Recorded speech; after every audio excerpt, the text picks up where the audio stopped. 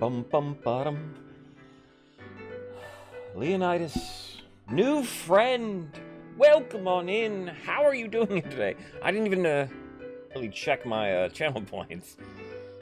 Thank you, sir. Welcome on in. This is King of the Castle, and it is a streamer versus chat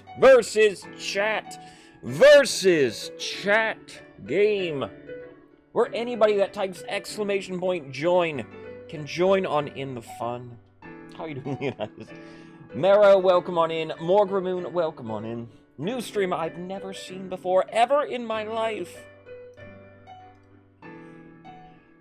How's everybody today? Happy Monday. I played Mahjong a little bit earlier. I want to think of more channel point incentives. I'm leaving the bars like here and there for now because I don't know. I want to add more into the overlay. This is just for now. I'll try to do stuff. Roswell, hello there. We are inventing soccer always. I'm going to be playing all these next couple of weeks. I'll play random, sort of. As you can see, if you can look and see, I was putting in the randomizers. Make sure it works again here. All right, 6. I'll be doing random sort of goals and personalities throughout the next couple of weeks for the Monarch. Messi didn't invent soccer, though. He perfected it, but he didn't invent it. Perfected? He hasn't perfected it. Heldon, hello there. How are you doing today?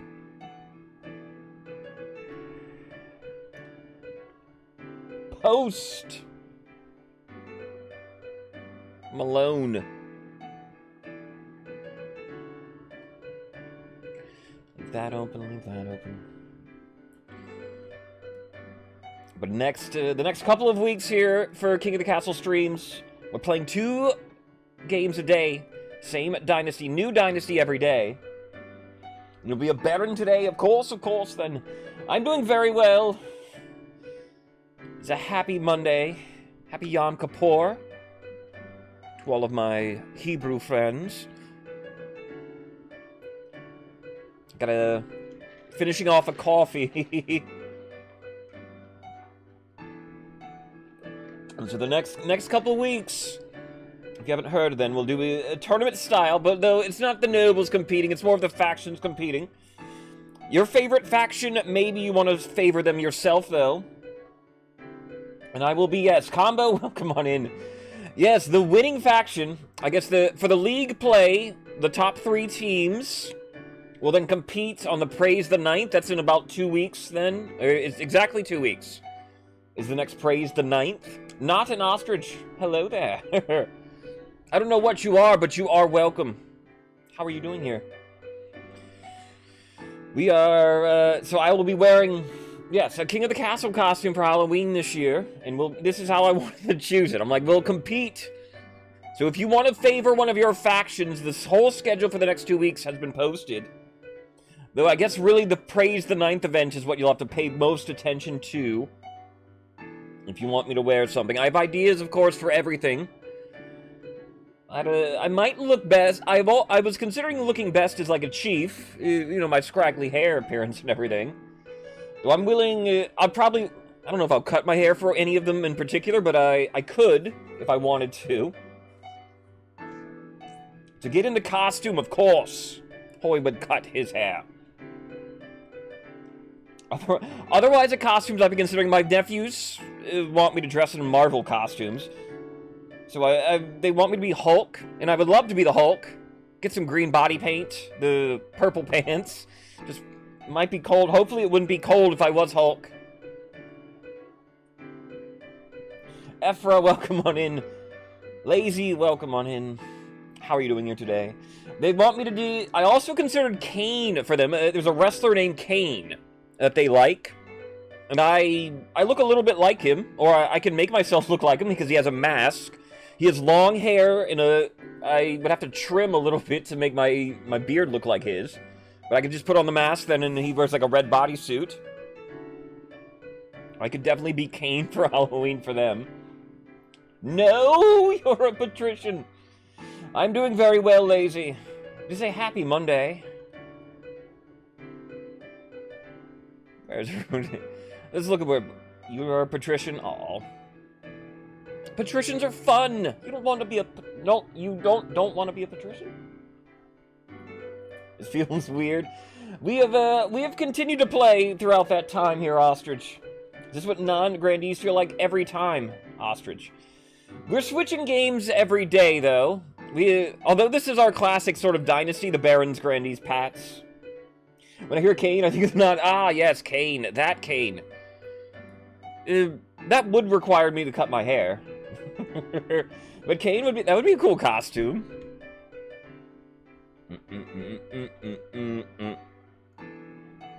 I wouldn't mind. That'd be harder to do.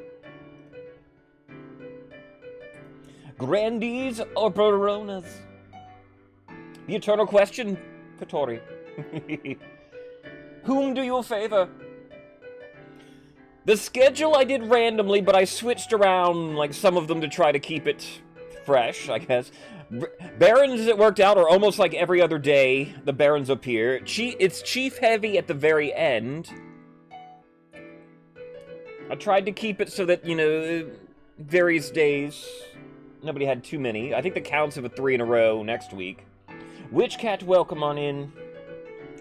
Not an ostrich. If you own the game, yes, you can choose which faction you're in now. So, and you can tell who owns the game by the banners. Lazy then, and you are the ones who do not own the game currently. Ooh, Moon. That sounds awesome. I love, I'm a little bit older. My favorite in the series probably is just Red Alert 2 or Red Alert 1, like Command and is it Red Alert? What was the name of it? Aftermath or something? There was like one called Aftermath. It was an old one.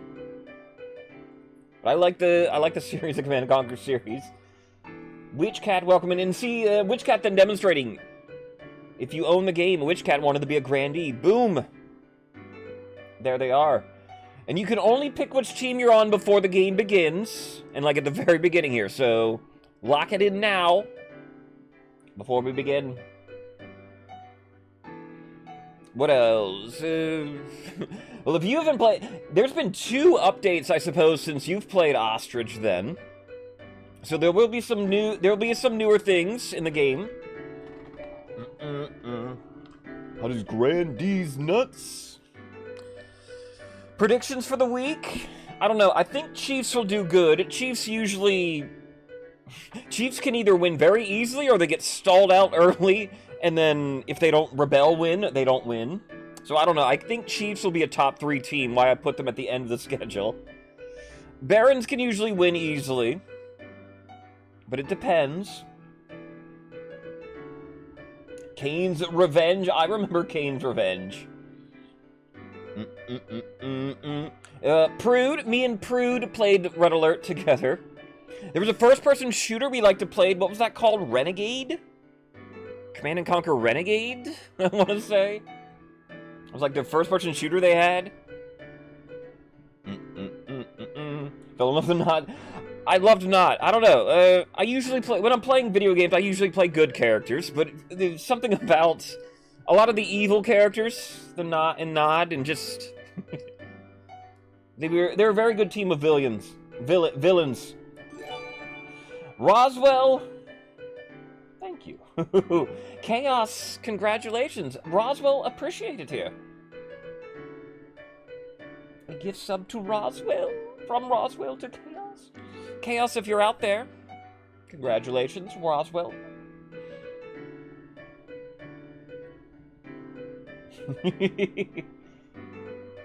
On your birthday? Roswell, it is your birthday, sir. Really? Well, happy birthday. Hope all is well on your side of the planet. I appreciate it then. It was Bilbo's birthday a few days ago. Did anybody know that? Is it the 22nd? Is Bilbo's birthday? Hi, Mom. Hi to all the mothers out there. My own mother, the Queen Mother, would be Delilah W. in chat. I haven't even seen my mother this morning. She is home, but I did not see her. Happy Escape Day. Roswell, thank you, though. Good morning, good afternoon, good evening, whatever time it may be, wherever you may be today. Waper, you just got in at the bell. Daybreak is ending. Another reign is beginning. Really, let's celebrate. I haven't seen it this year. I usually rewatch Lord of the Rings every year, and I usually do it in the summer, but I didn't do it this summer. So I need to sneak it in at some point. Ostrich, thank you for kissing the ring. It is, I was tired of wearing the Baron's ring. I was wearing the Baron's ring most of the week last week, because we didn't play a game for me to switch it. It is the Aquamarine today, then. But if you missed it, I will change rings based upon who wins the previous game. So whoever is the collective best winner of today's game, I guess I'll wear their ring. Today's theme, Waper, all this next couple of weeks, the factions are competing. So the factions will accumulate points. The top 3 will then compete on the Praise the Ninth, where I will wear a costume from the factions. I got a ring. I have 7 rings, to be precise. Production quality increased. Yeah, I have 7 rings, 5 of them representing the faction, and then 2 additional ones that came with the set I bought. I have, this. We'll see that at the coronation here. So if I have posted the schedule, Waper, and anybody else then, if you want to see, I'm the Mandarin, yes. They're my rings of power. They are. What does this one do? Look at the schedule. If your favorite faction is playing on a certain day, you want to play as them, get in early, start playing as that faction, so they can get their chance. I have ideas for all costumes for all of the factions, so don't worry about which one wins, really, if you don't care. But, if you do care, if you want to see, for instance, people joining the Barons today want to see me in sort of a hunter's costume, I'm gonna get in here. This is lucrative, very lucrative. Alright, dinner is important, Waper, then. Thank you for joining now. I'll be playing sort of randomly as the Monarch, or I'll choose my personality based upon a random roll for the path to victory, and then I'll use that to be who I am. I won't be playing, although I am named Lionel Messi today. That's, merely because I made Messi for my little poster. Your Majesty. I touched him up, too. You can see there's a difference then I made for my Messi. Your Majesty, when you die, how do you hope the kingdom will remember you? Alright. So I will be choosing my personality a bit. Lionel Messi. Boys, are they there? Hi, nephews. Hey, Prude, how are you doing, sir? Mr. Messi, they know Messi. He's better than Ronaldo. Should I have made Ronaldo for you, sir? One of my nephews likes Ronaldo. Alright, I don't know who talked him into it. Hey, guys. I miss you guys. We all miss you guys. Amber's fine. I sat with Amber. I slept up with Amber last night. They're cheering Ronaldo. Boo. Pinaldo over here. I don't know. They used to like Messi. They switched shop. They jumped ships, rather, like not too long ago. Alright. To choose my goal, and I won't try to win too hard. Because I'd rather not win the games. I want the factions to win the games. Messi plays a Farmers League. I mean, nowadays, yes, but it's still exciting. I still want him to win in the MLS, because that'll be fun. And it'll go 1 is Conqueror, 1, 2, 3, 4, 5, 6. So top, left, right, left to right, starting the top. 1, 2, 3, 4, 5, 6 is how I'm doing my goal for the game. Rakara, welcome on in. How are you doing today? You've joined in the patricians for the game. Welcome on in. He's a saint. I know, Messi, Messi's a saint, makes sense. Greatest king, maybe. Player. I am a Messi over Ronaldo guy, mostly because he did win the World Cup. Ronaldo's never won the World Cup. Huh? Huh? So, alright. D6. Although I love Ronaldo, if they were not playing the same, time period as each other, neither of them would be as good as they are. D6 then, for me. A 4. That means I will be the father of the nation. Papa Messi. Indeed. Interesting. Are you concerned for the welfare of the commoners? Are you just hoping for a favorable passage in the history books? Wait, hold on. Sometimes it takes a second for it to do. It's over. Mincer. I know, that's what I sort of say. I suggest over the next few years, you focus on improving the kingdom's overall farming as much as possible. Once you have an heir, I will return to discuss how your ambition is progressing. Good luck, Your Majesty. Alright, my Streamlabs is actually working, too. That's nice. Let's go, alright. Council introductions next. Now that you're the king, your first duty is to meet with the Council of Nobles. Your nobles hail from across the kingdom, the Wale-Three Coast, the scorching south, and of course, the bleak march. Right, let's meet my nobles first, the patricians. A pleasure, Your Esteemed Highness Ephra. It is a pleasure. I hope to see our kingdom prosper and grow wealthy under our reign. Ephra? Maybe because you're Ephra Bulbasaur, I always picture you as a pat. Bulbasaur has to be green. Hello there, Ephra. Grandees. May the ninth god bless your reign, Your Majesty. I trust you will conduct yourself with honor and faith. Lady Frost. Hello there. How are you doing today? Leonidas. Is that flower for me, sire? Thank you. It's not necessary, but thank you all the same. Lady, you are a baroness for the game. Welcome on in. Leonidas, when is the stream?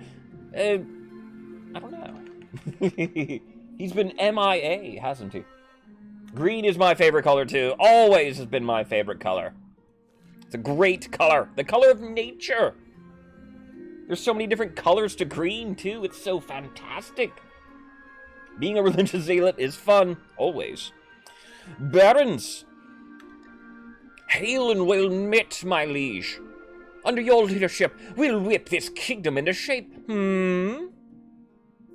Combo. I picture Combo as a baron, too. Baron is all. Combo has been a baron. Though this is Combo Lurker the First. With that, introductions are done. We can sail the Pope. How much? The council immediately fills with raised voices as the nobles argue with each other and demand your favor. Is this what the council is like? No wonder your father told you to avoid the throne at all costs. Coronation. Your Majesty, I've scheduled your coronation to take place in a week's time. Why the hurry? To delay any longer would make the nobles restless. And when nobles get restless, they take their daggers and look for the nearest back. Marley, good evening here. How are you feeling today, Marley? Marley, have you been sleeping? The first question I have to ask.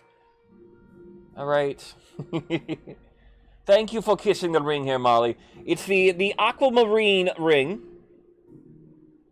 The sort of light blue with these sort of like blacker speckles on it. Which faction, of course, you can. Missing number, welcome on in. Traban2801, thank you for the follow here. Marley, you are a grandee, naturally. Missing number, you are a baron. Welcome on in. Rakara, thank you for the follow as well. How are you doing here today? Ring of water. It is a, yeah, like a aquamarine. Ring of water. Aquamarine. We're just getting started here. Do not worry. I cannot say, I can't say that name of the faction. Tricky, but we'll try it. We don't like them. We don't like that faction. I can't even say it. Alright. They wouldn't dare stab me in the back. You should pay more attention to your history books, Your Majesty. The nobles are always plotting something. As is tradition, the council will decide what happened at your next coronation.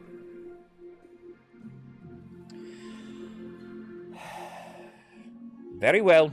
Let's get this over with then. Shall we call the nobles in? Alright. Thank you all for joining us here today. If this is your first time playing, maybe this is your first council vote of the game. Truly, I am not playing. It is you, the Council of Nobles, that are playing the game. You can join in like Dr. Joe is just demonstrating. Hello there, Dr. Joe. Well, come on in. You are a patrician for the game.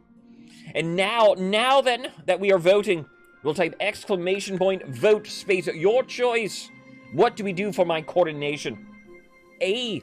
Host a lavish party with jugglers and fountains of wine. B. Force the commoners to swear a blood oath. C. Throw the king into the river. Or D. The nobles must put on a vast banquet for the king. I know. Well, thank you, Divine.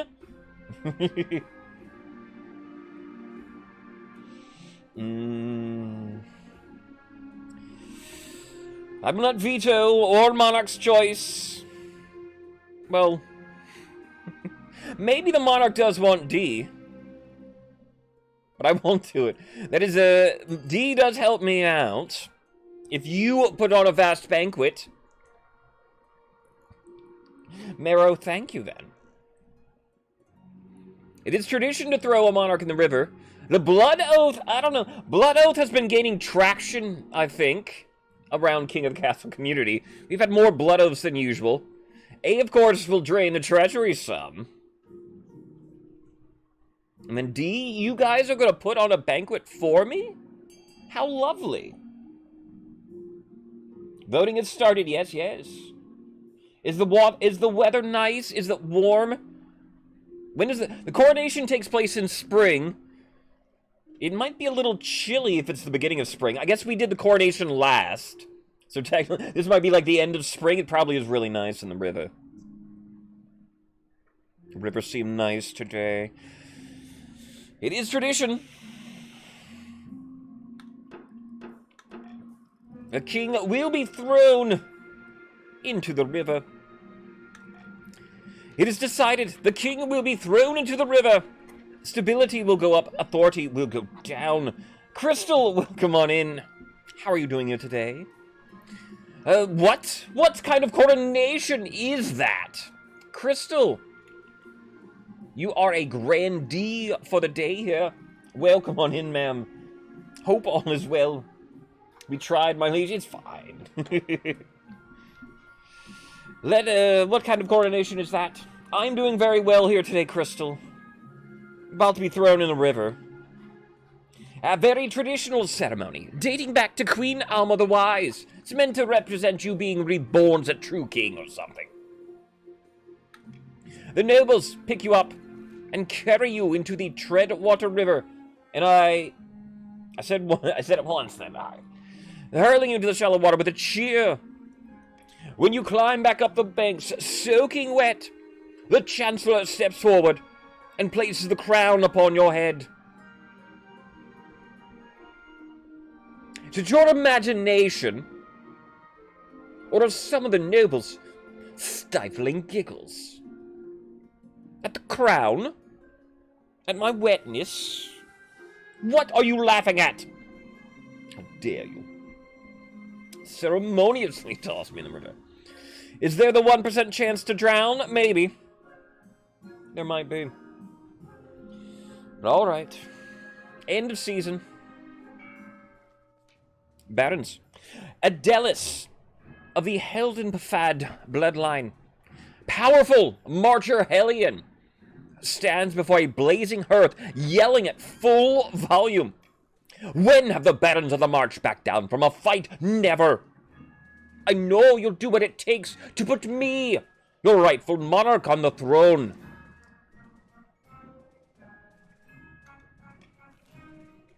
I know. It happens.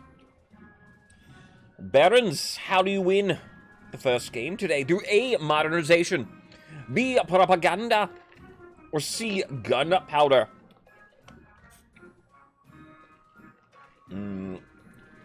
The scoring system encourages you nobles to win by schemes. You can win any way, though.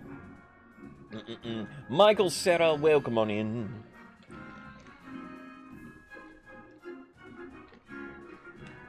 It's all right, Marley. Michael, Sarah, you are a yellow team for the day. Hope all is well. You've never been a Grand... I know, yeah. Mostly somehow you're always a Baron. That's your, like, original team. You always seem to end up on Barons. I've seen you on other teams. It's like modernization, lowering others' military.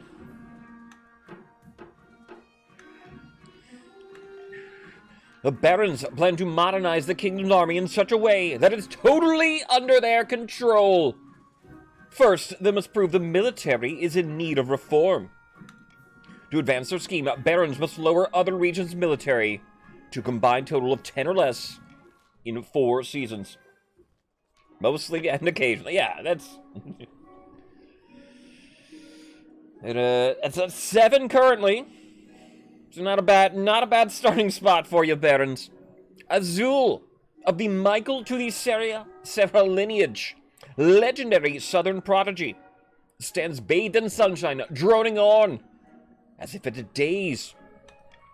A false pretender occupies the throne while my claim is ignored. Yellow team of the South, this is a stain on our honor. We must not allow it to go unanswered. This is your son. This is your son. Great. What inspirations in the family here. But how does he rouse up the team? A, subterfuge. B, fervor. Or C, excommunication. He does look very good. I love the blue eyes, always admit are my favorite in the game here. Combined with that yellow hair like the sun. Fervor. Raising your own farming? Lionel Messi agrees.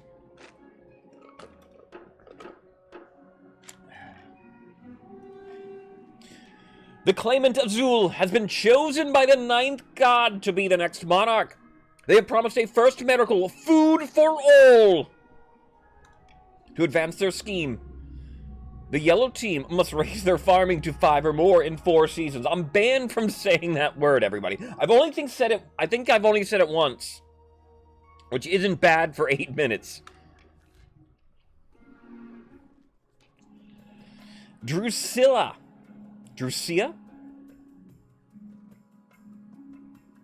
probably, of the Knot and Ostrich family. Well-known former pirate. Scribbles with a well-used quill on a hardwood desk, muttering in frustration.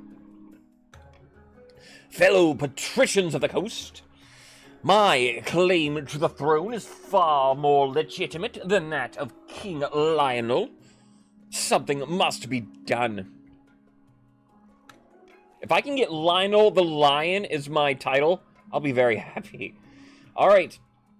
Patricians, how do you win the game? A, sorcery. B, a doppelganger. Or C, intimidation. Would Messi like the Pirate Queen? Maybe. Sorcery involves raising authority up. Who doesn't love the sorcery scheme? I know.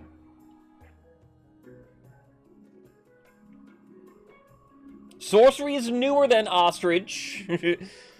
This will, I won't spoil too much of it here for you then.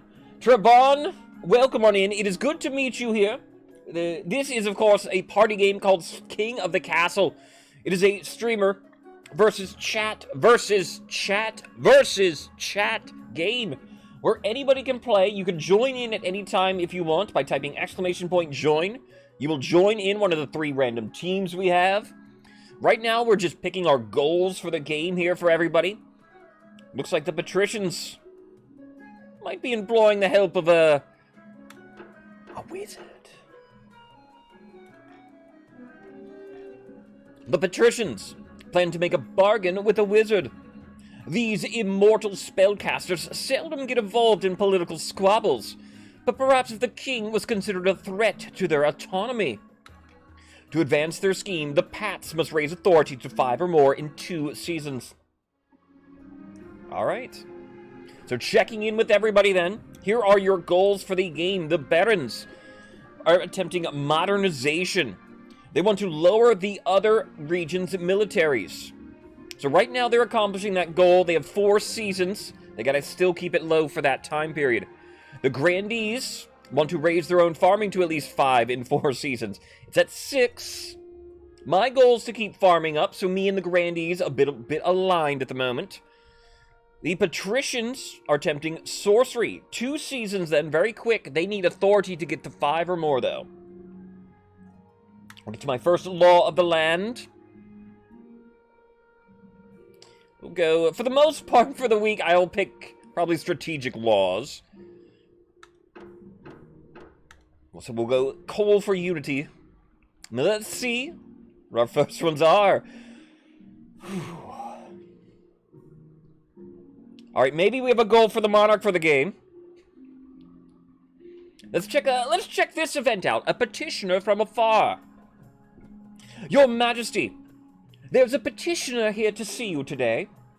We're not exactly sure where she's from. Is it TL? Hello there. How are you doing, TL? Welcome on in. A petitioner from afar. What does she want? You'll see soon enough, Your Majesty. Greetings, Your Majesty. My name is Oriet. I have a proposition for you. Okay, tell me more about this proposition. 3 ships are docked in a harbor to the west. Their holds are packed to gills with muskets and gunpowder. They each boast a full battery of cannons. They are all yours in return for a small favor. Okay. How can you join? Trebon, it's just !join is how you join on in. And then you can, it'll put you in one of the teams, just randomly here. Probably patricians, it tries to even the teams out, though it doesn't count. You've got to leave. Well, Ostrich, thank you for being in here then. To join, type that. You type !join. I won't do it. I don't want to join my character in. But that is how you do it. And, alright. Like that. Alright, Trevon, you're in. And you will remain on this team for this game. Plus, we're actually playing 2 games of this same dynasty today.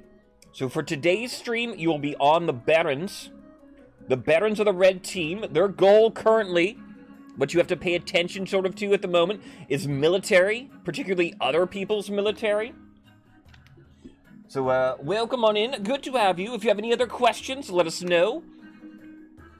But, we're very knowledgeable of the game around here. Koksu, welcome on in. Hope you are well. Koksu, you are a patrician. Thank you for joining us here. More Barons. And then, yeah, you can add your pronouns to he or she as well. But if you, just to join, it'll default to they. If you have anything you would like me to call you, just let me know. I'll, Trebon, like LeBron is what I was sort of assuming your name might be. What is the favor you ask of me, Ori? The strange woman asking you a favor in exchange for weapons? In real life, I don't recommend you do what she asks here. Because it sounds way too shady. But what is this favor? I only wish to stay in this kingdom with your blessing and protection. I can show your soldiers how to use the weapons, of course, to avoid any accidents. I don't know, sounds very legal. Yeah, just keep it on the DL that I'm giving you weapons. Yeah. So, fine, I'll call it to a vote. What do we do, then? Do we A, provide safe harbor for Oriad in exchange for the muskets? B, do we reject Oriad's offer and send her away? Or do we C, confiscate the weapons and take Oriad prisoner?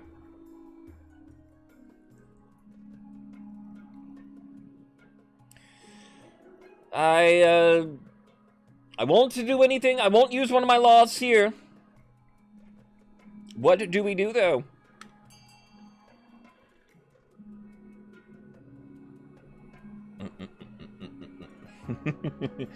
Provide a safe harbor in exchange for guns? That will be good overall for the military, for the entire kingdom.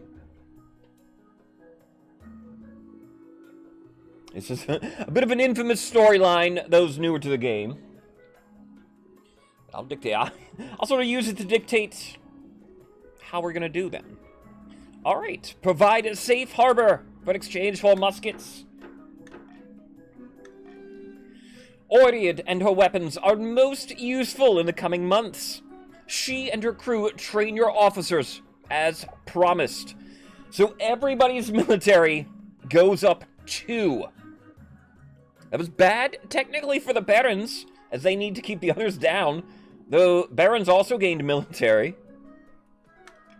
Oriad demonstrates by puncturing a metal breastplate at 500 yards.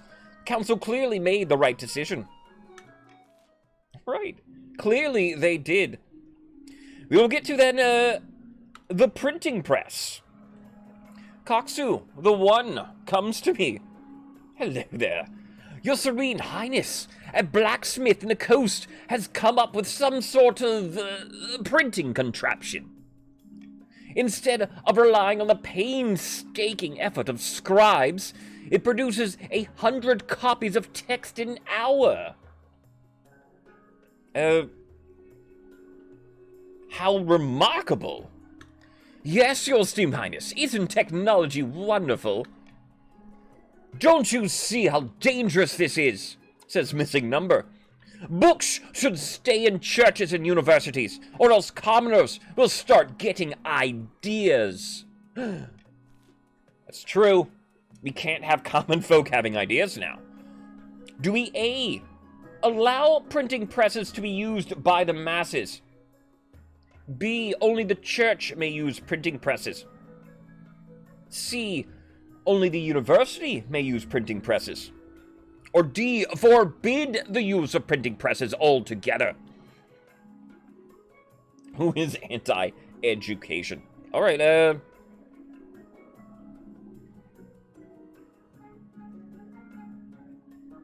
Again, I suppose. Yeah, I won't use too many laws. Maybe over the next couple of weeks. Especially beginning the game. Beginning the game, you guys really can guide everything. Let's, not veto anything here. Not even Monarch's vote. No coal for unity, even. We don't need a free media. What do we need? And then the newer players, the rolls, then, as I call them, gambas, some people, whammies also. 70% chance is based upon the faith roll. That is at very mid-tier, you know. 25% based upon my authority, then, is the roll there. We don't know what will happen. We don't need no education. So only the churches may use printing presses. 70% is 70%. That will work. It will work. 5% basically 100. It will be my pleasure to take stewardship of this radical new invention. Over the next few months, the church pumps out thousands of new copies of the Ninth God's holy book. Soon, every commoner owns one, even those who can't read. The church also prints countless pamphlets supporting your reign, proclaiming you as the divinely ordained and rightful ruler. Wow, church, Archie doing something right for once. Thank you, guys. Stability will go up in the kingdom. Faith will go too throughout the kingdom. Holy shnikes, praise the ninth Rakara. Thank you for praising the ninth. Maybe I should have picked Saint Messi. Maybe it should have been. If farming doesn't work out, we may be switching to Saint. Okay. Thank you, church. 897. Yeah, that's very high for the practically beginning of the game. We'll get to Honor God next year. As is tradition, each region offers a selection of elite gods. The patricians with champion gladiators from the arena. The yellow team with fierce battle nuns from the Sisterhood of Steel. And the barons offer a squad of battle-hardened veteran soldiers. Think carefully, Your Majesty. These guards' loyalties will be divided between you and their region. Of course, you could just hire foreign mercenaries. They'd be loyal to coin above all. Alright. Let us learn about our choices here that we have. First, the Coastal Gladiators. A gang of low-born crooks who've turned themselves into celebrities through their skill at chopping other people to bits. They're vain and selfish. Their skill in battle is undeniable. But can you trust them? These southern battle nuns are terrifying warriors. They've sworn a vow of silence, so at least they won't spill state secrets. But their faith and loyalty is to the church above all. Even your safety. Veterans. These soldiers have fought more battles than they've had hot dinners. They'd be uncouth, no doubt, won't adapt well to life in the palace. But they're loyal and tough as nails. Foreign mercenaries. I suggest the band of fearsome fighters from the Tatterlands called the Battle-Bitten Brethren. They specialize in bodyguard work, but they're costly, and hiring foreigners will be considered an insult to the rest of the kingdom. I've made my decision. I wait your verdict with bated breath, Your Majesty. Foreign mercenaries doesn't sound bad. I have the treasury for it. It is anti-patricians, of course, then.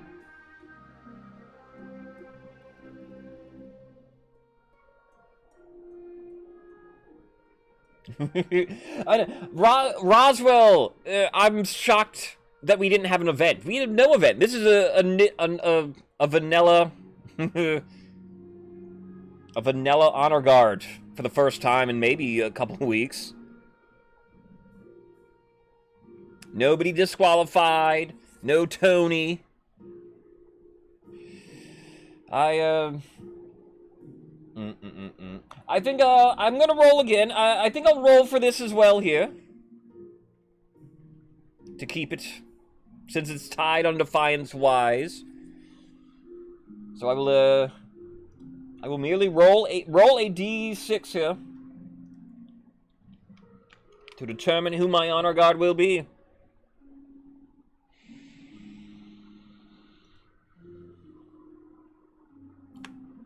And it's a 1, 2, 3, 4, 5, 6. And I got a 3. So 3 was a 1, 2, 3, 4, 5, 6. 3 is Southern Battle Nuns. I will make the arrangements at once. So Defiance goes down for the yellow team. It goes up for the others. The Battle Nuns arrive in the palace a few weeks later. They nod to you silently. Their solemn steel masks betray nothing before filing into formation behind your throne. Crystal, all I have is D6 and D20 then. But I do have D6 and D20. And Nat 20 for Crystal? That is it's a good omen, I suppose. End of season. We get to our first auction of the game. Exclamation point, fund, space, your choice, space, how much you wish to bid is how an auction will work. So, fund X, tree fitty. That's how you would do it. But, everybody will have their starting stack of 1,000 gold at the moment. Let's review everything that you can fund. A, the library will raise stability for the kingdom. B, the theater will lower authority for the kingdom. C, the aqueduct will raise farming for the Grandees. D, the stadium will lower military for the Grandees. E, the deer park will lower farming for the Pats. F, the monument will raise authority for the kingdom. A pretty good first auction, I'd say. Some people are getting what they want. Grandees want, or, dang it. I didn't even mean to say them. That's 2. Patricians want F. Anti-patrician is B. The yellow team wants C. The barons want D. Pat's thinking ahead might want E. But, 60 seconds for an auction. I recommend getting your snipes in the last 10 seconds. Only the top 2 buildings will get funded. Everybody got a little something they might want here for the first auction. Usually anticipated, it depends on how long the game goes.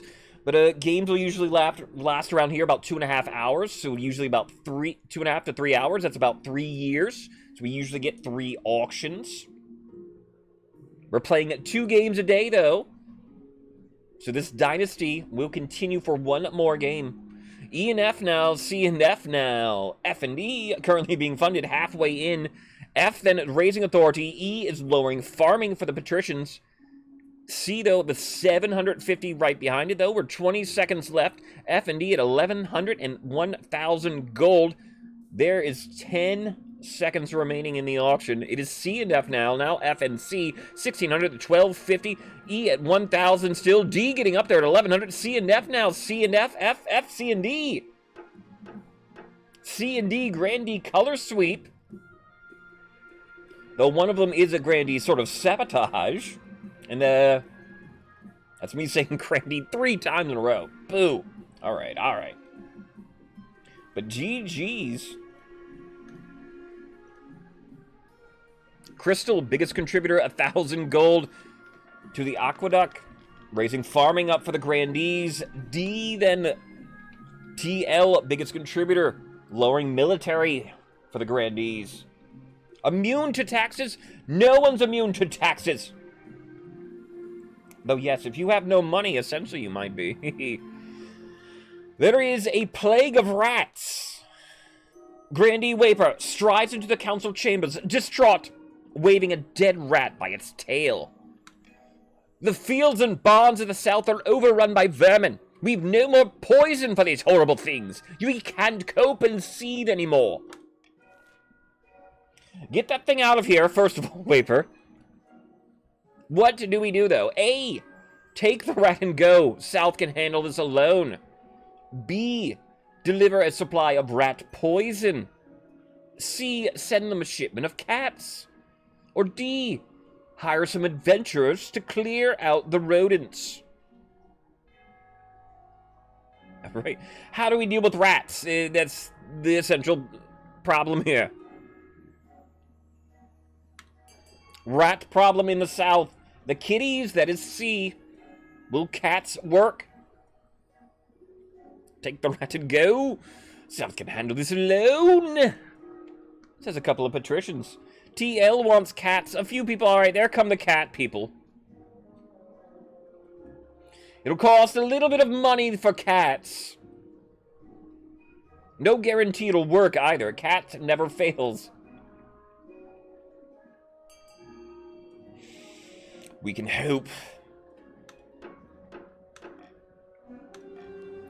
Grandee Waper bows to you deeply. 500 gold worth of cats. Sounds like a lot of cats. I wasn't trying to say it like it was a bad thing. I can't thank you enough, Your Highness. You sent a caravan of cats over to the south. By the time they'd reached their destination, they're both hungry and very angry. The perfect rat-catching mindset. Wait to hear what happens. So cats aren't guaranteed, but it is an 80% chance.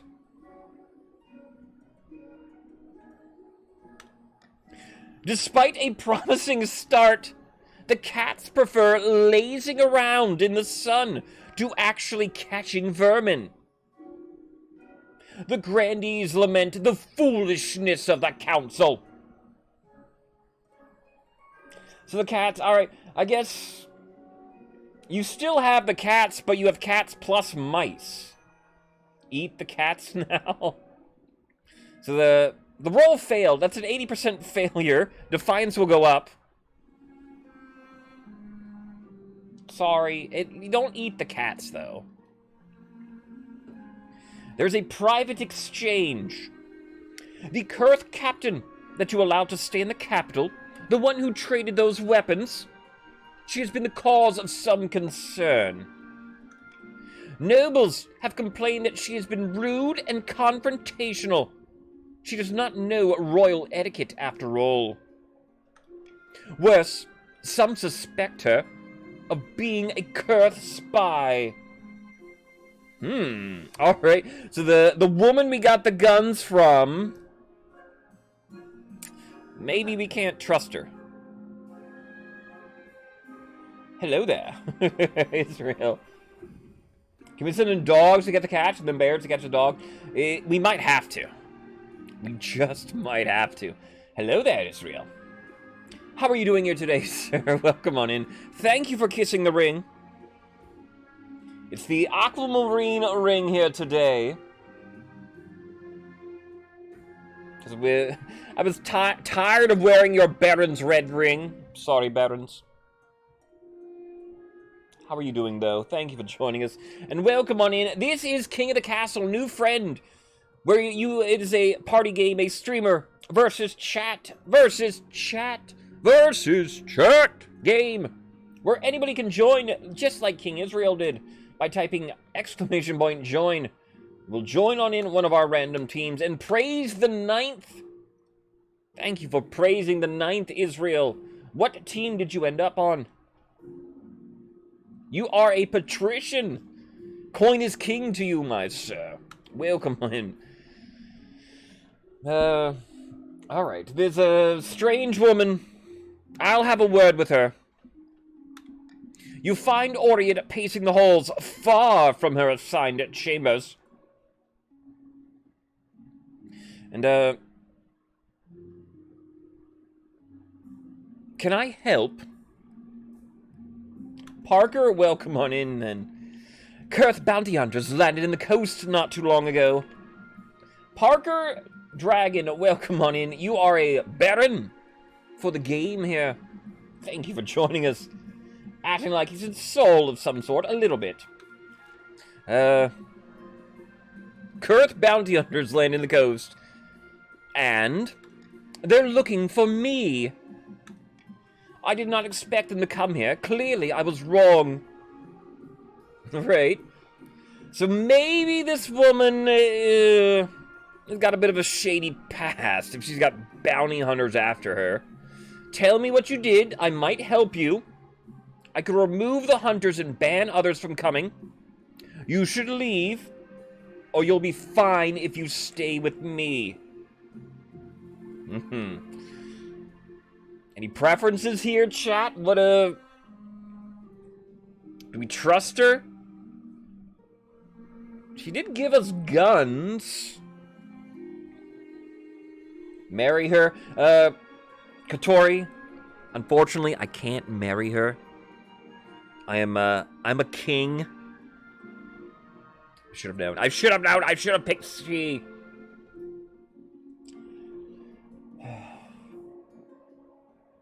If I had picked she, I would definitely try to it. Guns are good. Remover. Ask for more guns. Where'd you get them? Let's, tell me, how about tell me what you did, I might help you. My crime was a crime of thought. I dared to disagree with the other senators on a matter of great import. So you're a senator of Kurth? I was, once. Now I am nothing. Okay. I don't know all I have is the D6 and D20 working.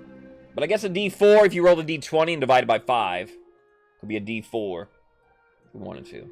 Great import like Chinese toys? I think so.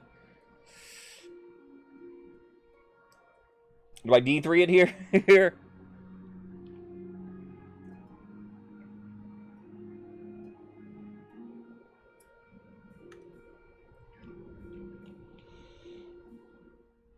You'd be fine. No D. I was just setting them up this morning, so I only did a couple of them. So I should leave, tell her to leave, like, we appreciate it, but we can't be seen canoodling with a fugitive. I'm sorry. You should leave. As you say, do not have anyone follow me. Before you can share any more words, she has turned heel. By God, she's turned heel. Sure enough, before the day is out, your spymaster reports that Orient has vanished. Alright. We still got the guns. Like the original guns, so we're good there. Let's find a spouse. In the twisty passages of your castle, you can avoid your advisors, the nobles, even the spymaster. There's one person you can't avoid. Your mother. Why haven't you found a spouse yet? It's been almost a year. Is it really that urgent, Mother? Of course, don't worry. I'll take the liberty of finding eligible candidates. What is your preference, men, women? Or do you not mind? Bring me women, Mother. Messy. I suppose if I was role-playing as Messy, I should pick commoner. You know, Messy married like his childhood sweetheart. That would be like equivalent, I suppose, of a commoner. Maybe to a superstar like Messy. Excellent. I'll send out messengers to the most influential noble families in the kingdom. Let's see what they have to offer. But I think I'll roll again, I guess, for spouse, maybe. Let me in. Recruiting a wizard. In the coast, noble patrician Dr. Joe sits on a pier, watching the sharks swim lazy circles beneath their dangling feet. Any luck finding a wizard to aid our cause? No, I'm afraid not, says Riccara. King Lionel is weak, and the wizards are satisfied. They needn't worry about royal meddling in their affairs. Depths below, we must try harder. Patricians aim at raise authority to 5 or more. So patricians, for your first check, you did not get authority up. But it will check at the end of every season. You are a schemer, a little schemer. You might be the one that has to deal with the wizard. Our first tax season of the game. Should you just rebel? Not yet. Alright, I will notify you when you should rebel, I promise. But not yet. Nay. Not at least until I cruel tax you. 3 taxes I can do to everybody. The cruel tax will raise defiance of a nation. We'll raise the treasury up by 400 gold. And we'll take 400 gold from everybody in the color. The common tax, no defiance swing, mere 100 treasury to wealth.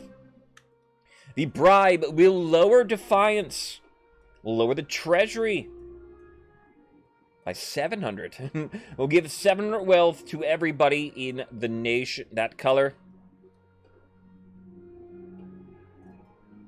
I think most of the time I'll probably just common tax this week. If I have reason to sort of bribe or cruel, or I do have the whispers turned off for the week. Should I enact them? Do we want whispers? Pat's got the bonus. They made 500 gold. They find a reef of pearl-bearing clams. So all the Pats are now the richest. Tax you harder.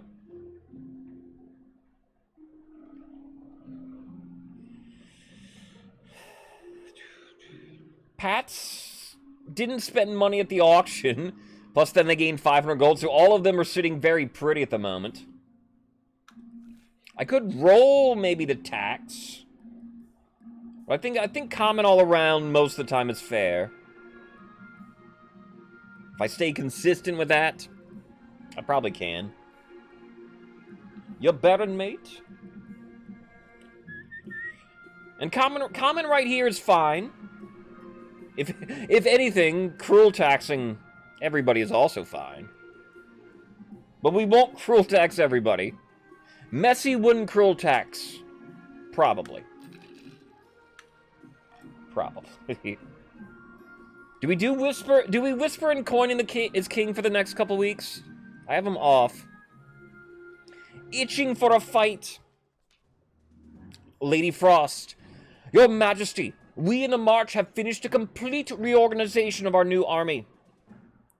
So bribe all. It truly is a powerful beast now. Yes, it's very lovely, Lady Frost. Moreover, I was hoping the Crown might be willing to host some military exercises. The soldiers are restless. 3 wars, anyone? Frost, can you define exercises for me?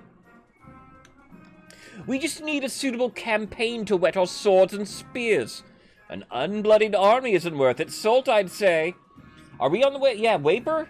Can we get 3 wars? Did I mess it? I might have messed it up with Oriot already. Did I? Boxy, welcome on in. How are you doing here? Not doing my job very well. I am doing my job swimmingly. Alright. How are you doing, Boxy? You are a patrician for the day here. Thank you for joining us. Let's see what the council thinks about this. Instead of a costly war, Your Highness, we could establish mercenary companies that fight abroad, take a healthy cut of the profits. Or, if Your Majesty wishes to gain something more than gold, we could use our might as intended, make inroads into Tabalin, whose meager army will surely be no match. Well, we'd have to get lucky and get Fishy Wedding. We don't have Fishy Wedding yet. Maybe we're soft trying it. What do we do here, everybody? A. Establish mercenary companies loyal to the barons. B. Start a border dispute with Tabalin. C. Embark on a full-scale invasion of the Ashmetian Empire. Or D. Deny the barons this foolhardy exercise. Well, Lady Frost, you're itching for a fight. What do we do? Are you itching? Or do we fight? We need to fight something. All right. We'll start the vote. What do we do? Barons. The barons always want to fight somebody. What do we do? Full peace or full war. There's no in between. You can't have these. Tabalin. We can maybe bully them around a little bit. They're much smaller. They're not like the giant empire.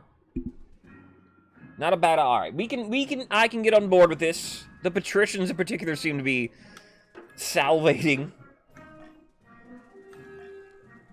Citing a centuries-old agreement between the kingdom of the Ashmead Empire, which once ruled Tabalin, The Baron's forces soon occupy a small strip of land on the March-Tavelin border. So the defiance will go down, stability will go down, authority will go up. The Marcher battalions see action, but not enough, as the local resistance is paltry. Meanwhile, you await word from the Talvanese queen.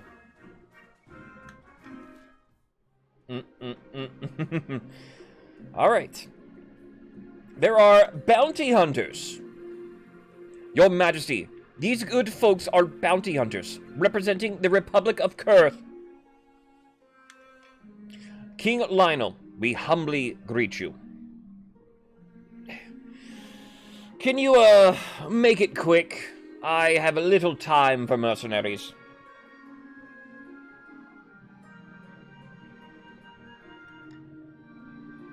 Which Pokemon character would make the best Chancellor? Chansey?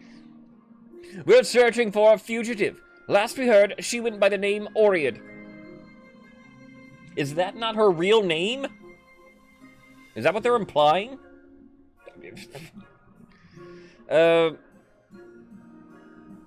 I do maybe want to go to war with them. I need to be a dick to you. I don't know who you're talking about, sorry. That is a shame. There is no doubt she is hiding somewhere in your kingdom, Your Majesty. Will you help us track her down? Alright. Do we A, assist the bounty hunters in tracking down Oriad? Or do we B, don't get involved? Let them be on their way. Veto A, nay.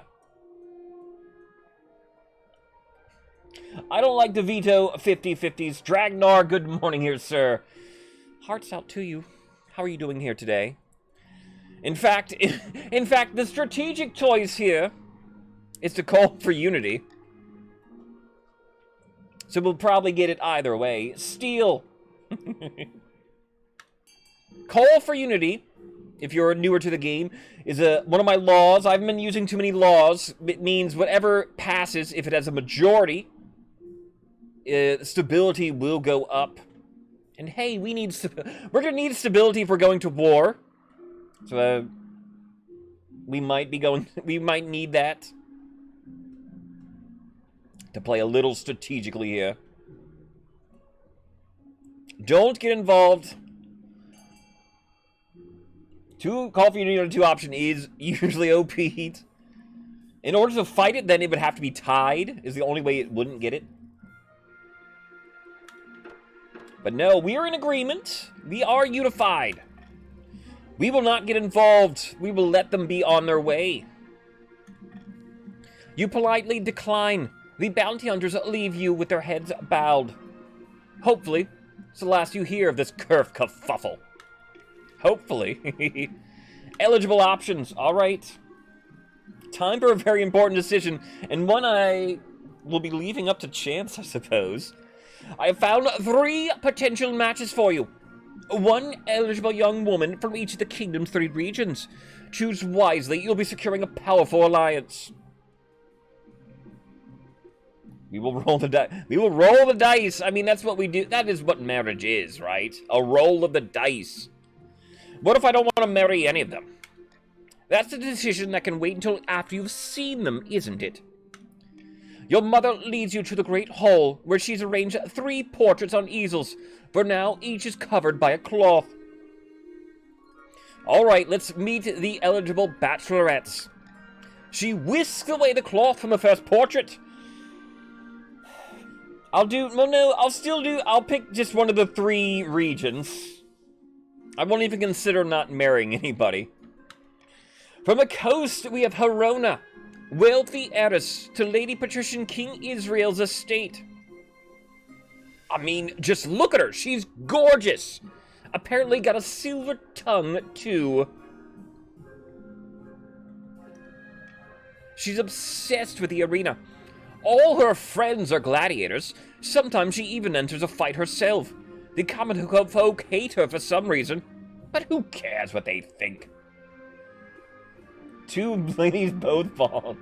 I like it. I like she looks cute. You finally have a kid that's not named Kilo. Somehow the mask with the hair sort of looks neat here. The skin and then the skin tone. It all looks very pretty. True, she is stunning. Arena. That's cool.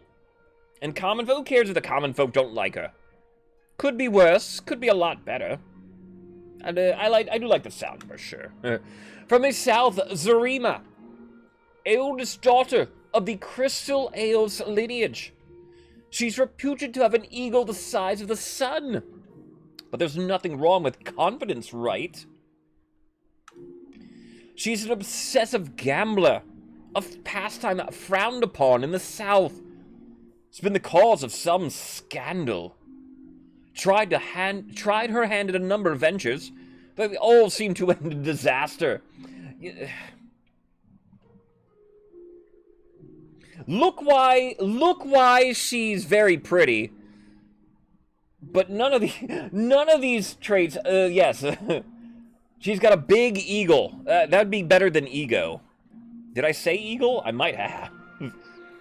None of these traits sound too good, Crystal, if I have to say so. Though I like gambling, having it in a spouse usually isn't very good.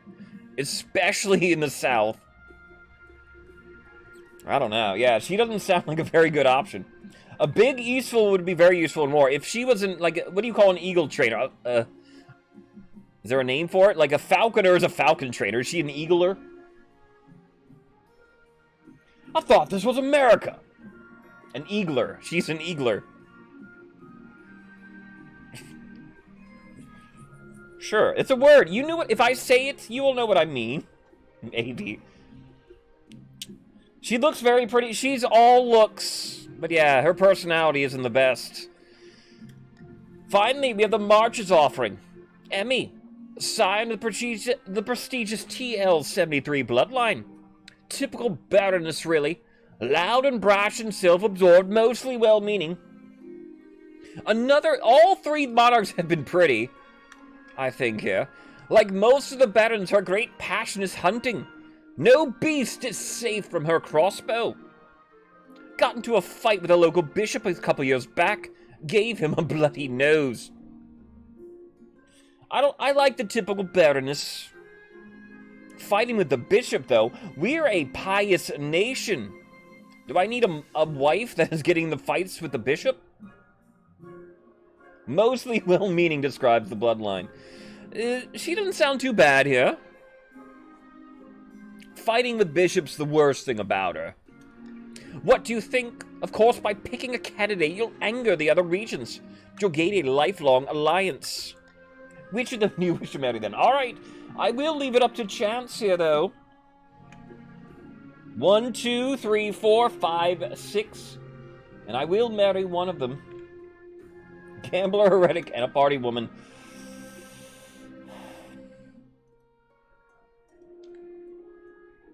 It's a 5. It will be alright. Emmy of the March. Excellent. I'll make the arrangements. Defiance will go down with whoever I pick, go up with the other regions. So right now, Defiance 0, me in the March. We cool, right? Boo. She was a fine candidate. Israel, they were all lovely ladies. Recruiting a wizard. Any coast, noble patrician Dr. Joe sits on a pier. It was not preposterous.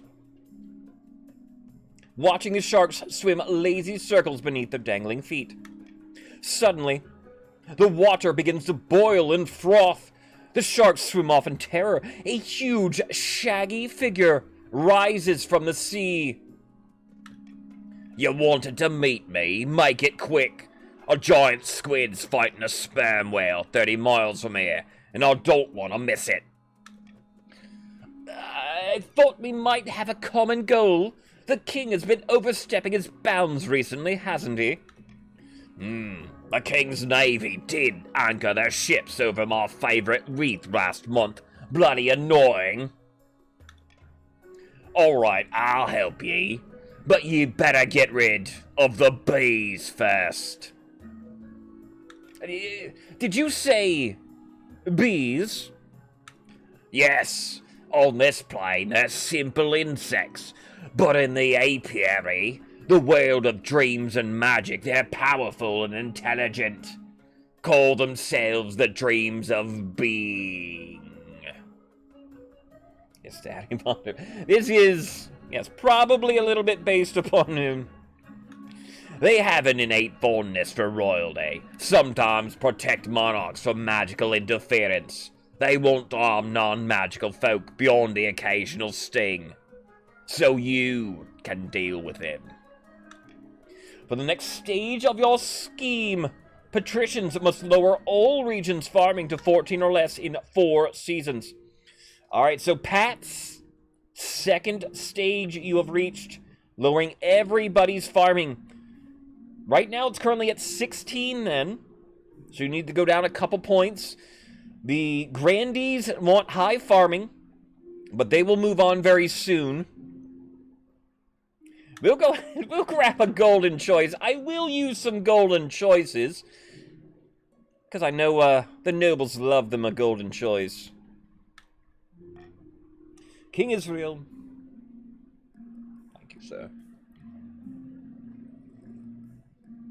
Alright, okay. Let's, get to what might be consequences of some of our actions here. Chasing a fugitive first. Trebron comes to me. Your Highness, I heard you spoke to a group of foreign bounty hunters recently. They turned up here looking for a fugitive of some kind. Yes, well, they found her. Alright. Actions have no nay, exactly. They found her. They found the fugitive woman. And, that sounds like good news. They caused quite a ruckus. Burned down a whole tavern. Something to do with this so-called gunpowder. A tavern burns down in the Baron's land. They lose one trade.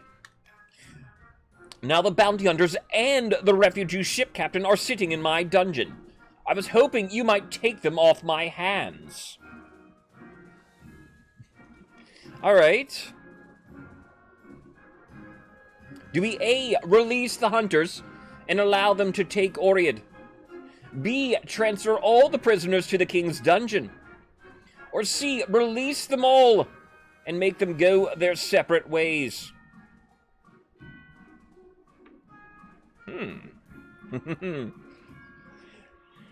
Not often this branch of the storyline will come up. Me go see. About Golden Sea, release them all, let them go on their separate ways. That looks like it'll be profitable. Especially if I golden choice it. Is that what we wish to do here? I'm a TL. I'm a little inclined for B myself.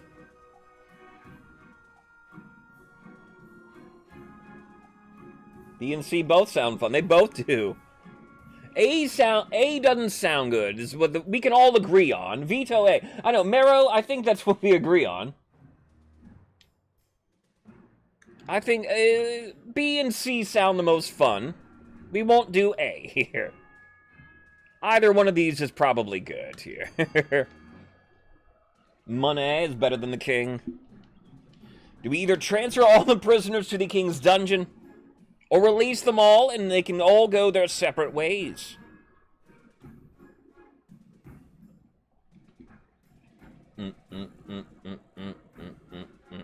And this is money for the treasury is C. That's not for you guys. I didn't golden choice it. Just to say. Books! Pretend you're asleep. Close one. It would appear C will win out. The bounty hunters are forced to pay a small fine, but vow to continue their mission. Their quarry, Captain Oriad, vanishes before they can so much as buckle their boots. Begrudgingly, Trebron said that they are free to chase after her, as long as they refrain from burning down any more local businesses.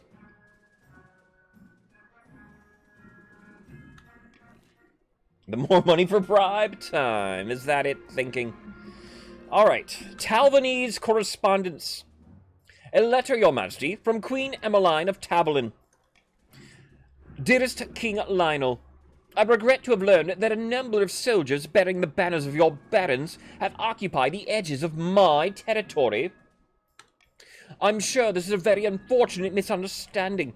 Still, I ask that you desist immediately. The consequences of not doing so will be severe. My gaunt will be watching as always. P.S. I know about your nut allergy.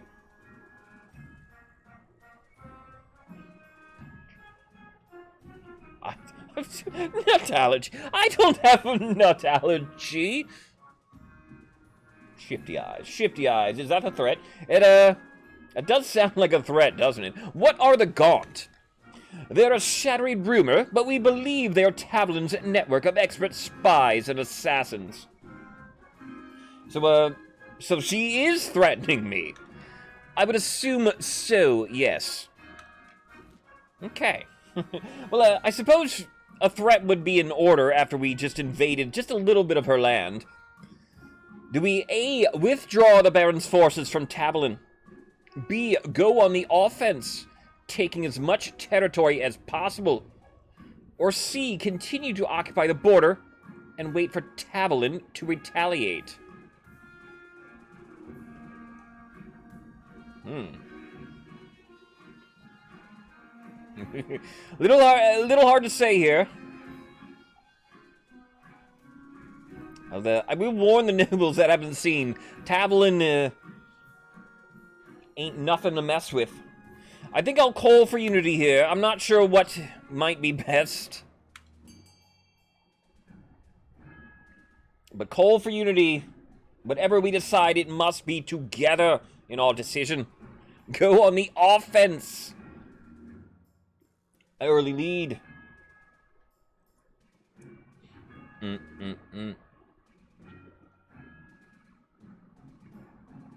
Going in the offense.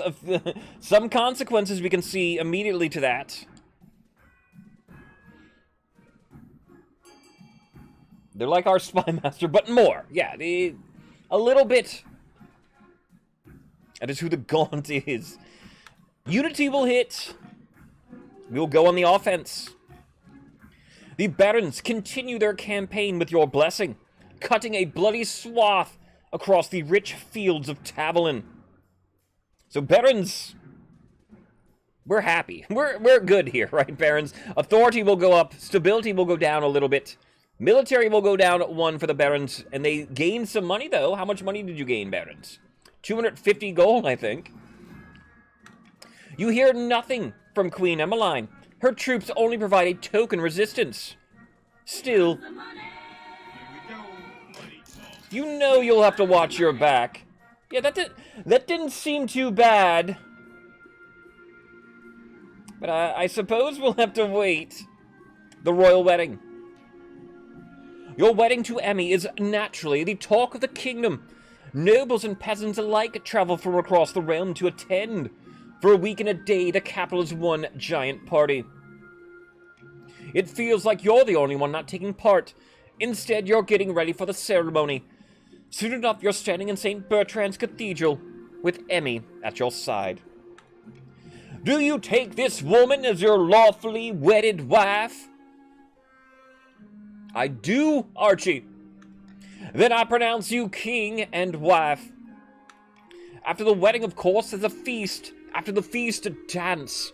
Your new wife, Emmy, dances so vigorously that she spills wine all over herself. What a klutz. Stability and authority will go up. Defiance will go down across the kingdom. This may be the calm before the storm of the upcoming war. By the time you find yourself alone with Emmy, it's past midnight. You've never felt more tired. Good God, I am so drunk. Yet somehow not drunk enough.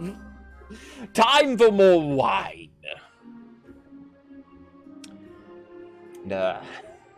And I know the trick to wooing the drunk baron here, and it is servants. Bring us more wine. Ha ha! That's the spirit.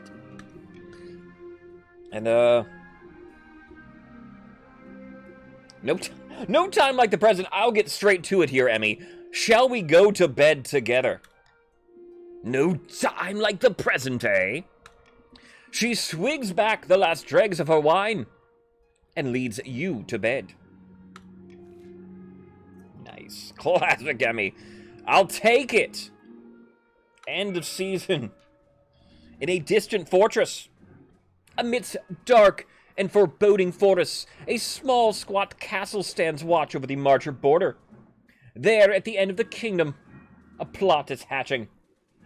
Time to lay the smack down upon my wife. Ha! The kingdom's militaries are in shambles. Those pathetic weaklings couldn't fight their way through a field of rabbits. I've drafted the reform proposals as planned. The council will be more than happy to follow our lead.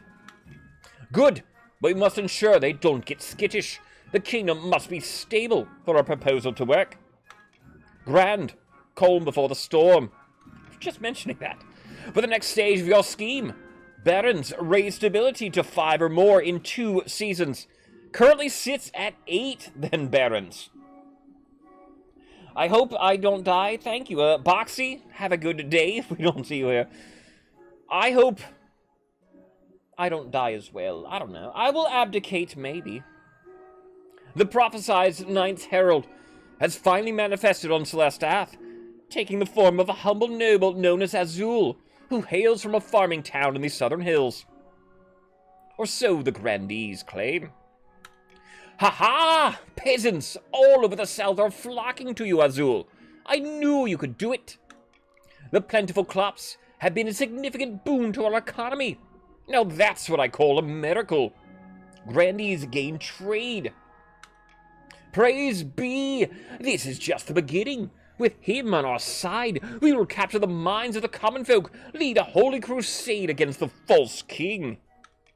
The people still need a push, however. With just the right amount of chaos, the peasants will take up arms and die for you. For the next stage of their scheme, Grandees must lower stability to 4 or less in 2 seasons. Alright. So everybody is now end. Died-sidis.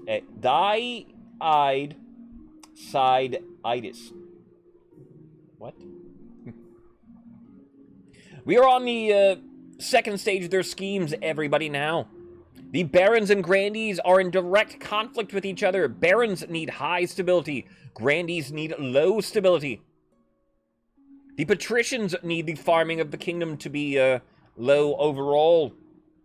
It's backwards and forwards. All right. So the farming currently at 16. Patricians need it at 14 or less. Don't mind us, we just a farmer. Then the Barons and Grandees, alright, a tug of war at stability. It is, we are about to have a few events that might lower it. Because, alright. Well, we'll go unfolding chaos first. Sounds grand, doesn't it? There are an unusually large number of petitioners today, Your Majesty. And let's, alright, let's hear from the Grandees first. A whole battalion of my soldiers have gone missing, Your Majesty. Waper, Grandee military goes down too. They've deserted. I've no idea why they left or where they went. Or why they left or where they went. Alright, Patrician Boxy, what's wrong with you? Your esteemed highness, someone has been burning my fields and raiding my villages. They're much too organized to be some petty bandit clan by the 9th. Farming will go down too for the Pats. They kind of like that, actually. They're like ghosts in the night. Always gone before dawn and covering their tracks. Now I wonder if they could be the remnants of Grandee Waper's missing battalions. And, why are you here, Baron Parker? Someone's been attacking trade caravans in the march, Your Highness. trade will go down 2 for the Barons. They're not even targeting anything in particular, just looking to cause maximum havoc. It's those deserters for sure, the same ones going after noble attrition Boxy's farms. So deserters are the root of everyone's problems? There's more to it yet, Your Majesty. Payments have been siphoned off from our tax collectors. A large amount of expected income is missing. Someone has also been convincing priests of the Ninth God to preach against you, condemning your war in Tablin as the influence of the Seventh God. Stability will go down 2. Okay. Someone please explain what's going on. Why everything is going to crap here? I believe it has to do with Tablin, Your Majesty. Queen Emmeline is a cunning woman. Her network of spies is legendary. This is likely the retaliation that she promised. I advise caution. Anyone here could be on her payroll.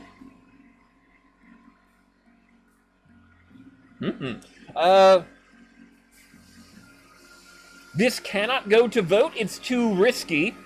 Or we must call a vote.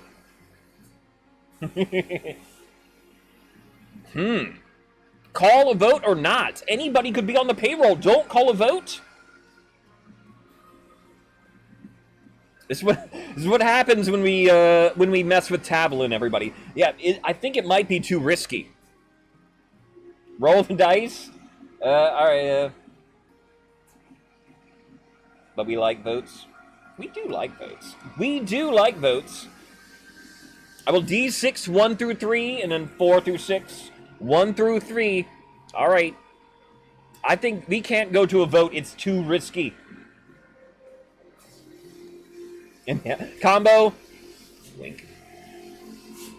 Are you sure, Your Highness? The nobles will not appreciate this.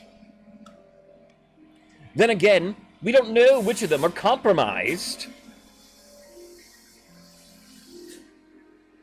All right. Root out the traitors in our midst. Pull out of Tablin while we still can. Or on second thought, we should vote on this.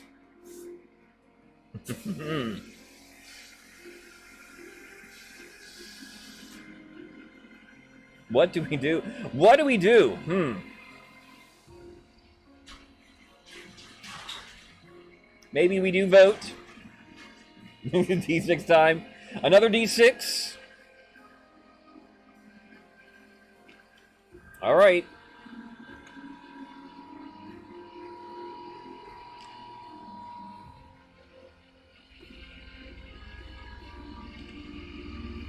And we get 4. Full out. Pull out.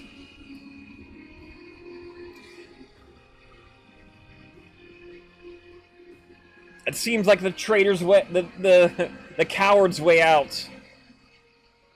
Do we do it then?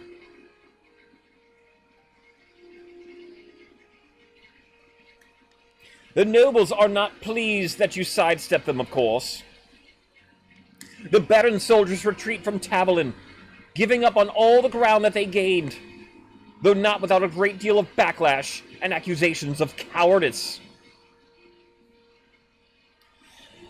Baron's defiance skyrockets. Authority went up but then went back down immediately. The plots within the kingdom simmered down overnight. The deserters disappear. But even now, Tablin's agents are all around you. Stability will go up 1. Should you just rebel? Close. We're close to rebellion, TL. Yes, is that what you think? In order to rebel in this game, if you're newer to the game, your defiance stat must be higher than the authority of stability, so currently nobody is able to rebel. However, you would need defiance of 8. Barons are getting a little close to it. We will get curse gratitude. Your Majesty, good to see you again. We wish to thank you for your clemency when your vassal, Baron Trabon, apprehended us. We tracked down Oriad soon after.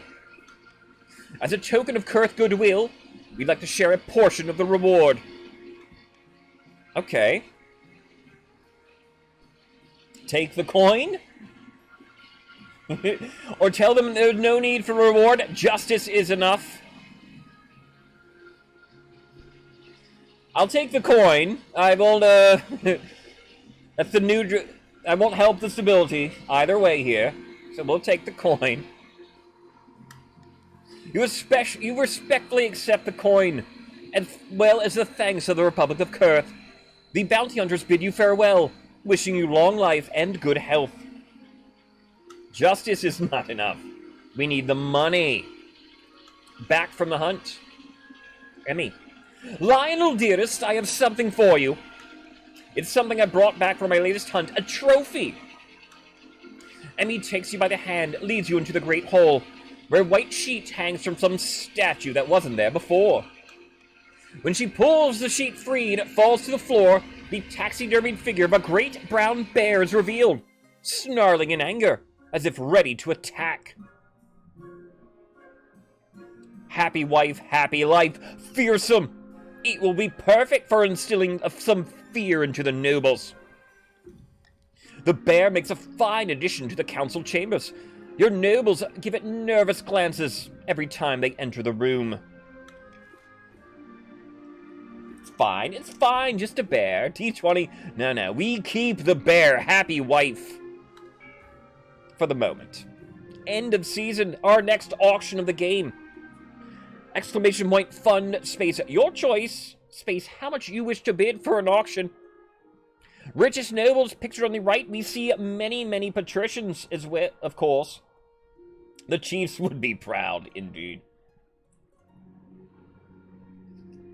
Richest nobles are all pats, it appears, most of them. There's a few barons on there.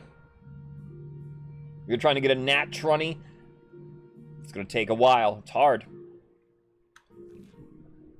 Let's review everything we've got on the table here.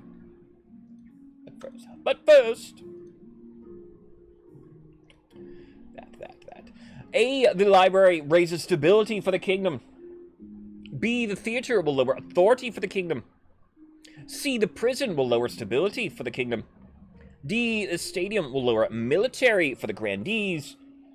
E, the cathedral will raise faith for the Pats. F, the deer park will lower farming for the Pats. Some deals may be trying to be worked out. You see Rakara doing. 15 is probably a hit. Probably. Depends on what class you're playing. You might have modifiers, you know. Alright. There's the stability swings. Barons want high stability, so they like A. Grandees want low stability. They want C. Patricians, then, maybe with something to offer with their big money. Patricians want to keep the farming down, so they maybe want to sabotage themselves with F. D might not be bad, you know, lowering military, everyone loves to do that. My authority's getting a little high for B. Faith for the Pats, E. 60 seconds in an auction. Only the top 2 buildings get funded. What do we do here? The magic number is 4 for the Grandees they need stability at. Barons, 4 or less. Barons need 5 or more. So Barons in the better position at the moment. A and E are current, the early leaders. E raising faith. Somebody wants to praise the 9th for the Pats. F now jumping A. F lowering farming down the Deer Park for the Pats. A raising stability has 250. Nobody going into C yet. Grandees are the poorest of the nations at the moment. Are they waiting and betting their bets? E and C now are being funded. E with 1,400, C at 500. There's 10 seconds left. Still E and C. There goes C and E. 1,500 to 1,400 is the cutoff. Now F and C. F being reinforced. F comes in at the end. F and C. We'll be farming down for the Pats. Rakara, biggest contributor, 1,400 in for that. C then, Dr. Joe, biggest contributor, helping out the Grandees. Stability is at 6. Got you, golden boys, Dr. Joe. We will get to some modernization proposals first.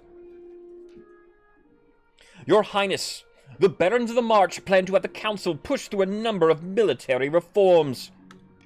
For the good of the kingdom, they say. But the reforms are designed to consolidate Marcher control over our ranks. What can I do? The Barons are waiting for a period of stability that will allow them to pass the necessary amendments while everyone's guard is down. It looks as though the Barons will soon have the opportunity they need to put forth the military reforms. But things could change. You bring the relevations, which the Barons wholeheartedly deny, to the Council. Alright. Barons, getting close to their third stage. What do we do? A, accuse the Barons of treason. B, stole the military reforms with a host of legal quibbles. C, allow the reforms to pass unhindered. Marley, get some rest. Thank you for being here, ma'am. Hope you're well.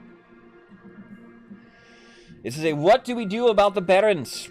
A, will not be enough. It will only lower stability 1.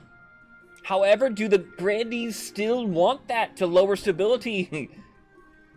Do they want to go B to the... Do we want to go B to delay them?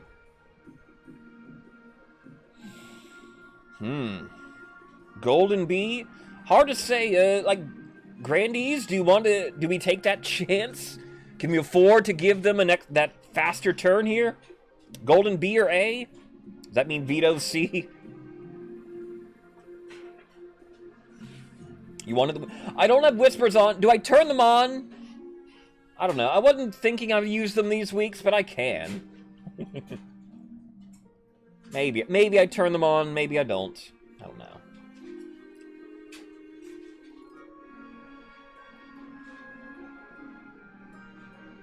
It's okay.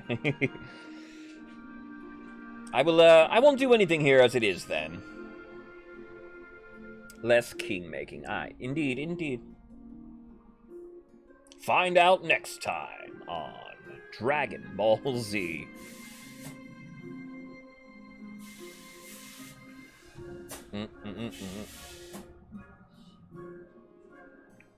What do we do?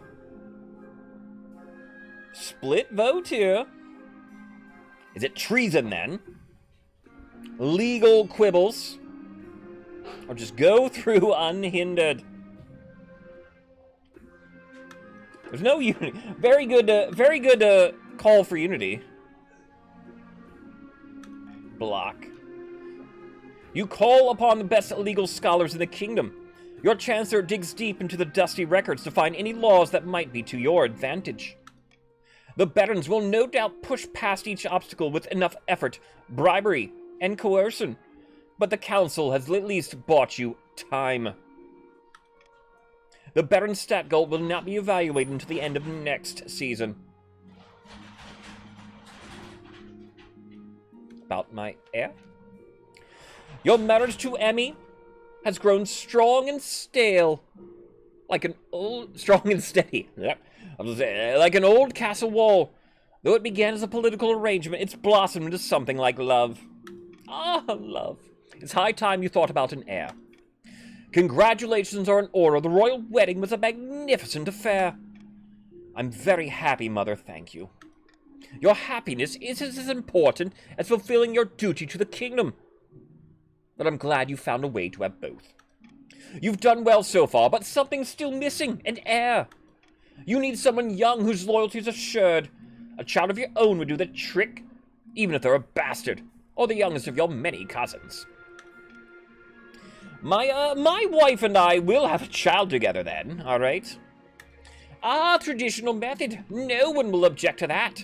I'll arrange for you to take a month off from ruling so you can, get down to business. Where's the other event? Right there. Famine. Ah, famine. Peasants. Hello, your majesty. I've travelled all the way from the coast to beg you to do something about the price of grain. I can't afford to feed my family. A day of back-breaking work isn't enough to buy a day's worth of bread. Stability will go down too. She's right. The grain price in the coast is beyond all control. Greedy merchants rake in profit while the common folk starve. Oh, whoops. What do we do here? A. Put a cap on the price of grain. B. Subsidize grain. Ensure it's sold for half its worth. C. Import grain from the south and distribute it for free. Or D. The free market will correct itself in due time. So, alright. No gold in here. No gold in here. I'd be taking too much of a side here, I think, on this one. No clear veto. Won't unity either. I will merely start the vote. What do we do? You need the money, you're broke. It happens. Be showing too much favoritism if I golden something here, though. So we'll let it ride. What do we do?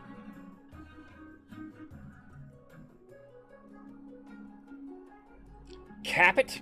90% authority roll on A. We've already missed an 80% roll, everybody. Does that mean we'll be unlucky the rest of the stream? Does that mean we got it out of the way? Grandees, are you here? You got a say in this, Grandee. Where's the whisper when you need it? We will go the 90% authority roll. You place a strict price cap on grain.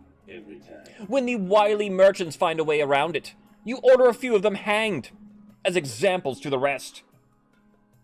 Trade will go down, too, for the Pats. This short, sharp lesson does wonders. Soon enough, grain is cheap again. No merchant dares to say a word. Hopefully most of the peasants will stay alive until next harvest. And, that will raise farming up 2, raise stability up 1. So that result, very good for the barons. Blocks the Pats and allows the barons to hit stability once again.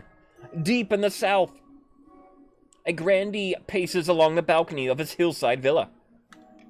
It's just not enough. The peasants love Azul and believe the miracles, but they won't rise up to put them on the throne. Take heart, Grandee. We are at the threshold. The peasants only need a small push. If only we could engineer that push. The Grandees aim at lower stability, 4 or less. We get to our next tax season of the game. 3 ways the monarch may tax the nobles. Cruel tax will raise defiance of a nation. Raise the treasury by 400. Take 400 wealth from everybody in the color. Common tax, no defiance. Swing mere 100 treasury to wealth. The bribe would lower defiance. Lower the treasury by 700. Add 700 wealth to everybody in the color. Grandees get the bonus. They all gained 500 wealth. They dug up buried treasure. Richest nobles all sitting at 1,600 then. I think I do try to stay with neutral common tax most of the time. Throughout the week here. Poorest faction.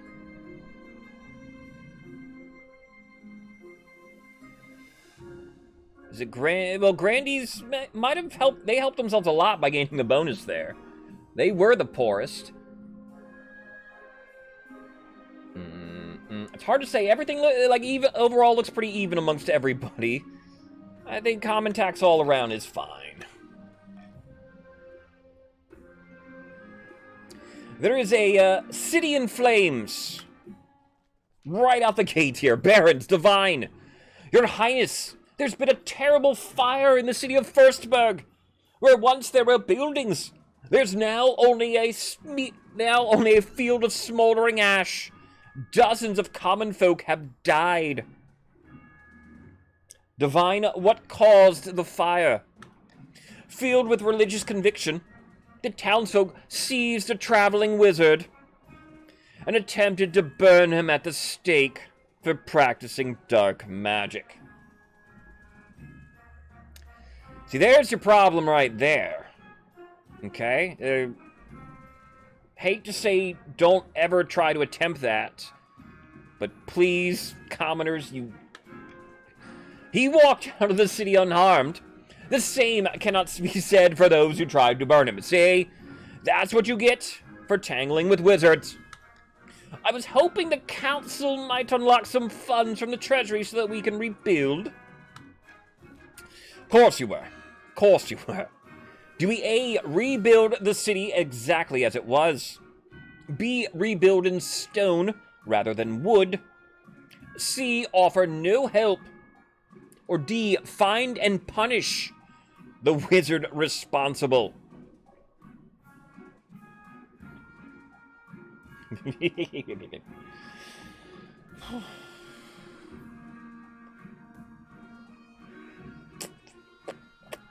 We'll start the vote here. What do we do?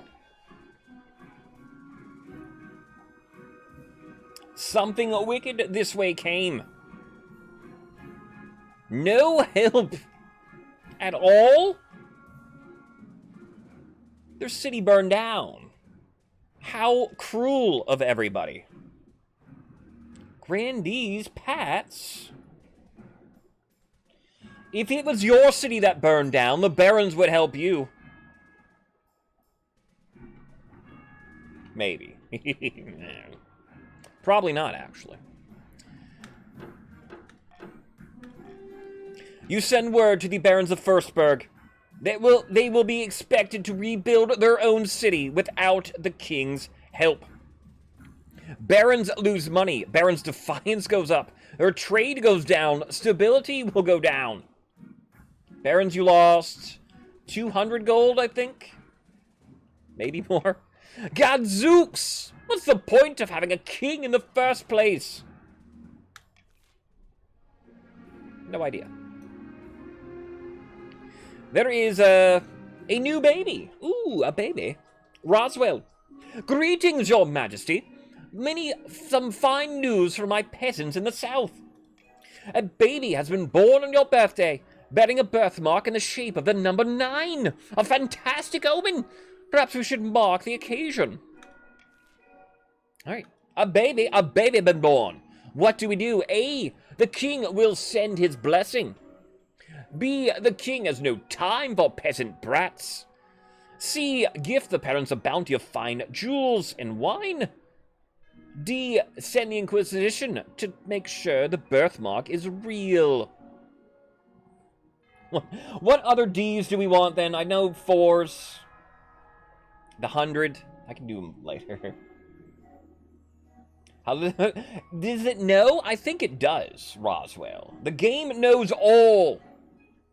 It's the Wheel of the Ninth. And yes, it's Roswell's birthday, so it told us. All right, what do we do here? What do we do here?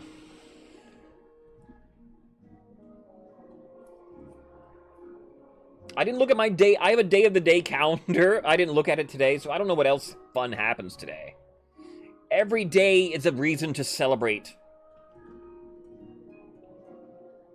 We should send to the Inquisition and make sure the birthmark is real, huh?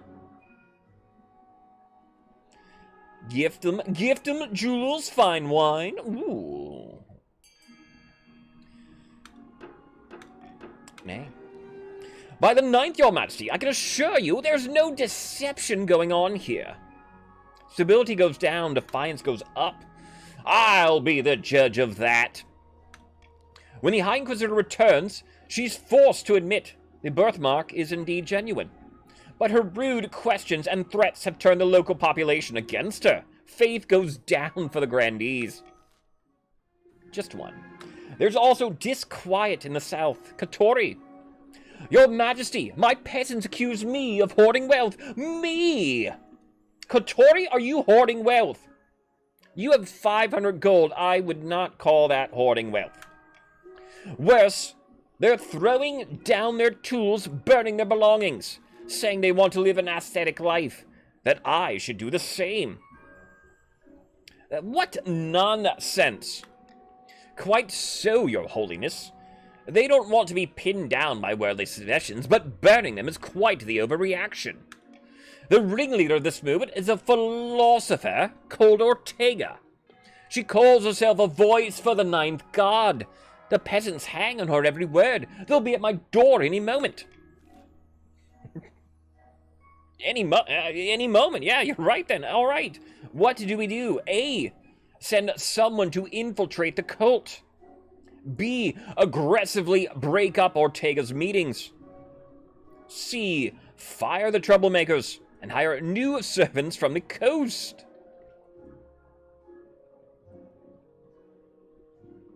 All right, Ortega coming to town. I think whatever we decide, we must be united in our decision here. I will call for unity.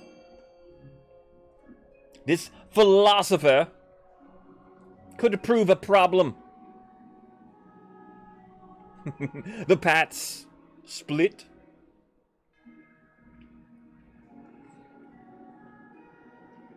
Call for unity.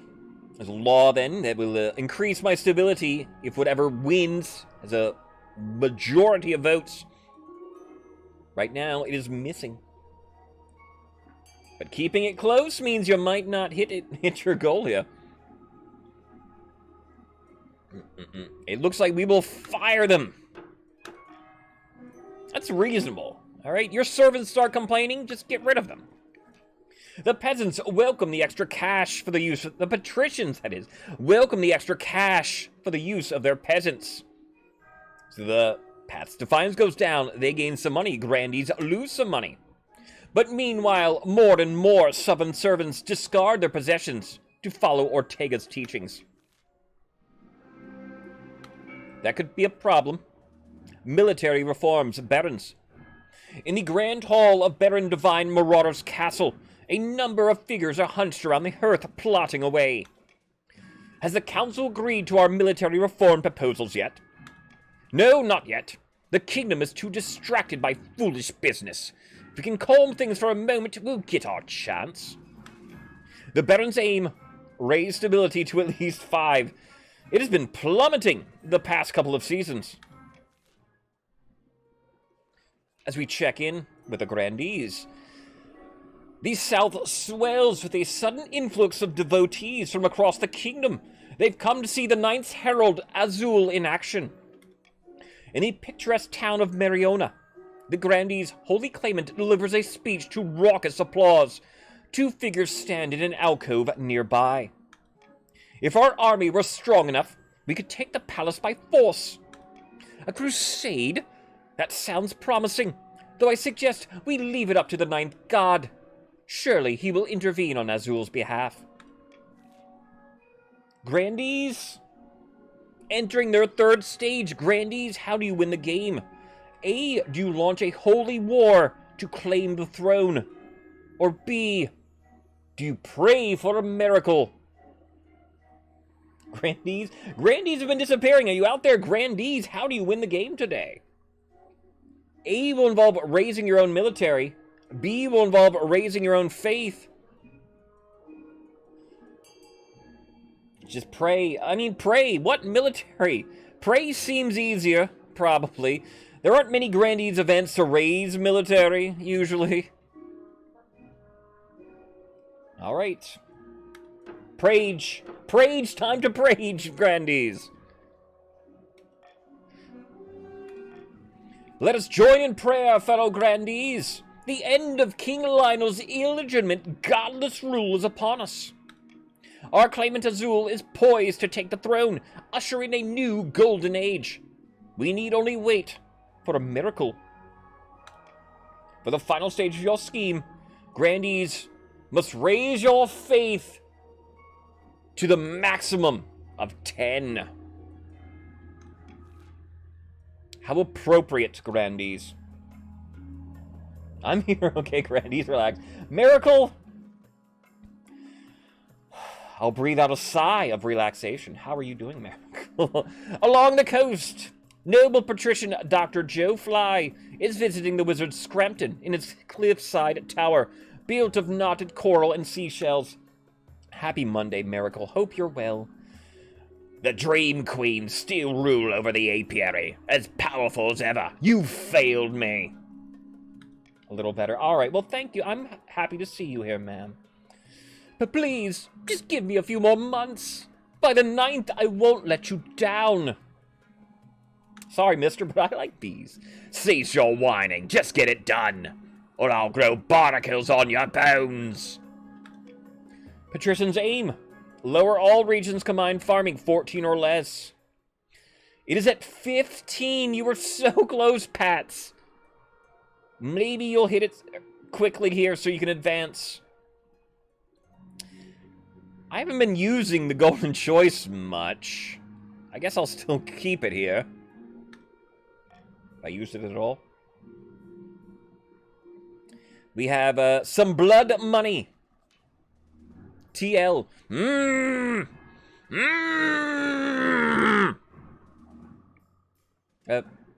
Excuse me?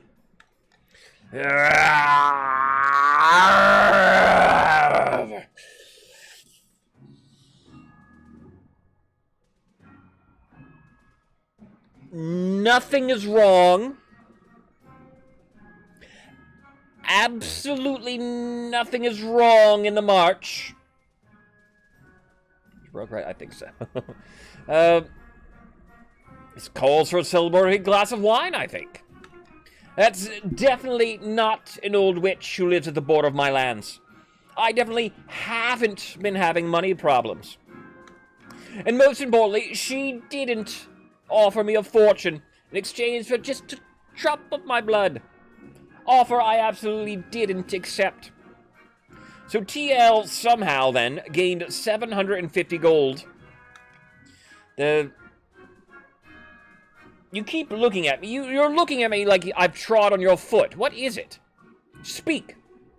Ever since I didn't accept the witch's bargain, I haven't found myself obeying her every command. I definitely still rule my estate, not her. Furthermore, she didn't forbid me from telling you any of this. I'm not using negative statements to bypass her magic. All right. I'm not a complete dunce. I think you mean the opposite of what you say. No, my liege. That's not the case. Fetch the court's physician. Let's see if we can lift your curse. What actually, After a week confined to a cold iron box, nothing to eat but salt, the magic stops affecting Baroness TL so strongly. She's even able to talk about her ordeal directly. Always tolerated that bloodied witch. She'd sell medicine to the peasants, help them find lost sheep. Never suspected she's capable of something like this. We need to call a vote. Send a regiment to take back my stolen land. Now what has she learned? I know, we learned a little bit earlier when the peasants messed with the wizard. Now why did you think messing with the witch would be any different, TL? Do we A, take back Baroness TL's land and burn the witch at the stake? B, take back TL's land, but let the witch go free? Or C, do we let TL suffer the consequences of her bargain? So, needed the money. You were broke. I can understand, I suppose. We will start the vote. Start the vote, I suppose, right here. What do we do? Let's be just. The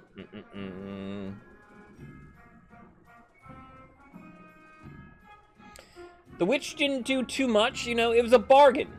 I mean, if somebody gave me 750 gold for a drop of blood, I probably would do it. It's a lot of money for just a drop of blood. Barons, all right. We can use force. It'll work. When the marcher troops arrive at Baroness TL's estate, the land itself fights back.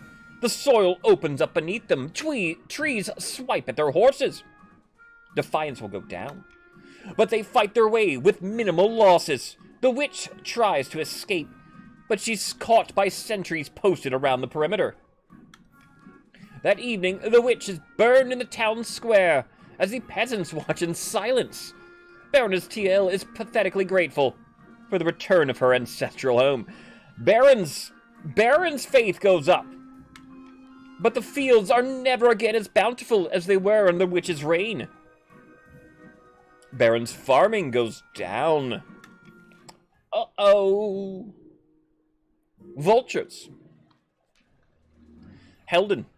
Greedy southern merchants are taking advantage of cheap marcher labor, Your Majesty, exploiting our natural resources, putting our trading companies out of business. They're vultures. Vultures, I said. Is it really such a problem? This is just business. I'll say it's a problem. Helden lost 750 gold.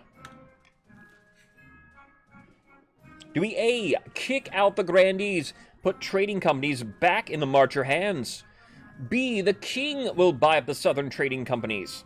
Or C, just business, baby?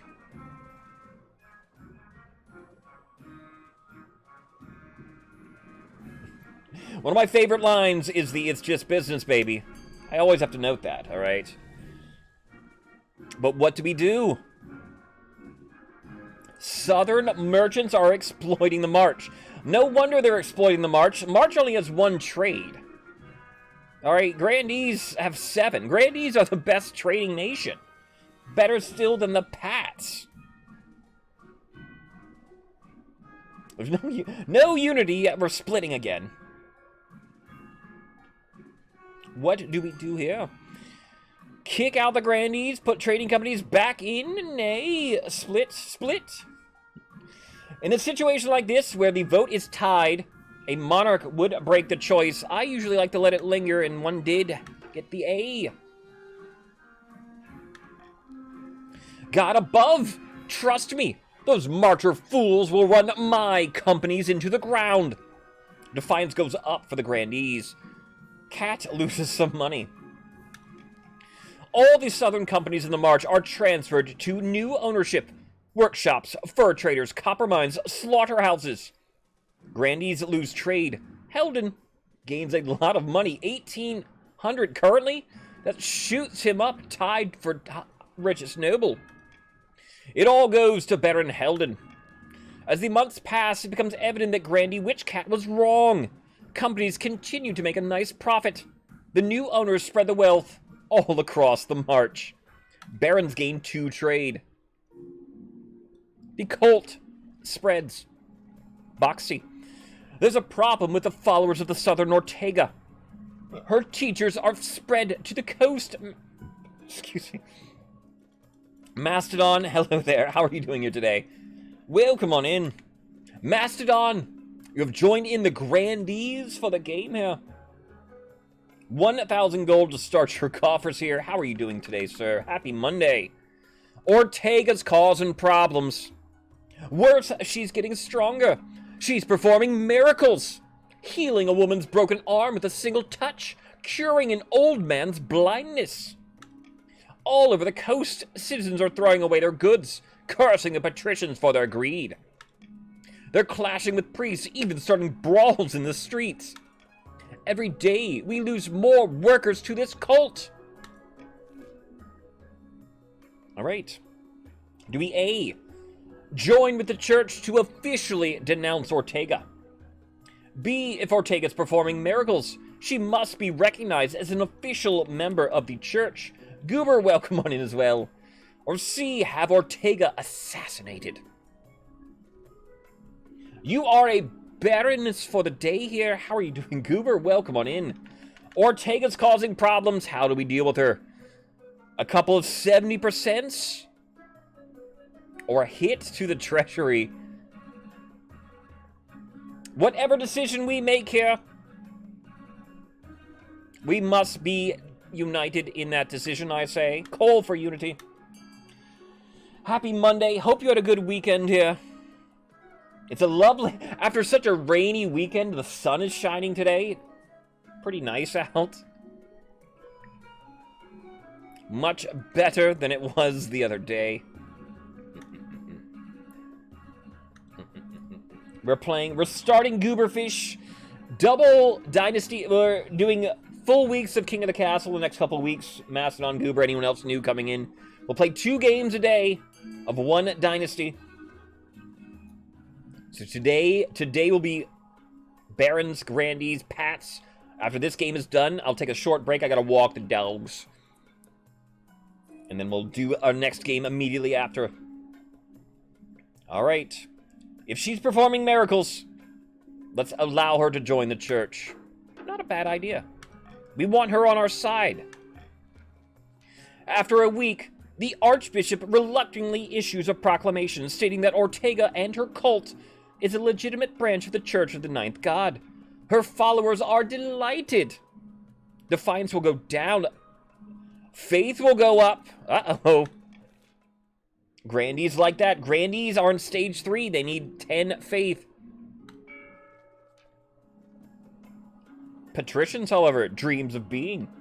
Along the coast, noble patrician Dr. Joe is visiting the wizard Scrampton in his cliffside tower, built of knotted coral and seashells.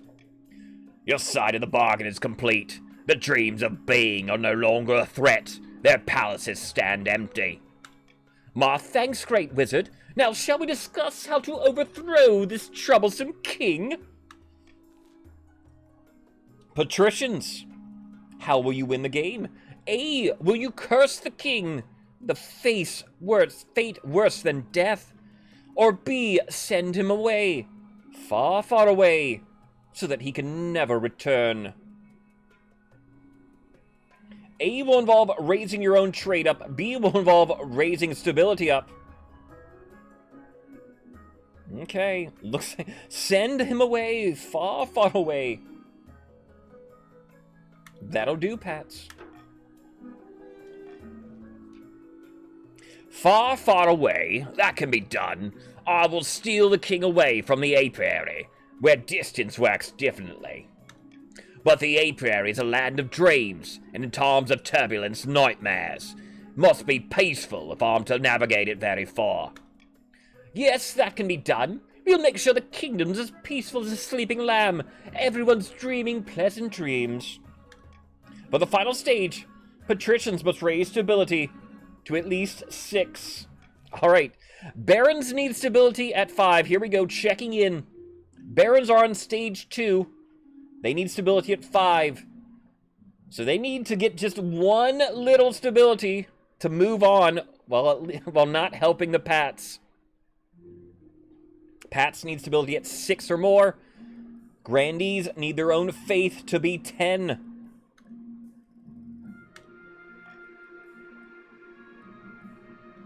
I see a horrible haunting first here. During a meeting with the council nobles, a commotion erupts as Grandee Mastodon lets out a piercing scream. Ah! By the ninth, it's here, it's here! He faints away, falling to the ground with a crash. Mastodon, you okay? By the ninth, somebody fetch some water. A servant runs for water and holds it to Mastodon's mouth. I thought I'd be safe from it here, but alas! When we built that prison on my lands, some manner of specter was disturbed. It made me its target. What's it doing exactly to you, Mastodon? Are we really entertaining this nonsense? Says Goober. I hear voices, Your Highness, little pinpricks at the back of my mind. Just now, I saw a horrid gray shape hanging over me, its face a rotting mask.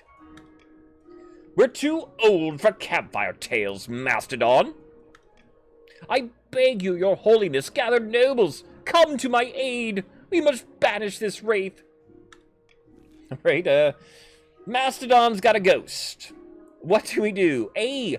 Send the Inquisitor to exorcise the site. B. Research the land on which the prison is built. C. Ignore the situation. All is fine. All is well.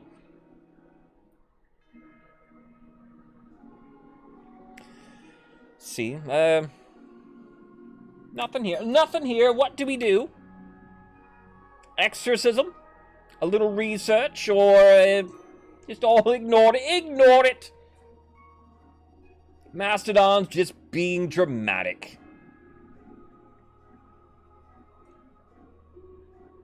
70% roll for A. Can our Inquisitor do the deed? Maybe. Maybe. Ephra believes in researching. But we will not research. Who are you going to call? No one. The High Inquisitor sends a team of her best and most pious agents to investigate. They report back swiftly.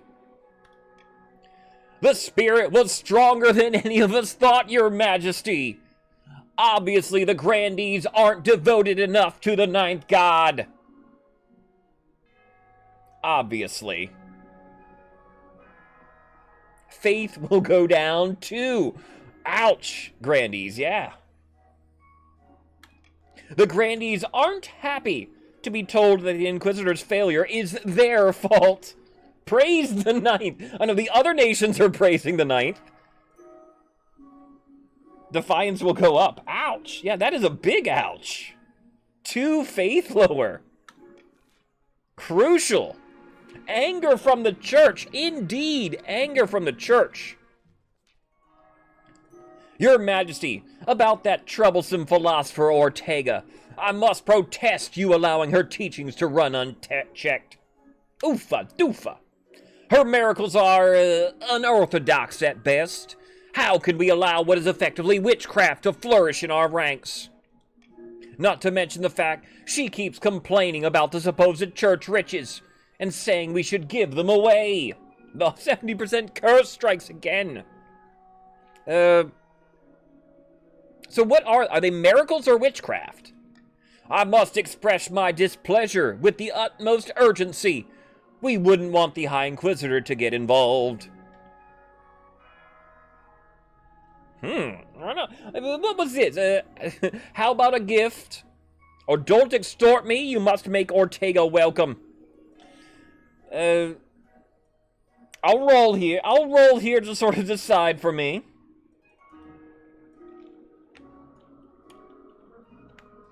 A mere D6. A mere D6. I get a 6. 60% of the time, it works. And I will, it works every time. Archbishop, don't try to extort me. You must make Ortega welcome. The Archbishop storms off in a huff. Later, he conducts a public ceremony to formally bless Ortega and her followers. That's what I thought. Archie, alright, that's more like it. 70% succeeded. He just about keeps it together for the ceremony, and Ortega is impeccably polite. Her followers praise the king for his open mind. Alright. So that makes up for the failure here. Faith will go up across the board. Okay. That works. Grandees, you're back up to 9. My heir. Your quest for an heir is finally complete. You stand before the council holding a small child in your arms. Should I die, I ask that my crown be passed down too. The council hall is filled with nervous silence. Messi has a son. My son.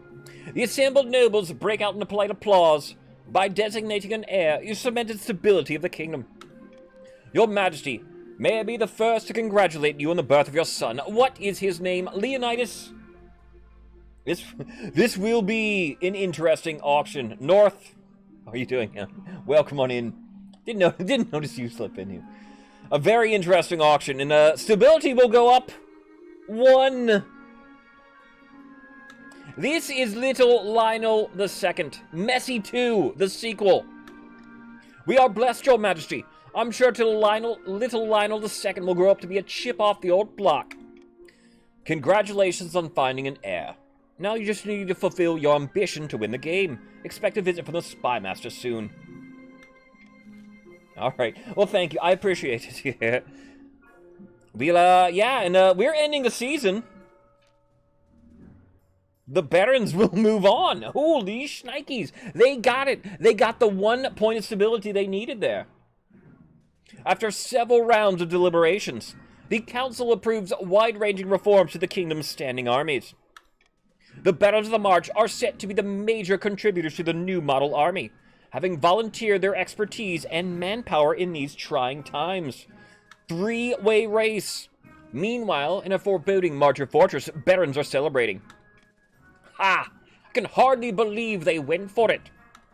This is all well and good, but we have not won yet. We must make our final preparations. Barons? What do you do? A. March upon the capital with the full strength of the new model army. Or B. Quietly force the king to abdicate. How the heck did I lose all that money? Roswell? I don't know. What have you been doing? You're at 950. It's not bad. Barons, what do you do here? Hard to say.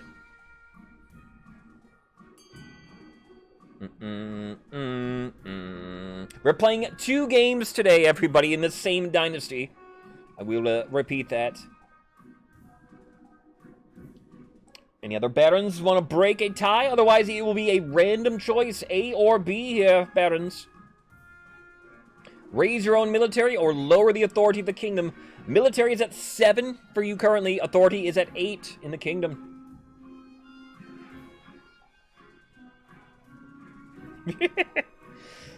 Winning like that feels so fun. Grand, it's settled then. With our new model army in control of the kingdom's military, we need only knock the king down a few more notches to force abdication. For the final stage, Barons lower authority to 5 or less. So everybody now on their 3rd stage. Barons, you do have to get it to 5. So that might be a little tricky. But alright. Here comes an auction. And as we were saying, a pretty important auction. Exclamation point fund. Space your choice. Space how much you wish to bid for an auction.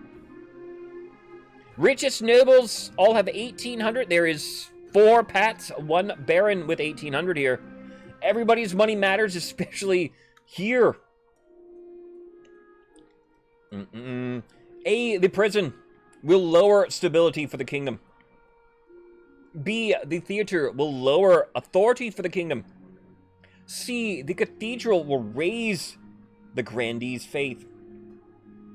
D, the Grand Bazaar will raise trade for the Grandees. E, the fortress will raise military for the Pats.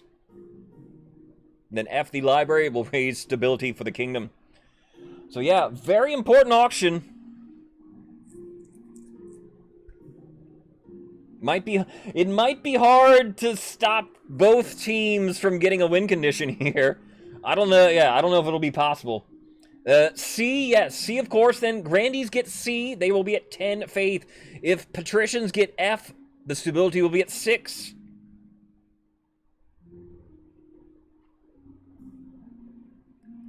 So F or C are bad for Barons.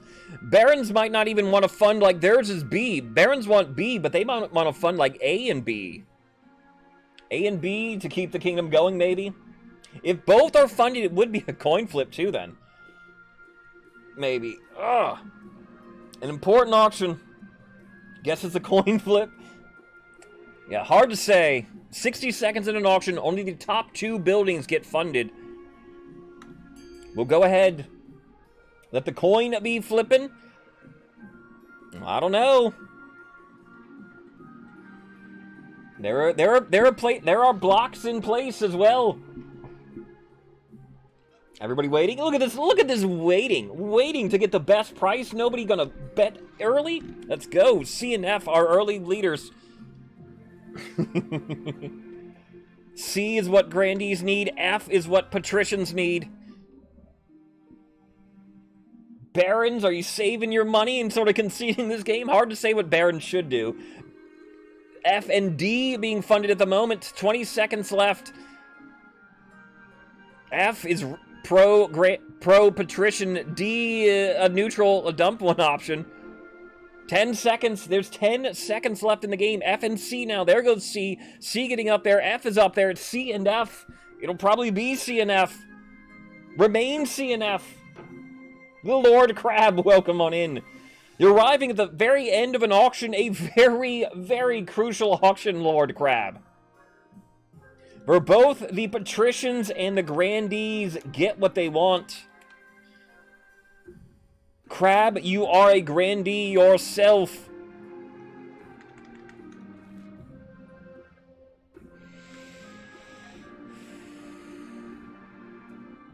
And there is a sign from the ninth god.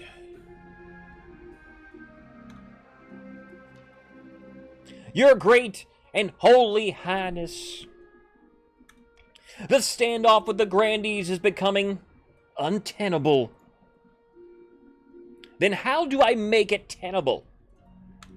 I do have a proposition, in fact. Northwind, praise the ninth. Of course, you are the true king, as we all know, but Azul has many devoted followers, and not just in the south. Well, this will be fun, because this will lead to a legacy event next game, too. This is a fun ending if you haven't seen it. I was hoping we could come to a diplomatic agreement, as it were. Otherwise, I fear a schism may develop in the church itself. There are already rumors that the High Inquisitor favors Azul. I'll not parley with usurpers. I urge you to reconsider, your highness. An iron fist may not be ideal in this scenario. A handshake could prevent a civil war. I've arranged for a meeting between you and this herald. It could be held on holy ground within St. Bertrand's Cathedral itself. Perhaps the holy presence of the ninth god will reveal a path forward. As long as I'm the king afterwards. Oh, of course, your highness. You were anointed by the ninth god in the first place. On the day of the meeting, your archbishop presents you with heavy gold chains to wear around your neck, especially for the occasion. It's tradition for the king to wear these at holy events. The so-called herald doesn't have any of these, now do they? Before heading out, you quickly check in with Emmy. Those chains are a bit strange. Well, if anyone can pull them off, I suppose it's you. Thank you. Thank you, Emmy. She gives you a smile. Small, courteous smile. You head downstairs together. FMX, welcome on in. Are you on the winning side? Not this game. Maybe next one, though. Welcome to the Barons. Alongside your advisors, your wife, and honor guard, you make your way to St. Bertrand's Cathedral. Grandee Azul is waiting. You gather here today under the guiding light of the ninth god to mend this rift that has damaged our kingdom, not since the trials of... I'm as pious as any, Grandee, but can we skip to the important part? Yes, have at it. We haven't got all day. The Archbishop clears his throat. I invite noble Azul to the pulpit to speak on the Grandee's behalf. Thank you, Your Holiness. And, I'll let him speak. As the Archbishop said, we're here to come to an understanding. That is, to receive the ninth god's wisdom and understand his will, whatever that might be. Even the king itself can agree to that, surely. Wait just a minute. What's that noise? Sounds like the groaning hull of a ship in a storm. The groaning quickly becomes an explosive rush as the sound of a giant barrel bursting. startles the assembled nobles. I didn't know a barrel bursting sound anywhere. It's St. Bertrand's Brewery, the massive facility right next door. A tidal wave cascades through the stained glass windows of the church. A tidal wave of beer. Before anyone can react, the room is awash with pungent alcohol. The sheer volume is enough to thrash people against the stone walls, or carry them out the front door and down the street. God above! Is this the end? The observatory is overwhelmed by raw terror. You fight to keep yourself above the thrashing waves and avoid taking in too much liquid. The sign we were looking for! The ninth god has struck down the non-believers before our very eyes! A miracle! This is the miracle you prayed for. That's when you realize the Grandees are all seated in the gallery above the central hall, completely safe from the flood. Their claimant, too, stands majestically on top of the raised pulpit, unharmed. They planned it all along. Your shouts come out as gurgles. More and more lager floods into your lungs. The weight of your massive golden chains pulls you beneath the waves. It's not long before your limbs tire, your lungs burn. You can only pray that Azul, the rest of the Grandees, have an even worse time ruling than you. Your final thoughts are a doomed realization that drowning in beer isn't as pleasant as it sounds, followed by an acknowledgement that there are worse liquids. Mercifully, you lose consciousness before the river of alcohol carries you into the sewers. GG's to everybody, but especially to the Grandees. Prayed for a miracle and the miracle came.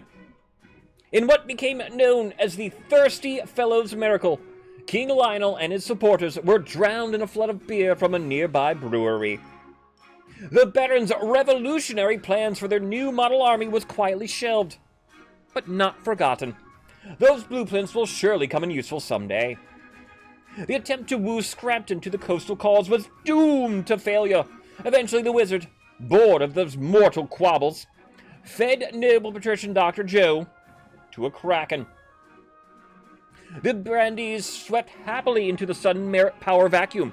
After all, hadn't the Ninth sent a miracle to ensure that the most holy Azul took the throne? Even the other nobles found it hard to argue. King Lionel the Drowned. Indeed. Indeed I am.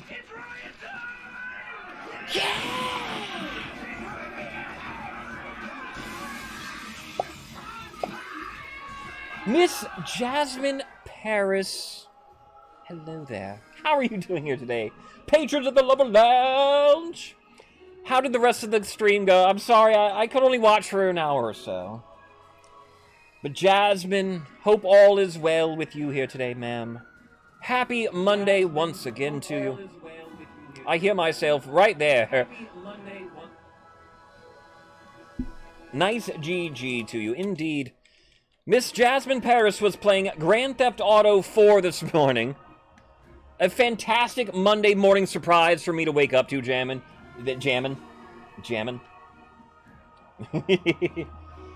She's been playing give Jasmine a follow if you don't already, a good friend of mine here. Just got done playing Grand Theft Auto San Andreas. She plays a lot of Sims. She has played Dead by Daylight and Starlight. A lot of other fun games. Starting in Bowman. Oh no.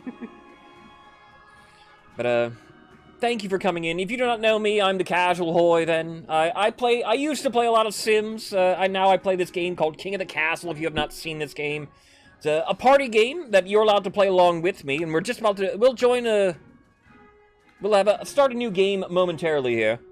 Richest noble is Mero. We just finished up our first game here. We're gonna play one more.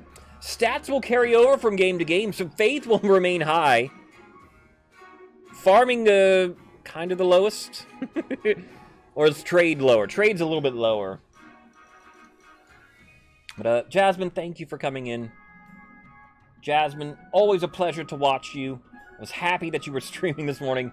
We'll continue the game that we just did here. The Messy Dynasty, to be ruled by Monarch Azul, though. We'll load on in. Give me a moment, then. Same to you, glad I could raid. Well, I'm going to run off for a second here, because let me walk my dog before the game begins, then. Because Amber needs to be walked right quick. So join on in. If you want to join the game, you can join in now. But it'll start in a few minutes then after I'm done walking the dog. Jasmine, thank you for lurking then. Hope you're having a good Monday. Let me hold on one second then. One other second.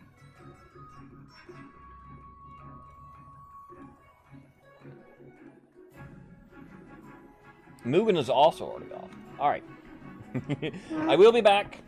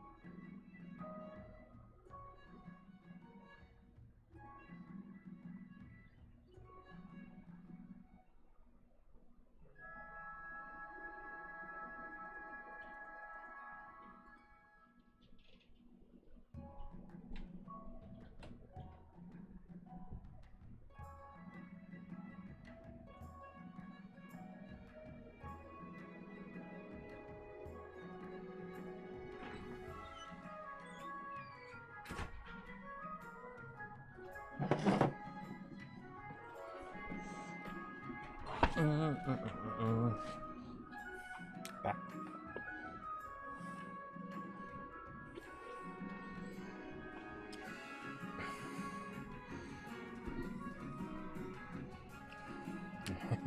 I'm back.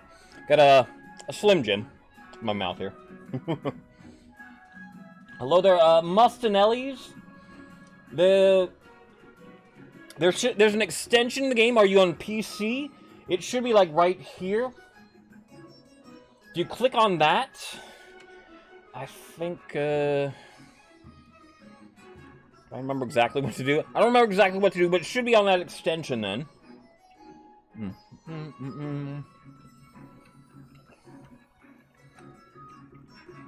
You got it? Alright. Just reading down the line. I'm doing well here today. Got a quick little beef stick there. Alright, well, yeah, if it's the middle of a game, like, it won't let you customize sometimes. Have you played this game before here, Must Not Tellies? Must Not to Tellies? Tellies, may I call you here? Don't worry about the username. I will worry to death about it. But, Must Tell... Talia. Played last night once. Tell lies. Oh, is it lies? Must tell lies. Oh, alright. You gonna lie to us? Mustn't tell lies. Alright, yeah, I see. But, you need to stop being so beaten easily by your friends. Well, alright, stick with us. We are very knowledgeable of the game. So if you have any questions about strategy or anything, let us know. We are playing two. This is our second game of the day. We played this Dynasty. I'll be playing new games every day this week and next week. Welcome on in, everybody. This will be Monarch Azul. We will continue right now.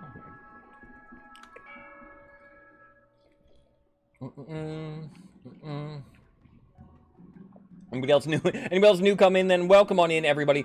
Must not tell lies. Then, where did you end up? You're on the Patricians, the green team here. We'll pick goals for the game shortly. Anybody else new that came in I missed? Matic, welcome on in. How are you doing today? The Keymaster, yeah. Gozer's out there somewhere. Anyone else? Anyone else new then? Assassin, a Polish assassin, thank you for coming in. Welcome on in, everybody. All right, we're starting a new Dynasty here, or a new game. And we'll start off then. One cool thing in this game, if you haven't seen, is Dynasty events. What you do in one game can matter and carry over to the next game. Because we just flooded the cathedral, we must deal with the consequences. Loyal and non-scheming subject. Well, that's good, right? I think that's good. After the flood, you walk through the council hall, reflecting on the miracle that led to your throne. Me, Monarch Azul. The floor is still unpleasantly sticky. Your Majesty, I have the person responsible for the tragic beer flood that took King Lionel Messi's life. Don't punish me, Old Majesty. This was an act of God. After all, didn't it put you on the throne? My liege, this man's breweries import a lot of hops from the March, says Morgramoon. If he goes out of business, our farms will suffer. Can't you let him off? Is beer sticky? I guess it's been, sitting on the floor like that. All right. What do we do about the great beer flood that killed the previous monarch? You managed to swim to safety. Moon, you made it out, all right? You weren't wearing the giant gold chains that I was. Do we A, slap the brewer with a heavy fine? B, have him drowned in beer? C, this is a miracle. He should not be punished. So, exclamation point, vote, space, your choice here. What do we do? B for sure, have him drowned in his own beer? Poor guy. Does he deserve that? Punishment fitting the crime? I guess he technically committed regicide, maybe. Was it a miracle, though? A few people do believe it is a miracle. And should not be punished for miracles. Can you punish somebody for miracles? Maybe. Maybe. B for all the wasted beer. I know. That's a huge party foul. It's way too much wasted beer. It's a tie vote at the moment. In a situation like this, a monarch would break a tie. But I love to let it linger here. Anyone break it yourselves here? There it goes. This was a miracle. The brewer cannot be punished. Thank you, Your Majesty, most merciful. The lack of punishment for a brewer responsible for over 50 deaths, including the previous Lionel, sends shockwaves through the kingdom. Business owners across the land realize they can maximize profits by getting away with severe negligence. Workplace accidents skyrocket. Another beverage-related flood seems inevitable, sooner or later. So trade goes up, though, so that's a good thing. More importantly, the decision cements belief that this flood was an act of God. The Ninth has directly put you on the throne. How can anyone challenge you now? Scam likely. I won't answer it. Faith unbeatable across the kingdom.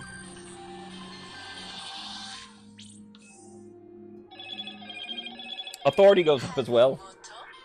God is calling. That's the Ninth. Do I have to take it?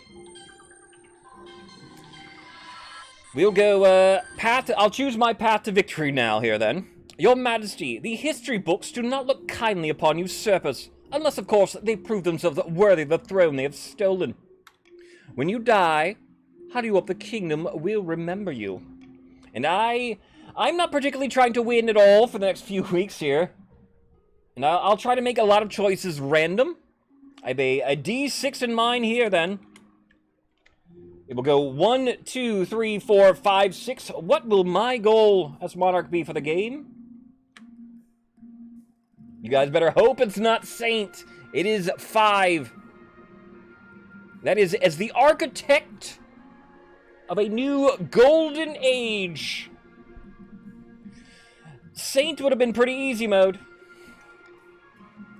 A lofty goal indeed. And I'm a raider from Jasmine. Huzzah!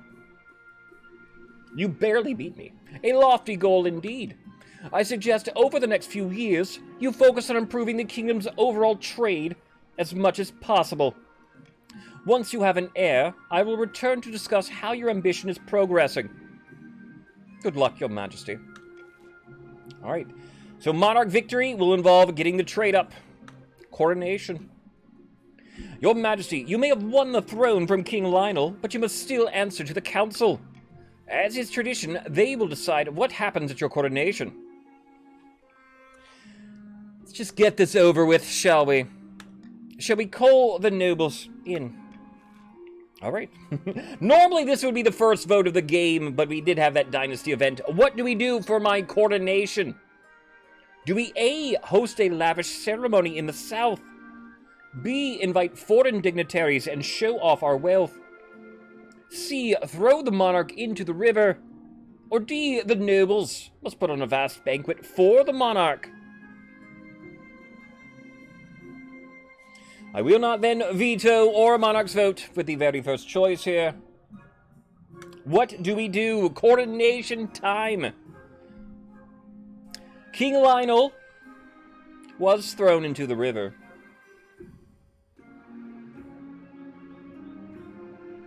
Foreign dignitaries, though, will lower the treasury, raise everybody's trade, and give everybody money. Hard to resist B when it's up there. That's money. That's money. Do I not pick Golden Choice? I didn't use a Golden Choice when I picked it last game. Do I not pick it? Like, Iron Choice and Authority are in the Unity are both good, I guess. All good by you. Dignitaries arrive from all corners of Celestath. It's only appropriate you show off. A trained eagle, this is a trained eagle, drops a ruby-encrusted crown atop your head as you stand atop a golden podium. Hells yeah. Ooh yeah. The awed crowd includes such influential figures as the Dukes of Sol, the Princes of Tavalin, even a pearl-bearer from Atish. Money talks. Lucrative trade deals are struck at the evening's feast. So yes, everybody's trade will go up. Everybody will gain 300 gold. Not bad. Only the Grand Pensionary of Kurth is not in attendance. The Republic, after all, is fundamentally opposed to the very concept of monarchy. Indeed. All right. End of season. And everybody will now pick their goals for our game here. Mirtha of the Lady Frost Iron bloodline. Powerful marcher equestrian. Stands before a blazing hearth, yelling at full volume. Indeed. Indeed. Having a republic in the year of our 965, that's good. When have the barons of the march backed down from a fight? Never! I know you'll do what it takes to put me, your rightful queen, on the throne. Hard goals only? What do we have then? A. Uprising barons. B. Modernization. Or C. Propaganda. Barons attempted modernization in the last game. You're doing very good at it, barons. Got to stage 3. Propaganda. Lowering stability already at 4. A is probably the hardest, yes. Raising the treasury will involve the first stage of A. What is a Senate but a Council of Nobles? FMX? True. True. Looks like we're having a propaganda at this today. Good hard look. The barons plan to persuade the population that only a charismatic general can protect them. First, the common folk must be afraid. To advance their scheme, the barons must lower stability to 4 or less in 3 seasons. Currently sits at 4. Fabia, of the Crystal Eos lineage, charismatic political mastermind, stands bathed in sunshine, speaking softly. Praise be! Azul now sits the throne. The Grandees are in charge.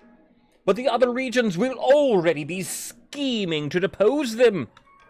Do we stay loyal to the new monarch, or cut our losses and put me on the throne instead? So, Grandees, winners of the last game, do you A, remain loyalist? Do you B, attempt sorcery? Or C, intimidation? Grandees, then. Loyalist, if you haven't seen it then, means helping the monarch win. If I win the game, Grandees essentially win the game. B will involve raising authority up. What was attempted last time then by the patricians, though. Then C, intimidation, will involve raising stability. Loyalist, Grandees. Will Monarch Azul win the game for you? Storm Mommy. Yes, yes, I know. Lord Crab. Something after your vote. Loyalist. Loyalist, are we loyal? How nice. That settles it then. Glory to the monarch and glory to the ninth god. But we can always change our minds. If Azul ever gets out of line, we can take up arms and get rid of them the old-fashioned way. The Grandees' goal is to aid the monarch by countering the other region's schemes as much as they can. They will win the game if the monarch produces an heir and completes their ambition. However, if defiance gets too high, they can still change their minds and rise up in rebellion. All right. Indeed. Patricians. Claudia, of the resident lazy family, well-known coastal tycoon, scribbles with a well-used quill on a hardwood desk, explaining in measured prose. They look beautiful, Crystal.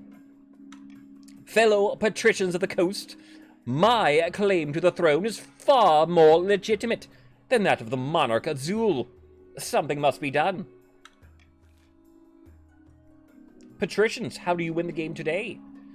Through A, a doppelganger, B, conspiracy, or C, corruption. A will involve lowering your own defiance. B will involve lowering the treasury for the first stage.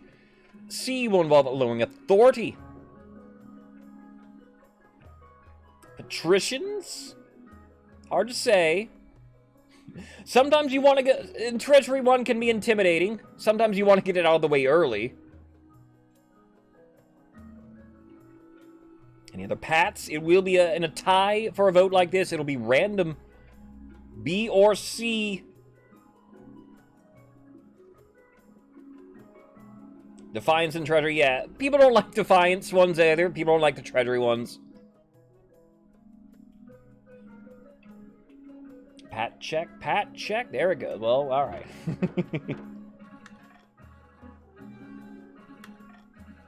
The patricians plan to sink the monarch under an ocean of debt. To advance their scheme, the Pats must lower the treasury 1,500 or less in 3 seasons. Alright. 3 seasons then. Mid-tier first stage for the barons attempting propaganda. They need stability to be 4 or less. Patricians need the kingdom's treasury to be 1,500 or less. The Grandees attempting the loyalists. They will win the game if I win the game then. My goal currently, trade. Laws of the land. We get an early... Since I'm not using it too much here, I think I'll mostly probably try to take Iron Choice. And then the Unify I mentioned. So I won't even pick Golden, I'm sorry. It's too influential. You are renamed and reborn Defiant Jazz? Well, welcome on in. Does that work then?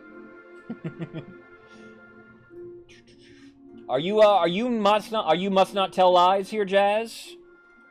Will it change you? I don't know if it will or not. Nah. Yep, you... Alright, well, welcome on in, Jazz. I don't think, yeah, it locks you in as whatever you were. But I'll try to remember that then. Experiment. Thank you for experimenting here. We are... Alright, Barons... Barons once more are itching for a fight. Assassin Poland coming to me. Your Majesty, we in the March have finished a complete reorganization of our army. It truly is a powerful beast now. I hope I'm getting a parade. Oh, I'm sure we can see to that. Moreover, I was hoping the Crown might be willing to host some military exercises. The soldiers are restless. You want me to start a war? We just need a suitable campaign to whet our swords and spears. Unbloodied army isn't worth its salt, I say. Let's see what the council thinks. Instead of a costly war, Your Highness, we could establish mercenary companies that fight abroad, take a healthy cut of the profits. Or, if Your Majesty wishes to gain something more than gold, we should use our might as intended, make inroads into Tabalin, whose meager army will surely be no match. All right, we did have this event the first game. That usually makes me inclined not to repeat what we did. Do we A here, establish mercenary companies loyal to the barons? B, start a border dispute with Tabalin. C, embark on a full-scale invasion of the Ashmedian Empire. Or D, deny the barons this foolhardy exercise. Alright, on that note, yeah, I think since we just saw Story-wise, the border dispute with Tavlin, let's veto it. Variety is the spice of life. So let's, what do we do now to wet the Baron's whistles? Mercenary companies? Full-scale invasion of Ashmead? Or do we deny the Barons this foolhardy exercise?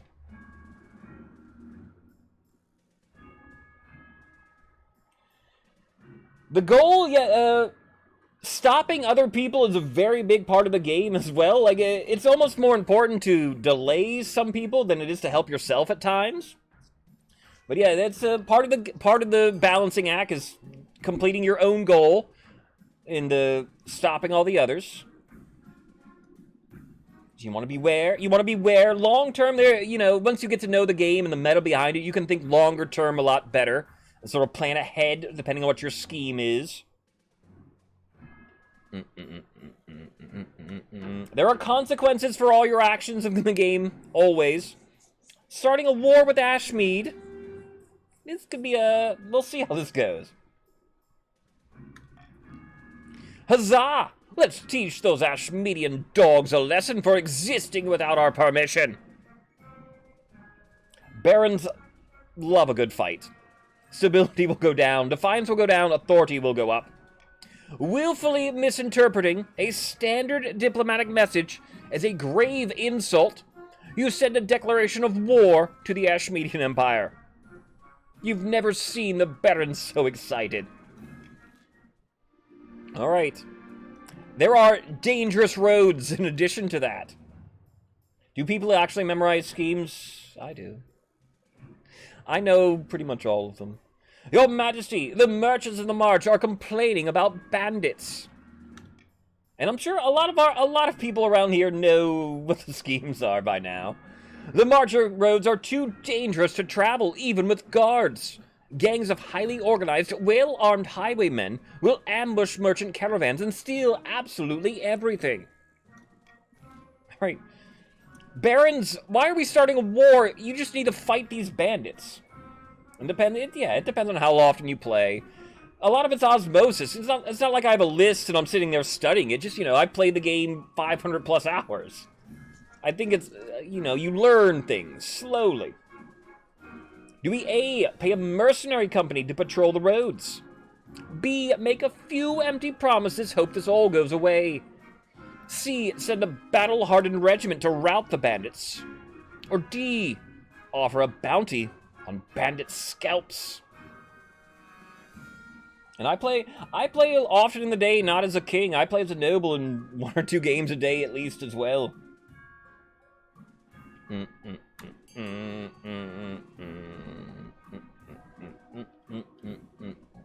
I want to do more videos. I don't know. I'm debating videos. It's hard to do videos and stream sometimes, like YouTube videos, I mean. Instructional videos would be fun, though, right? I considered one of, listing all the steps, what you need to complete those steps, sort of in a way. That'd be good.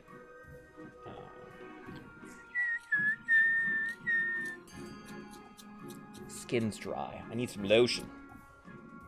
Battle-hardened regiment, routing out the bandits. Barons, you got this, right? 60% roll. That's an easy one.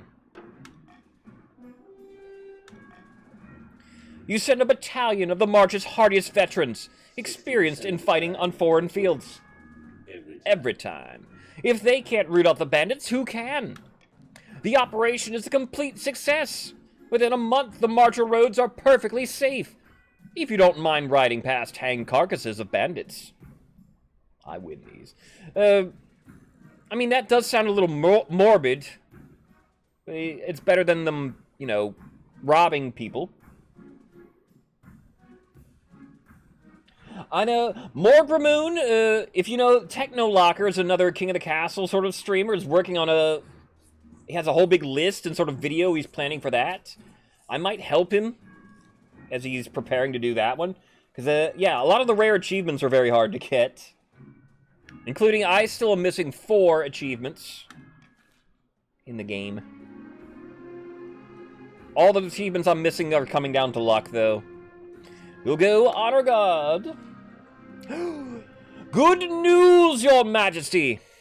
I have received a vision! I saw you bathed in holy light, blades and missiles crumbling to dust before they could reach you. You do not need to recruit an honor guard. The ninth god will shield you from all harm. I've never seen the honor ninth protect somebody from a sword through the chest. You intangible gods, your majesty. Alright. Does bring up a good point, though. Let's learn about everybody first here, the Coastal Gladiators. They're a gang of low-born crooks who turn themselves into celebrities through their skill at chopping other people to bits. They're vain and selfish. Have you not seen this? Well, I might do it, Moon. I might do it. Their skill in battle is undeniable. But can you trust them? Southern battle nuns. They are terrifying warriors. They've sworn a vow of silence, so at least they won't spill state secrets. But their faith and loyalty is to the church above all, even your safety. There is no coin is king. I wasn't considering doing it for the next few weeks here. No coin is king. No whisper in the ear. Veterans of the march. These soldiers have fought more battles than they've had hot dinners. They'd be uncouth, no doubt, won't adapt well to life in the palace, but they're loyal and tough as nails.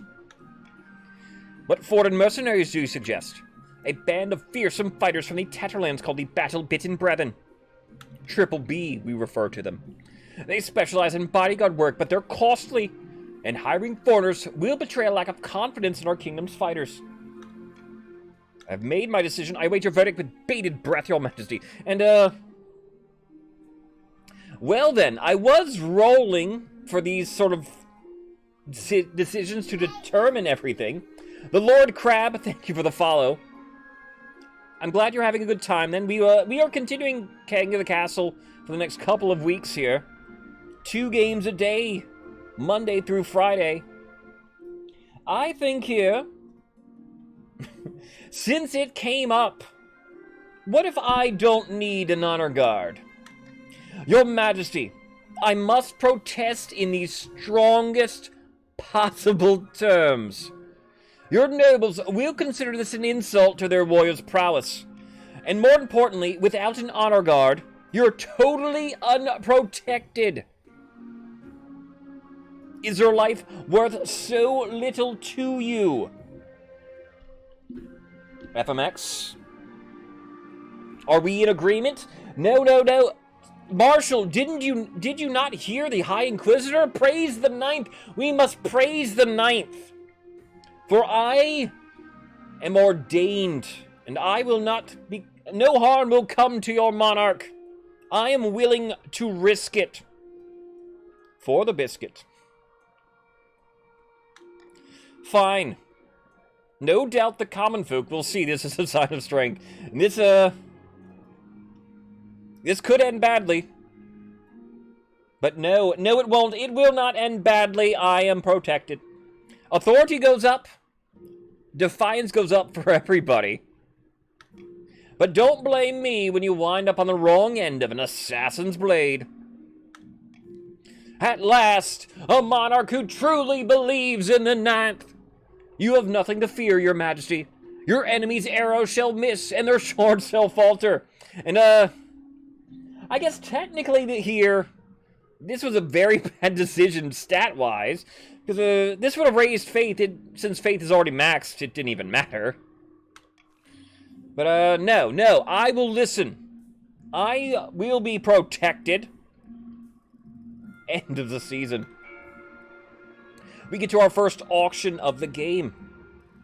Exclamation point fund. Space your choice. Space how much you wish to bid for an auction. It's our first auction here. Richest noble. Money carried over from the last game. Our richest noble is Marrow at 2,100 gold. Everybody's money matters during an auction, though. Group funding very much works to get things made. The Observatory lowers faith for the Barons. How could you? B, the prison will lower stability for the kingdom. C, the Deer Park will lower farming for the Grandees. D, the Thieves Guild will lower trade for the Grandees. E, the Aqueduct will raise farming for the Pats. And F, the Theatre will lower authority for the kingdom.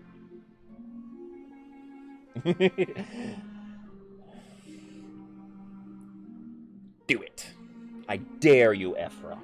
These are all bad. This isn't the best of auctions, unlike a lot of our other auctions were a lot better.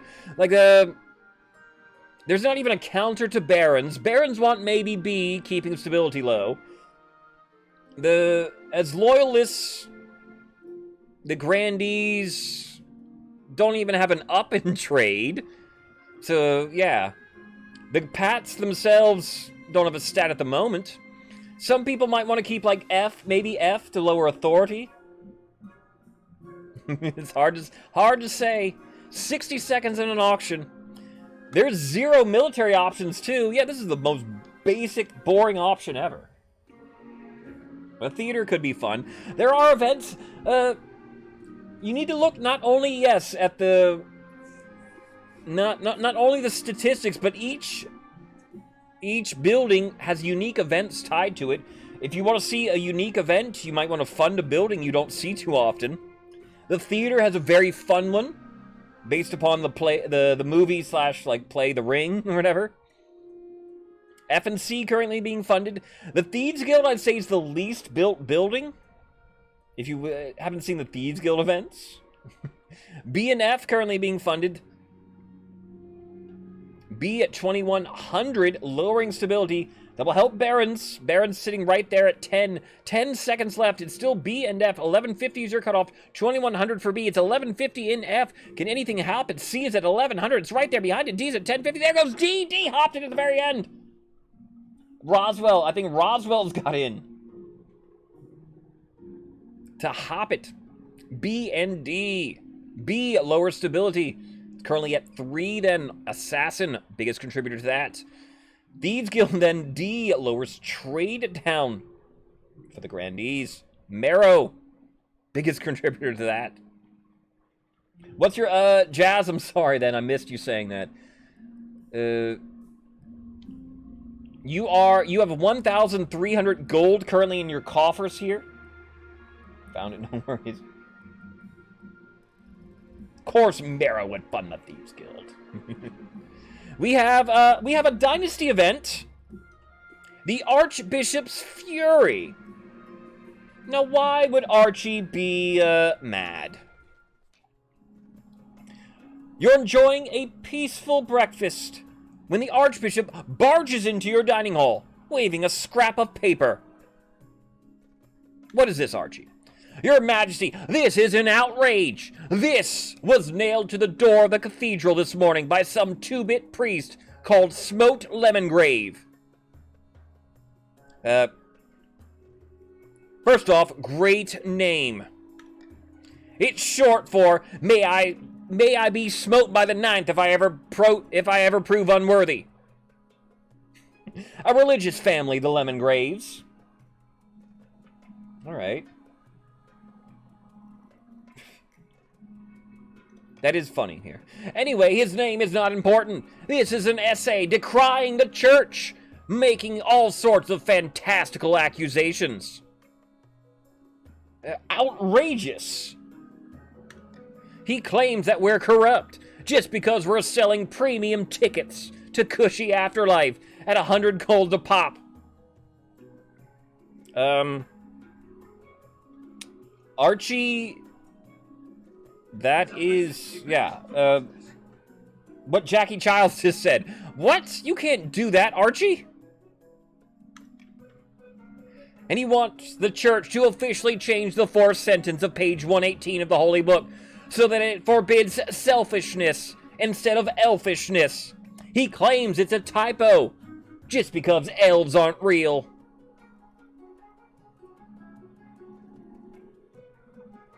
Elves aren't real, Archie? Is that true? For how long else? I mean, they could be dangerous. Maybe we should keep it on the books. He even criticizes my hat. Says it's a bit much. How dare he? Smells like heresy to me, your majesty. I can have a pyre built in the city square before noon. All right. So this is a result of the we had the printing press invented in the last game. So this is the result of that. Do we A, track down Smote Lemongrave, have him burned at the stake? B, destroy the heretical missive and leave it at that? Or C, the church should address these concerns? Very concerned. We are very concerned about this. All right. What do we do? Are we in for a little burning? Do I 90% faith roll? B, destroy the missive? Or C, the church should address all these concerns themselves? Lowering faith? I think not.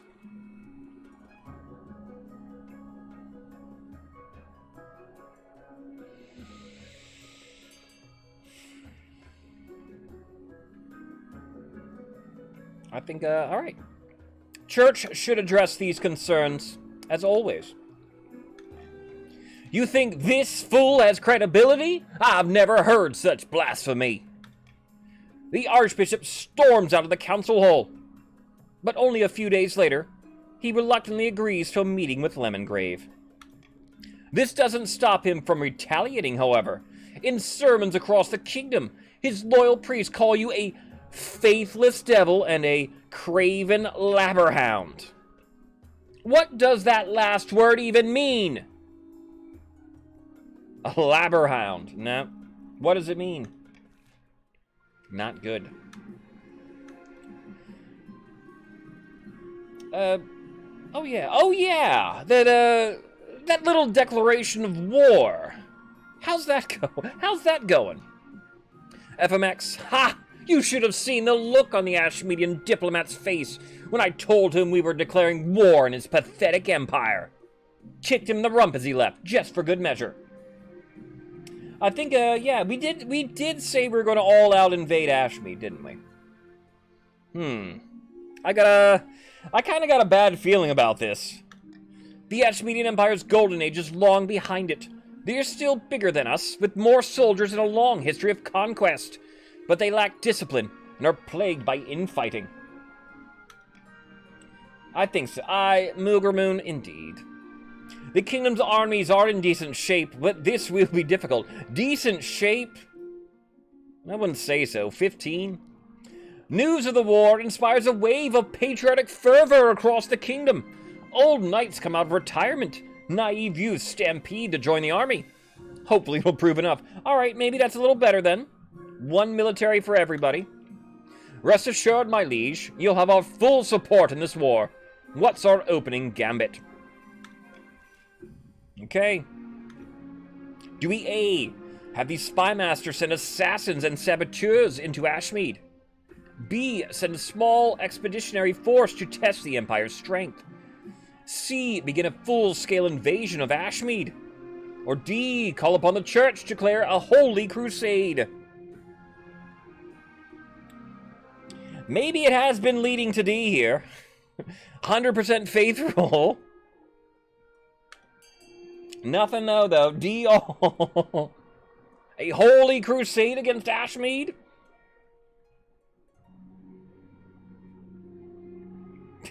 The first reign was building for a war with Ashmead, right? Maybe that's all it was. Spies and saboteurs. For the grace, for the might of our Lord, and for the home of the holy. The 9th will guide. For too long have these Ashmedian heathens been allowed to venerate their false god called Ovaga. We will convert them with fire and sword.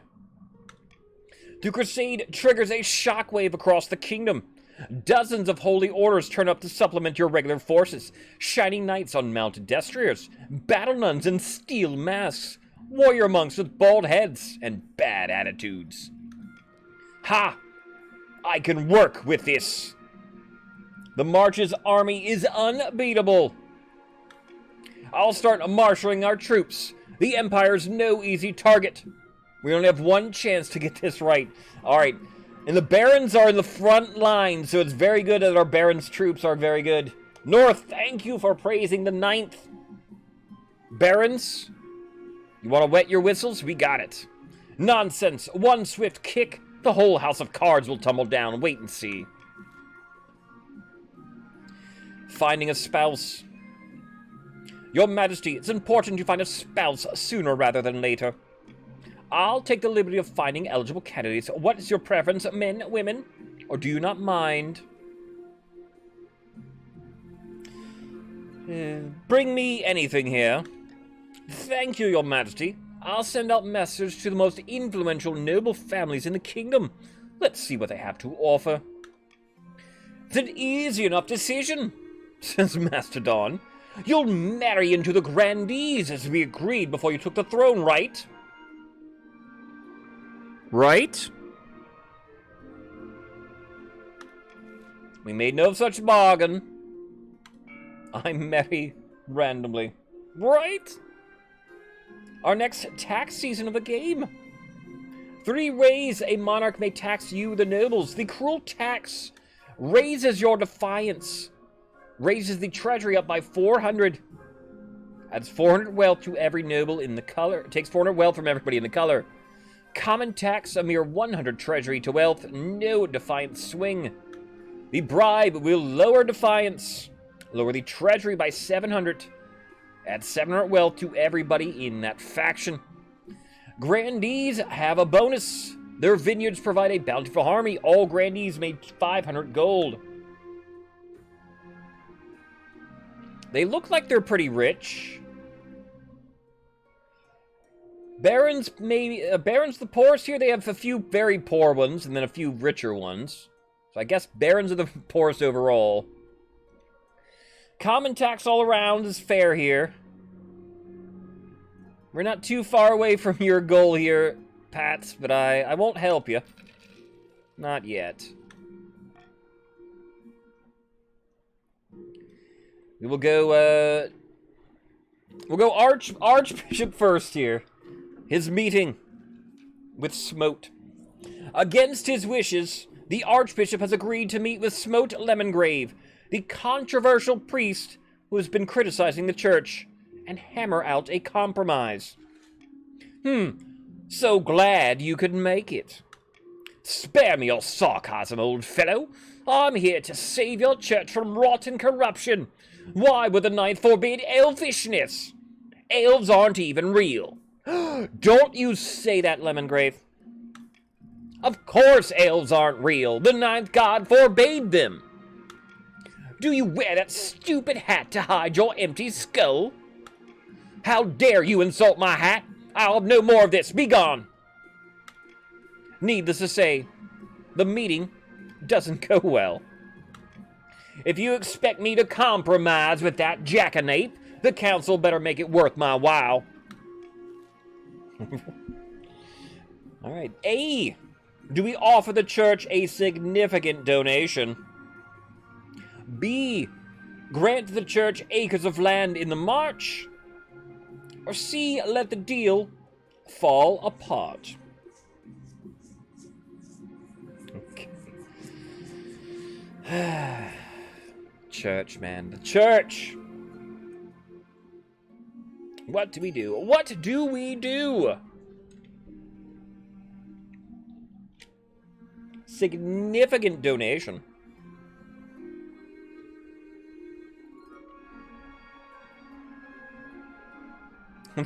What's the march? What, acres of land in the march? Where did they come into this business?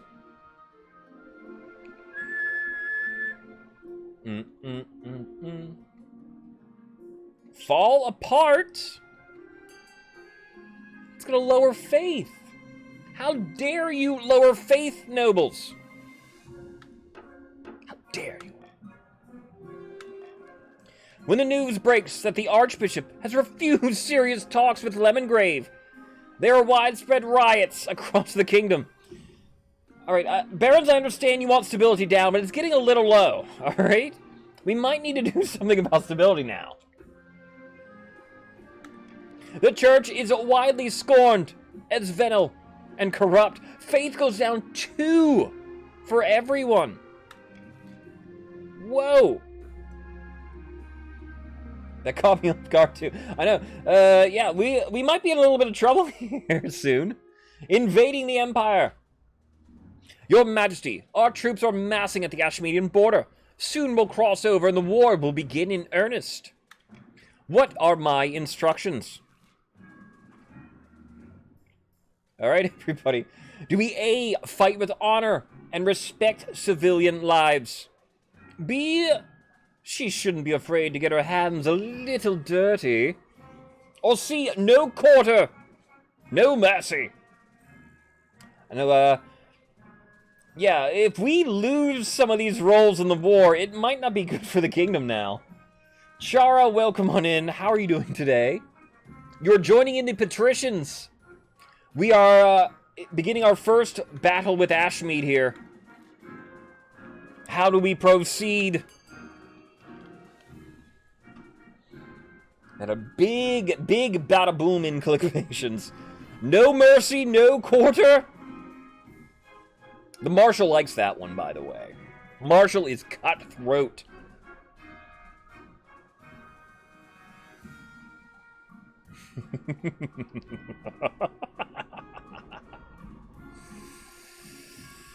Thank you all for playing.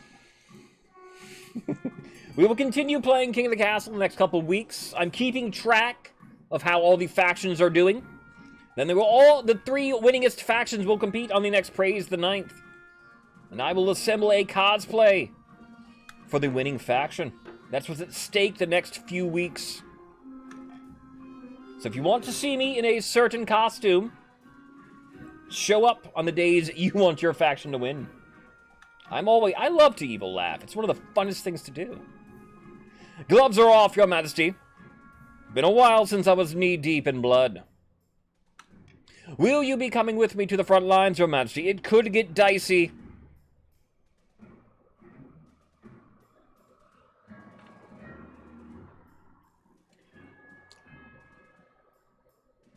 No harm will come to me. I'm not being aside. I'm coming with you. I'm guided by the 9th.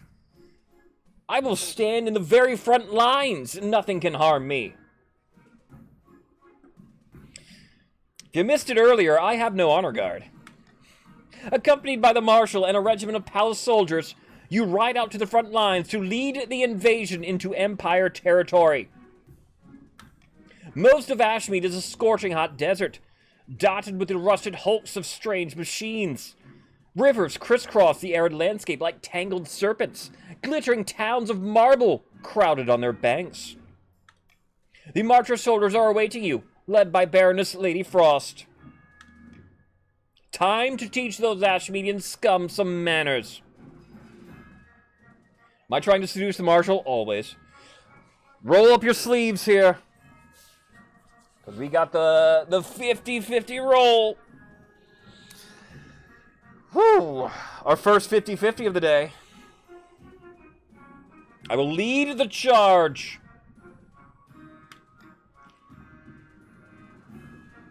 It's eerily quiet once you cross into Ashmead. But not for long.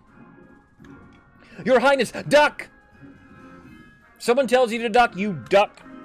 An arrow zips past your head, followed by another arrow, and another. Ambush! Ambush! Ashmedian cavalry, wielding flashing scimitars and riding skinny white horses, burst from the nearby tree line. Your troops rally around you. But there are too many. Over several hours of exhausting fighting, you're forced back as your soldiers fall like cut grass. Military goes down 2 across the board. You ride through the chaos of battle, searching for the Marshal. A lance catches your armor, knocks you clean off your horse. You lie up in the mud, staring up at a dozen Ashmedians charge at you. And suddenly, Baroness Lady Frost rides up, placing you placing her horse between you and the enemy. She fends off your attackers when you climb back onto your saddle. You whip your horse into a gallop with Baroness Lady Frost alongside you. When you turn to thank her, you find that she's dead in the saddle. A javelin stuck through her chest. Sir Cam, welcome on in. Sad news, Lady Frost, dying to defend her monarch. Sir Cam, welcome on in. You are a grandee for the game here. Oh, sevens. Nobly dying off. But do not worry, that's our first death of the day, but don't worry, if you die, become imprisoned, otherwise incapacitated in this game, you never stop playing. There is no code, Sir Cam. When you're playing on Twitch, you just have to join, and you are already in. You can vote, you will be able to vote right here in the chat. So I assume you've played this as a party game before.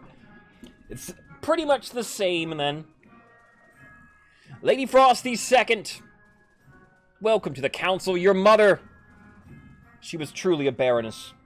It's your first time playing then? Alright, well welcome on in. If you have any questions, let us know here. Essentially, this is a party game. Streamer versus chat game. You need to keep track, like everybody needs to keep track of the statistics. You need to complete what's called your scheme to win the game. The patricians, the green team, are trying to rule over the treasury of the nation. The barons are trying to keep the kingdom less stable. And then the grandees, the yellow team, are loyalists. They will win the game if I win the game. Your troops turn and flee, and right now in game, we have started a war. And the first battle's not going too well. Your troops turn and flee while the Ashmedians cut them down. Somehow, you make it back across the border. You don't stop riding until you're well within the walls of the capital. The Empire will stage a counter-invasion. I'll do my best to gather our scattered troops under one banner. Alright. So that didn't work out too well. Eligible options. I have found 3 potential matches for you. 1 eligible young candidate from each of the kingdom's 3 regions. Choose wisely. You'll be securing a powerful alliance. And a partner for life, having a hold, don't forget, Chancellor. Indeed, Your Majesty. Sir Cam. The Chancellor leads you to the Great Hall. You are in the game, Sir Cam, on the yellow team. Are you playing on phone or PC? If you're playing on a computer, there's an extension in the game I recommend. Should be like up here, above me, where my cursor is. It will tell you then if you get the extension, it'll tell you like what color you are, how much money you have, plus what your goal is currently in the game. Grandees right now just need to stop the other nations, basically, at the moment. Keep the treasury high. Keep stability. Grandees need stability to go up. And we're picking our wife right now. Let's see the eligible candidates. They whisk away the cloth from the first portrait. From the coast, we have Eulalia, wealthy heiress to Lady Patrician Luciander's estate. I met her once. She couldn't resist bringing up how wealthy she is. Of course. She loves to lose her fortune betting at the arena. She always thinks her big win is just around the corner. Alright, so, a gambler. Probably not a good gambler. Could be worse. Could be a lot better. From the south, Ernesto, eldest heir of the Sir Cam 08 lineage. So, sir, you can appear in events in the game. Your children can appear in events sort of in the game here. So here is your son, Ernesto. They're reputed to have an ego the size of the sun. But there's nothing wrong with confidence, right? Like many in the south, they claim to put their faith in the ninth god above all worldly concerns. They've got grand plans by all accounts. They want to change the world. Pretty typical Grandee. Not bad. Don't like the look of them, maybe. Finally, we have the Marches offering. Lorenz, scion of the prestigious Morgramoon bloodline. Typical Baron, really. Loud, brash, and self-absorbed, but mostly well-meaning. Like most of the Barons, his great passion is hunting. No beast is safe from his crossbow. Also said to be obsessed with carving a place for himself in history. Alright, a typical Baron, really. What caused the South become loyalists? The South, this is our second game of the day. And the South won the Grandees, the South won the first game.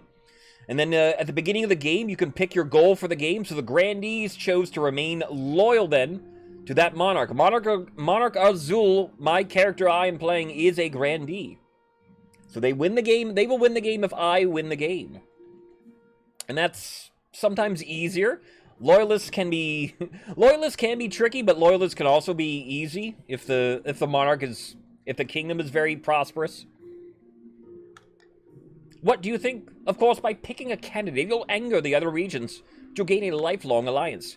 So this game has what's called dynasties. Then, to explain a little further, elaborate on that, you can continue playing this game over and over again with these same factions, with the same stats. Will continue over, money will continue over. So it's a lot of fun to do very long dynasties. We've done it a lot around here.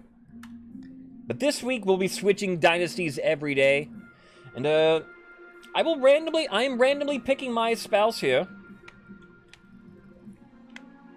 to try to remain fair throughout the week. So a D6, 1, 2, 3, 4, 5, 6, and we get a 4.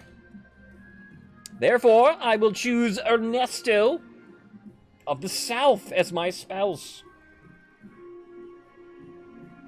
You just have to remember, Defiant. You can't keep track. It doesn't keep track of, like, everything for you. There's not, like, a catalog. Though, there are some monarchs that do, and sometimes I will. I have a long list of history for what's known as our Hoi dynasty. There's a 1,000-plus-year-old dynasty. Excellent. I'll make the arrangements. All right. End of season. We'll check in with the barons. When the monarch settles into their young reign, a general has risen in the march, the indomitable Baroness Mirtha. Fantastic news, General! Not only have we destabilized the kingdom, we've drummed up recruitment amidst this chaos. Barons gain a military. The kingdom is in such a state, commoners are begging for someone to help them. All we need is a suitable boogeyman to get them really riled up. The Ashmedean Empire is the obvious choice, given recent events. Good thinking, General. After all, you're at the head of the war effort. We must make sure our contributions are appreciated.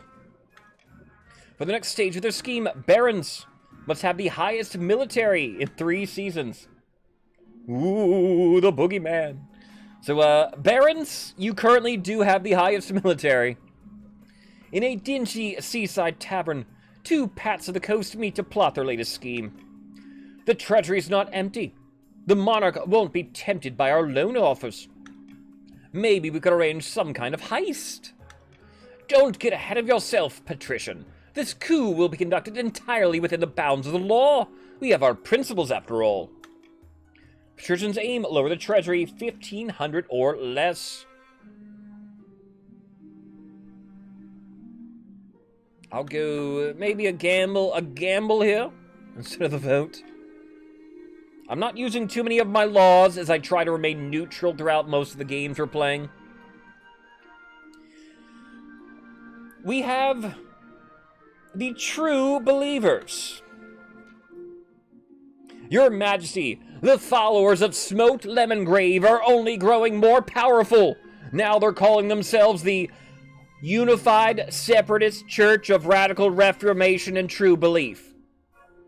Or Uskrutbert for short. Or the True Believers for short, thank God. And, Archie, what do you expect me to do about this? Do something! It's those accursed printing presses. They're spreading pamphlets across the kingdom faster than we can confiscate them. Even some of my priests are being convinced. What can we do? They want to get rid of me. And my hat. Not the Archbishop's hat. Do we A, have them all burned at the stake? B, forbid the use of printing press altogether? C, allow the pamphlets to circulate? Or D, fight fire with fire, print counter pamphlets? All right. So yeah, this whole event line is a result of us creating the printing press in the very first game. What do we do here now? And we gave the printing press to the church. So that is why all this is happening. What do we do about it now? You don't think B looks good? Forbidding it? We would rather not... we're going to get a chance to raise up some of the stats. So don't worry. It will appear bad, but it won't be too bad. We will go for the 80%, have them all burned at the stake. A nice cleansing fire. The High Inquisitor will love it.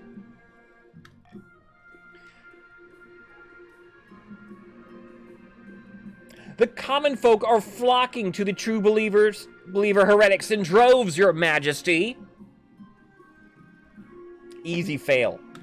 I can't believe I'm saying this, but we can't burn everyone. Inquisitor, say it isn't so. We have to burn everyone. How? I don't believe it. 80% fail. Yeah, is this gonna be bad? Your efforts to suppress the True Believers movement have fallen flat. Everyone knows it. A blizzard of anti-church pamphlets flurry across the kingdom. The common folk grow panicked and angry. Several churches are burned. Priests are driven out of the villages by stone-hurling mobs. This is fine. This is fine. Right? Our faith was at perfect 10s. Our stability was at 6. What the hell? Kingdom. A schism in the church appears inevitable.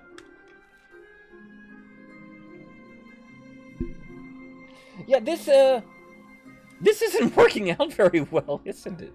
Invasion begins. Your Majesty, our invasion didn't go exactly according to plan. Eshmedian troops give us a thrashing. Now they're pouring across the Marcher border. It doesn't look good. I'm all out of ideas. Maybe the council can help. All right. So Ashmead's now coming back hard at us. Do we A, trust in the barons to hold them off? B, hire mercenaries to assist the defense? Or C, desperately sue for peace? I know, that's what it's going to come down to. The feast at the wedding. And yeah, Ephra, we have a wedding coming up. We'll be fine. What do we do here? I don't know. Do we go A? If A we win these? Have you been watching us this game? If A fails, it's bad. I don't know. I won't pick anything here. Hard to say. B? We almost might want to do B. I know that does help Pats. But a failed A will not be good. Barons believe. I think Grandees look like they believe in the 70. Have you used Gamba? I'm trying not to use too many, I guess. I could have used it there.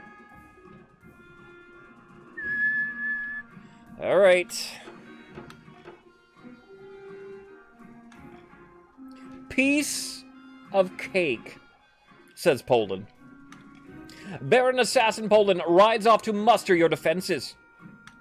The wait is excruciating until a week later, your marshal bursts in to inform you that Ashmead began its attack last night. The first battle is already over. It looked dicey at first, but Baron Assassin Poland rallied his troops like a true hero. Praise the ninth FMX. Yeah, if this was a failed roll, it would have really been bad.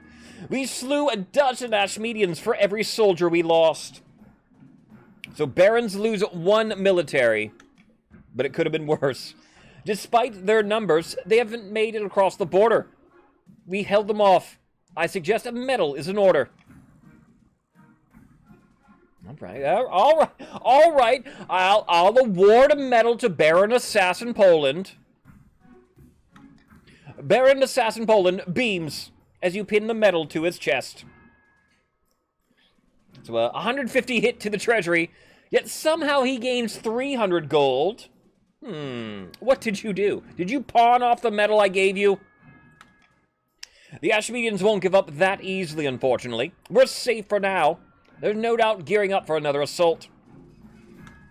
Yeah, if we had lost that roll, then they start invading us. And them invading us is bad. But we will, stability does look bad right now, but hey, there's a wedding. Your wedding to Ernesto is naturally talk of the kingdom. Nobles and peasants alike travel from across the realm to attend. For a week and a day, the capital is one giant party. Feels like you're the only one not taking part. Instead, you're getting ready for the ceremony. Soon enough, you're standing in St. Bertrand's Cathedral with Ernesto at your side. Do you take this person as your lawfully wedded spouse? I do. Then I pronounce you married in the eyes of the kingdom. After the wedding, of course, there's a feast. After the feast, a dance. At the feast, your new spouse, Ernesto, delivers a long, rambling speech that puts everyone to sleep. So we gain stability. We gain 1 stability. 1 authority defiance goes down. By the time you find yourself alone with Ernesto, it's past midnight. You've never felt more tired.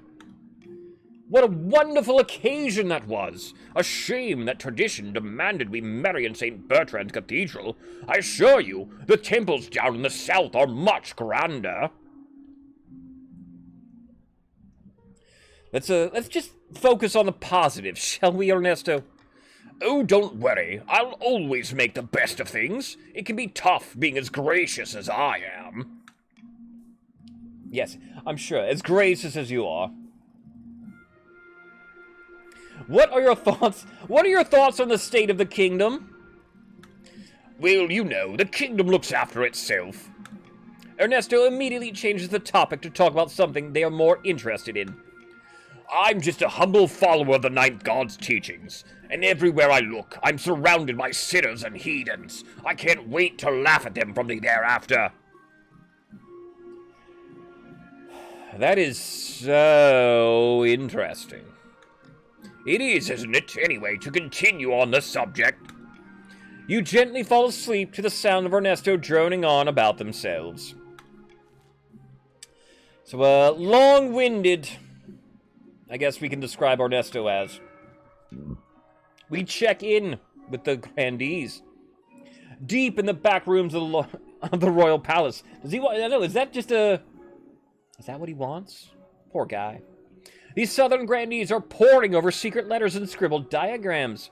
On the walls, a corkboard filled with pins, crisscrossed by colored string. The monarch has married Ernesto. Praise the ninth! Now they just need to get on with producing an heir. We can't hold off the other regions forever. Indeed, the clock is ticking. The kingdom has been in a sorry state of late. General Murtha's touring the south, the March blaming it all on the monarch. The barons are planning something. Then we've got to keep up our efforts. Monarch Azul isn't going anywhere on our watch. The Grandees must continue to aid the monarch by countering the other region's schemes. They will win the game if the monarch produces an heir and completes their mission. Alright, checking in with everybody. On their second stage are the barons. They need to have the highest military in 2 seasons. The Grandees are loyalists. They will win the game if I win the game. The patricians on stage 1, they need the treasury to be 1,500 or less.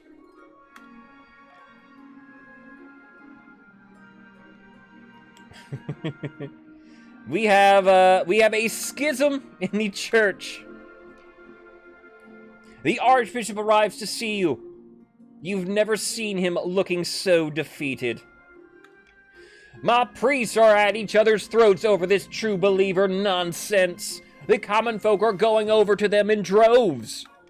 I think the church is going to split in two, please. Can this council stop this madness? The Inquisition is too small, that's the problem. Triple my numbers, no quadruple. I need an army. All right. Do we A, strike a compromise with the true believers? B, provide the High Inquisitor with a personal army? C, take advantage of the church weakness for financial gain? Or C, sit back and let it happen? All right. Again, I don't know what's worse for the kingdom, the war with the church or the war with Ashmead. Either way, the peasants aren't happy around here. Let's go ahead, start the vote.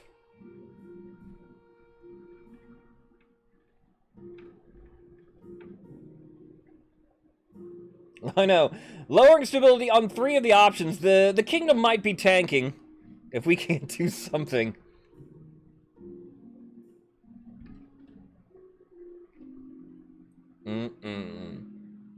Strike a compromise with the believers?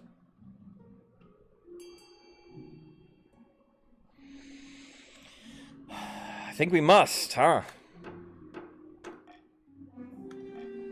At the church council's bidding, the archbishop meets with the leader of the true believers and hashes out a compromise. So, no more tickets to the afterlife. We'll change the wording of the holy text to forbid both selfishness and elfishness. You know what? What? We could have done that this whole time. Archie, is that what this is about? But can I at least keep my hat? No. We hate the hat. The hat must go. No. Fine. Hatless Archie! Hatless Archie! Only 2 opportunities you can get to see it. Mastodon, thank you for kissing the ring.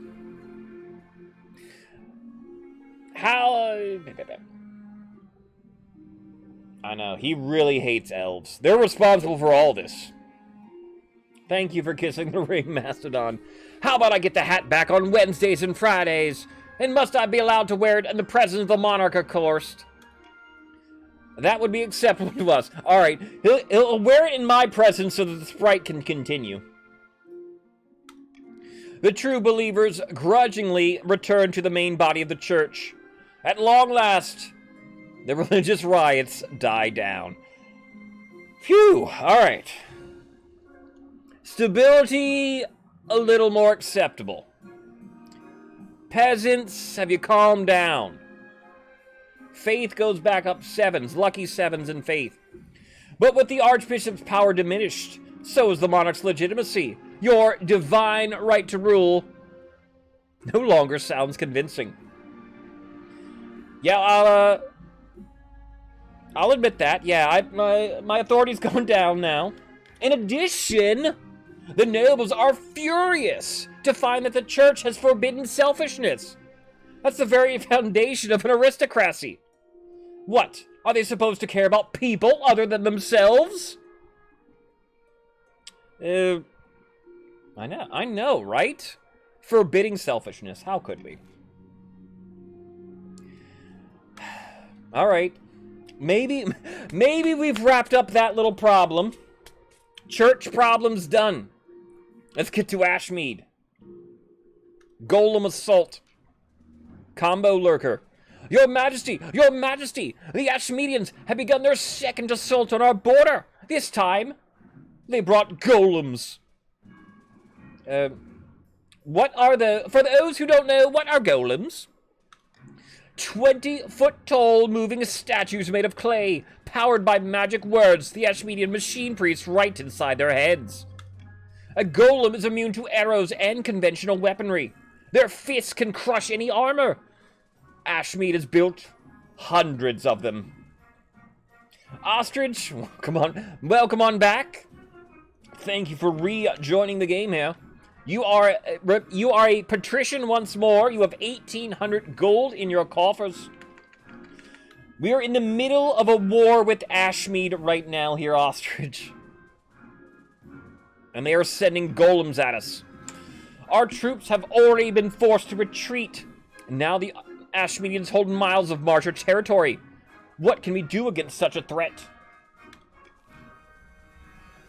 Do we A, dig trenches and set up traps? B, scramble the golem's primitive brains? Or D, hire a wizard to advise on defeating the golems?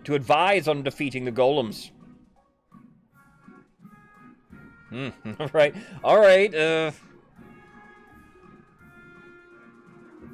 go ahead. Go ahead. How do we deal with golems? Trenches and traps? Scrambling their brains? Or hire a wizard? Support for wizard. Digging trenches, getting there too. Stupid wizards.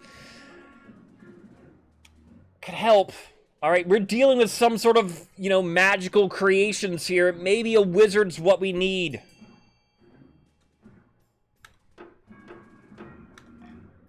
This is the same dynasty, Ostrich? This is the second game of that dynasty? We will continue, we will play 2 games every day. This is our second game of the day. Alright. Yeah, this helps Pats, indeed. Wizards are forbidden from wielding their magic in international conflicts. But with enough coin, they can be persuaded to offer advice. And then some people just want wizard. The wizard Gordias is the first to take you up on your offer. He's a hideous and broken thing, carried into your palace aboard a palanquin. Golems are primitive beings, really. No brains, no free will. If you're ordered to fight you, they'll follow you to the ends of Celastas. But they're also heavy. Why don't you lure them into a swamp? Off with their heads. Beehole. That might work. Double standards much, I know. Beehole, how are you feeling here? The wizard's advice is as good as gold. It proves immensely simple for your troops to lead the relentless golems into a bog, which swallows them without a trace. Bloody fantastic! The Ashmeadians value their golems highly. Their morales plummet. They'll be much more cautious now. No counts, Lance Pie. Apologies for no counts here today. Now, Beehole. Thank you, sir. Wine for all! Beehole, I appreciate it then. There are no counts today, Lance, but stay tuned. We are shifting factions every single day for the next couple of weeks. Counts will play tomorrow. You do not exist. Are you a count only here, fan, sir? Beehole, thank you here. We are playing 10 days, 2 games a day. Counts will play 6 days. Every faction will play 6 days. Beehole, you are indeed a patrician. Counts will play tomorrow, Wednesday, Friday. The next week, Tuesday, Wednesday, and Friday. So Counts, if you want to see the full schedule, it's on Twitter, it's on the Discord. It's right here on the Twitch page too. If you want to know when I'll be playing Counts. Your usual spot is a count. I'm a Pats guy. I love to roleplay. I love to play as the Pats. I just find the Pats so much fun. But Lance, if you want to join in, you can join in and play as one of these factions. But otherwise, yes, wait, you can join us tomorrow maybe for the Counts.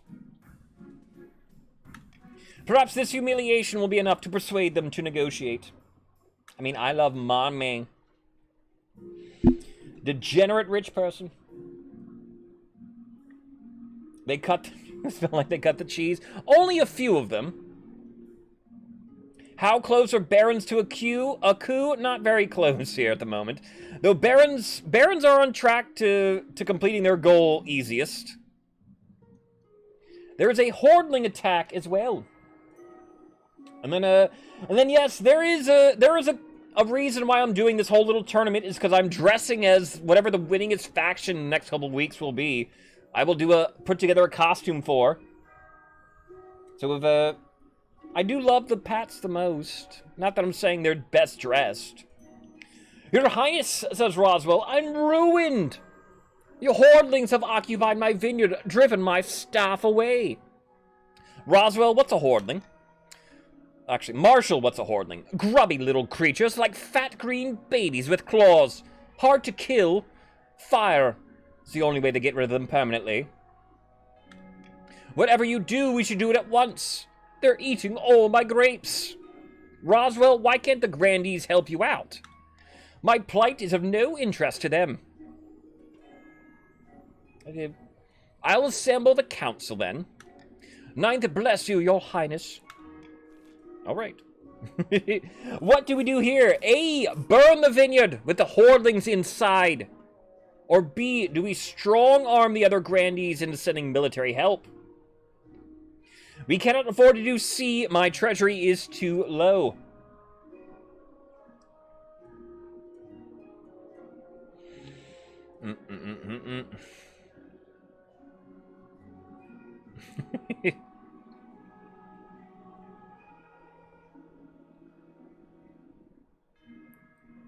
I won't veto. I've stated I do not veto 50-50 choices, and I'll try to stick by that here. I'm debating if I'm going to Royal Gamble something.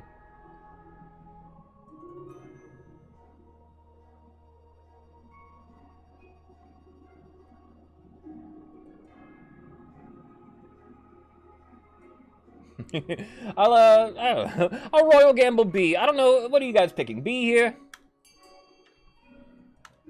Bully the Grandees? That's what I think. Royal Gamble. If it passes B, if B passes, it adds 600 gold to the treasury. If it fails, it subtracts 200.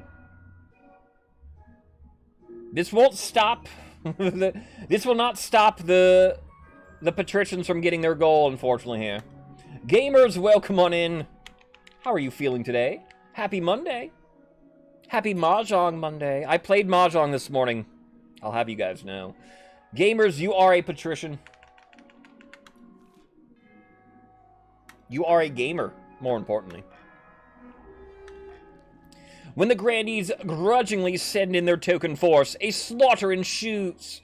The hordlings put up a meager fight before scurrying into the hills. Peculiarly, the Grandees discover that the hordling filled Grandee Roswell's wine cellar with spoons. So many, it's almost impossible to move down there. What? Spoons? It will take some time before the vineyard is back up to full production, but Grandee Roswell is grateful for the help. Roswell gained 150 gold. GG. Where did the spoons? What's with the spoons? Can we get an explanation to that? That's an odd thing to be in your wine cellar. End of season. We check in with the patricians. In a dingy seaside tavern, two Pats of the coast meet to plot their latest scheme. The treasury is practically empty, and the monarch is struggling to fund their ambitions. We're perfectly placed to offer them a loan. So helpful of us. Indeed, these loan agreements will be as friendly as a bear trap, absolutely loaded with hidden catches in the small print. Now watch me work my magic. Good evening, Lord Patrician. What exactly is the purpose of this meeting? Oh, I heard the monarch's recent money troubles. I thought we could both benefit. Sign here and here. This agreement does seem fair. Very well, I'll sign. The monarch will be pleased. Good night, Lord Patrician, and may the ninth bless you. So treasury will go up to 2850. Rakara and Ephra lose a little bit of money. C, easy as pie.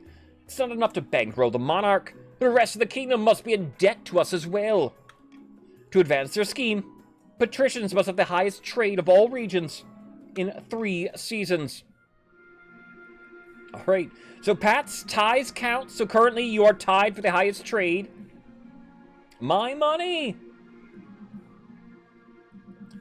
Next auction, exclamation point fund, space your choice, space how much you wish to bid for an auction. Richest noble is you, not an ostrich, at 1,800 gold. Though everybody's money matters during an auction, group funding very much in play. A, the fortress raises military for the barons. B, the stadium lowers military for the barons. C, the library will raise stability for the kingdom. D, the observatory will lower faith for the Grandees.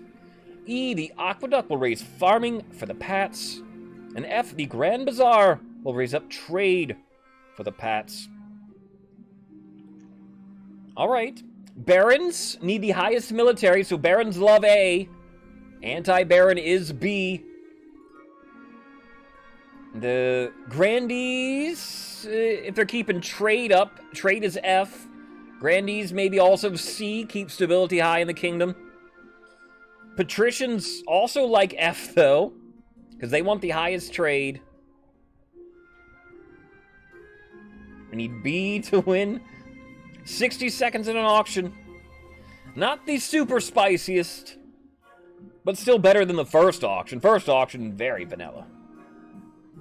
D gets immediately 1,200. Who did that? Somebody doesn't believe in the 9th. How dare you? I look over Marrow.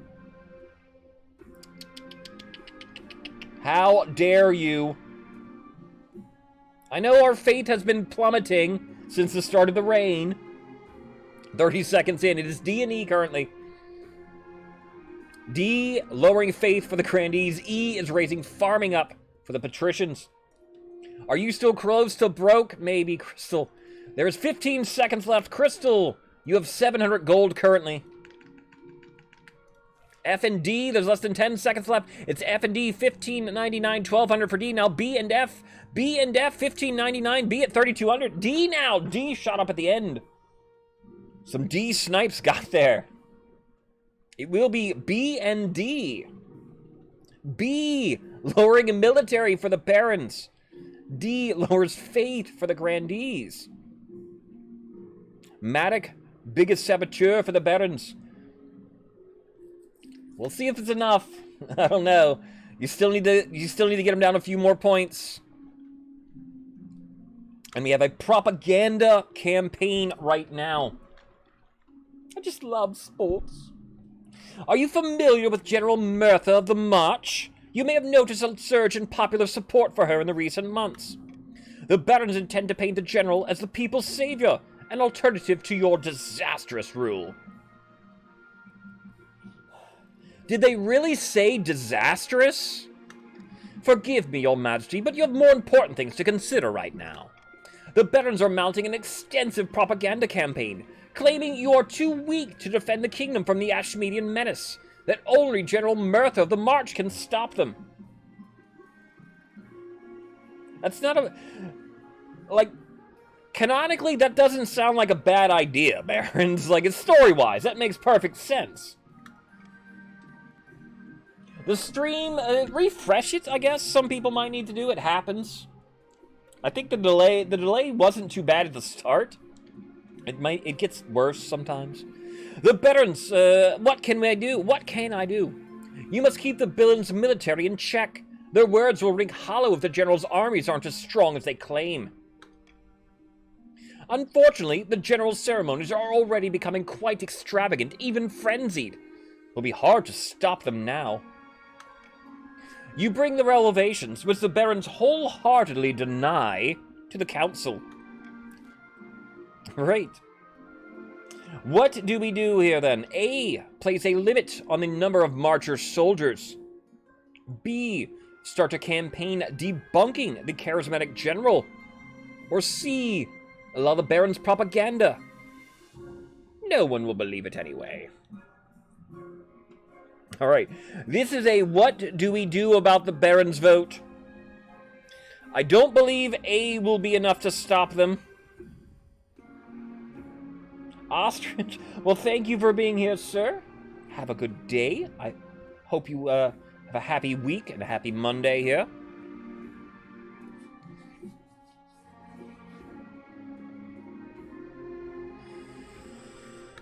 We won't do anything law-wise. What do we do?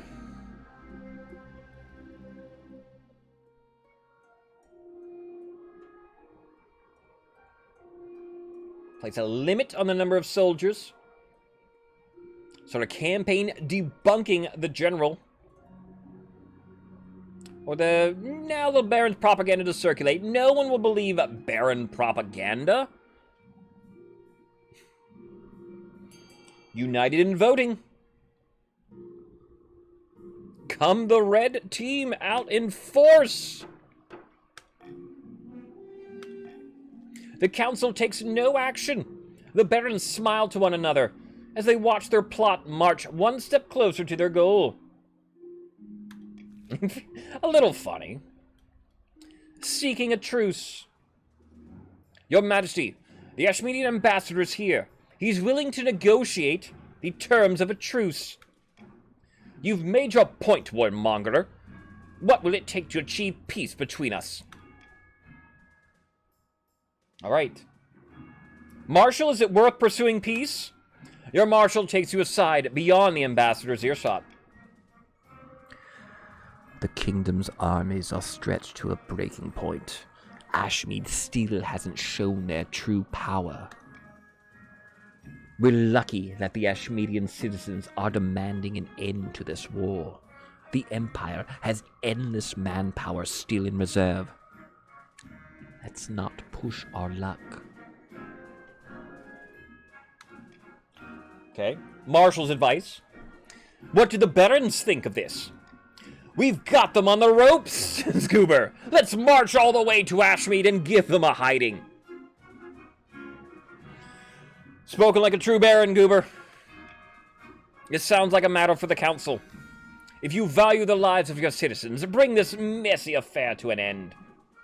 No whammies, no whammies, no whammies. Big money, big money, big money. Stop. What do we do? A. Force the ambassador to concede land near the marsh. B. Demand that Ashmead pay an immense tribute. C. Be forgiving. Or D. No peace. Welcome to forever war. And I will veto B. I know.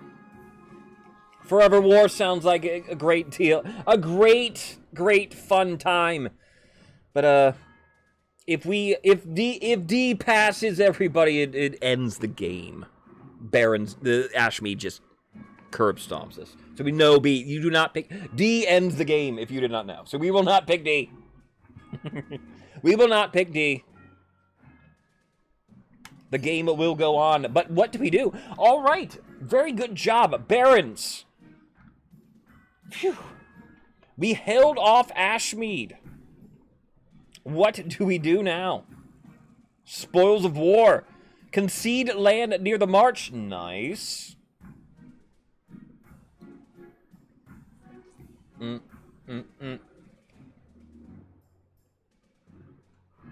Little land, always good.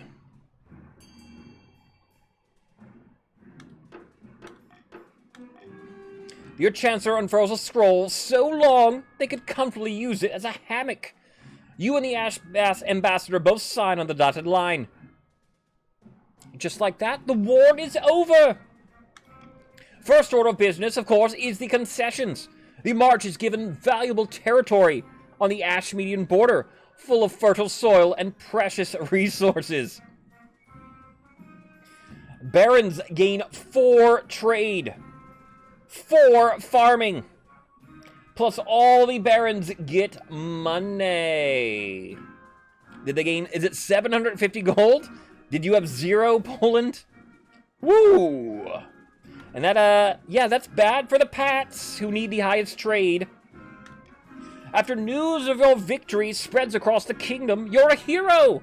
Even the nobles can't deny that you did a good job. You took on the kingdom's oldest, most powerful enemy and won. There are still whispers that you should have pressed your advantage. Authority goes up to 10. Stability to 6. Defiance goes down for the Grandees and Pats. But the Barons... We could have taken Ashmead's capital if the monarch just had a little more spine. Praise the 9th. Barons! Why is your defiance going up? This is good for you. Thank you for praising the 9th. That almost couldn't have gone better for you there, Barons. Baron's doing pretty good now, then. That was a very successful season. About my heir. Your marriage to Ernesto has grown stale. Oh, you get along well enough. You've made some good memories together. You didn't, I got Goober as, I guess. All you really wanted was to fight, and we stopped you, huh? There's no Spock. There's no Spock. Spock, no Spock. They don't care about the 9th god. They care more about the 9th god than your happiness. Spock or no Spock, you still need an heir. Congratulations are in order. The royal wedding is a magnificent affair. Something's still missing. You need an heir. You need someone young whose loyalty is assured. A child of your own would do the trick, even if they're a bastard. Or the youngest of your many cousins. Alright. I guess for this week, I suppose, when I'm having an heir, if we're doing good, if me and the husband are doing good, I'll go child together. Otherwise, I can roll. It's not like the parents got screwed last game. So I'll roll here for the child. It'll be, we won't do child together. It'll be 1 and 2 for bastard, 3 and 4 for cousin, 5 and 6 for lowborn. And we will adopt a lowborn child from the orphanage. The nobles won't be happy with a lowborn child being elevated to the status of a royal. I urge you to reconsider. Mind is made up, Chancellor. I'll make the necessary arrangements. Alright, lowborn child. We check in with the barons. Across the kingdom, commoners and nobles alike are now turning to General Murtha, who promises to rescue them from the monarch's weak rule. There are daily parades in the general's honor. A cult of personality begins to form. Commoners are signing up in droves to fight for Murtha. Her popularity far eclipses the monarch's. In the grand hall of Baroness Gooberfish's castle, a number of figures are hunched around the hearth, plotting away. Soon the people will beg us to pose as their pathetic monarch. The general's in place. Time for the final blow. What is next? Barons, what is your final goal for the game? Will you A, provoke a civil war and take the palace for the monarch's safety? Or B, enact a swift and brutal palace coup?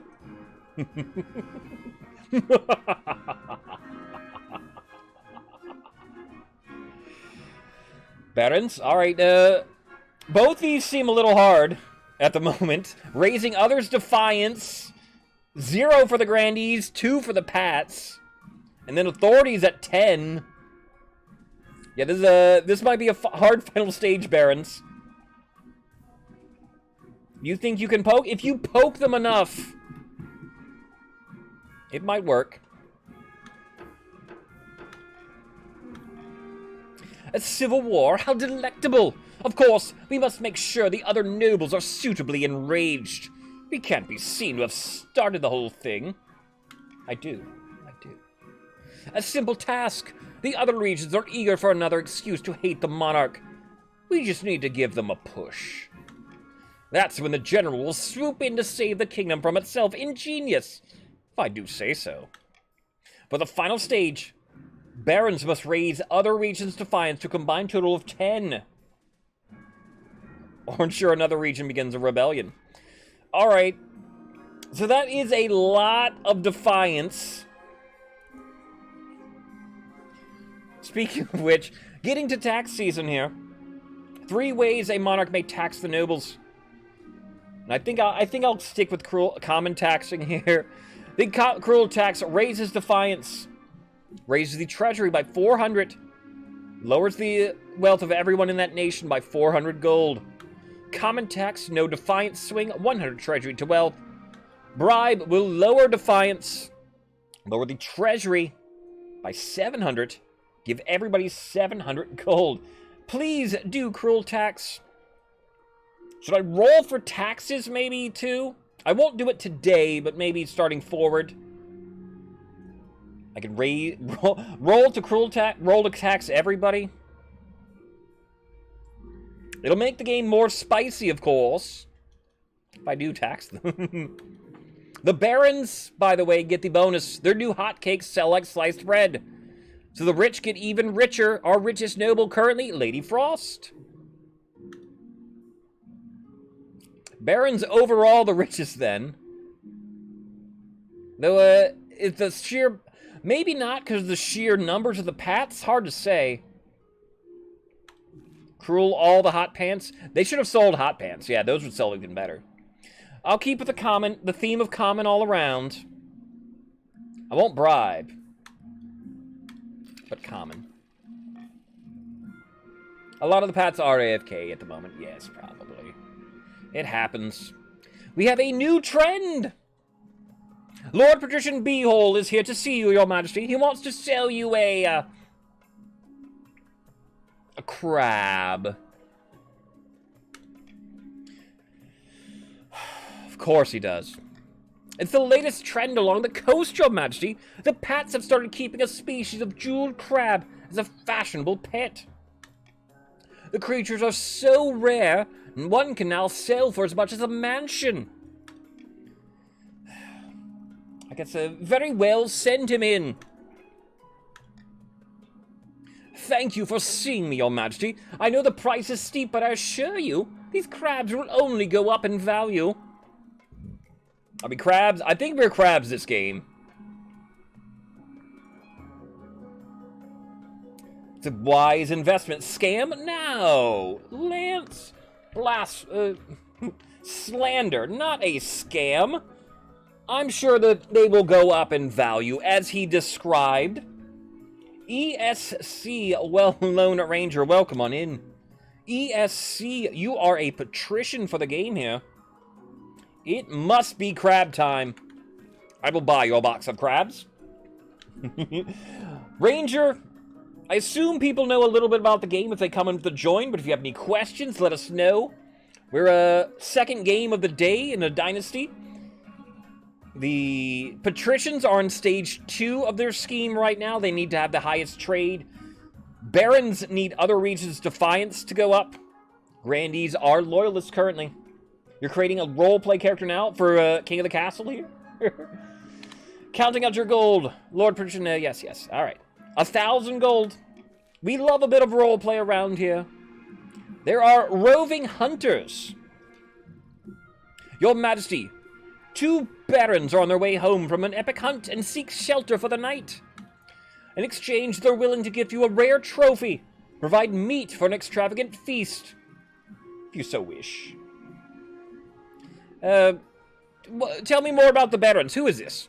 Their names are Combo Lurker and Gooberfish. As for the particular hunt, it's an ancient marcher tradition. Something about trekking on all 4s across the kingdom to claim a bounty from the great animal spirits. Alright, bring them in. Set the tables, Chancellor. Sounds great. The table is set for a delectable feast. Though your spouse doesn't join you, you enjoy the company of the 2 barons while the storm rages outside. The meat they provide is said to come from their latest kill, Hortusk, an ancient boar the size of the castle. You're not sure you believe their story, but it certainly tastes better than anything you've had for a long time. But later that night, you hear strange noises coming from their quarters, like pigs squealing and snorting. What on Celeste earth did they bring in here? Let's me get up and investigate the noises. You creep down the corridor and push open the door.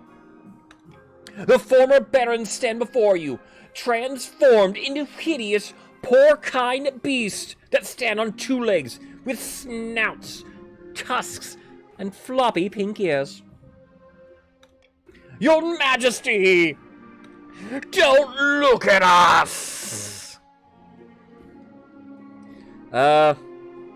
What? Yeah, what? What in the devil is wrong with you? It was the meat, my liege. We hunted and butchered an ancient legendary beast. We were told it were cursed, but... we were told devouring the beast, the spirit of the force itself, would bestow great power.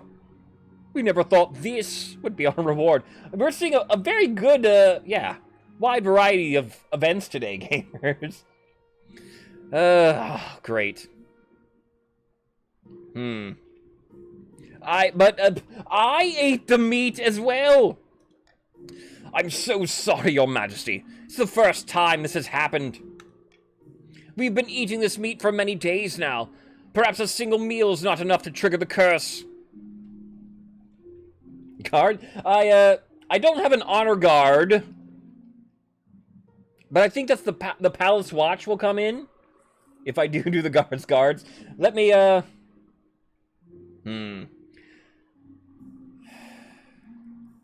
roll.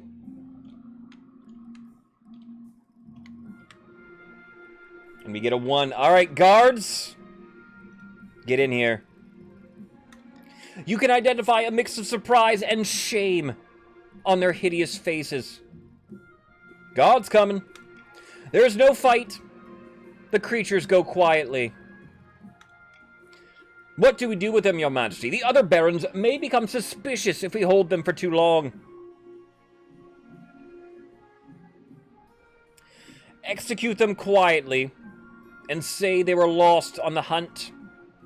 Expose their secret and hand them over to the barons. Or secretly set them free. Hoy, let's do a challenge. What kind of challenge? You've set your goals and I'll play as Grandee Marclian III of Porto Meto. Anything I say in the character in these parentheses in the case. Alright. Gotcha, Gotcha, ESC. Both roll. If I get a higher number, he'll let you live. Execute Order 66. I think...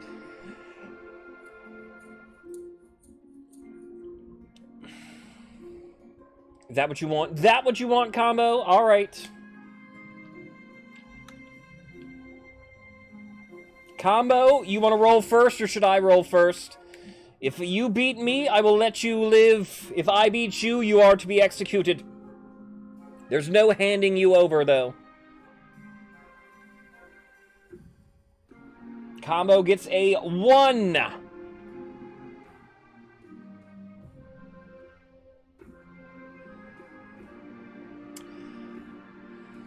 I think your fate is sealed, sir, but,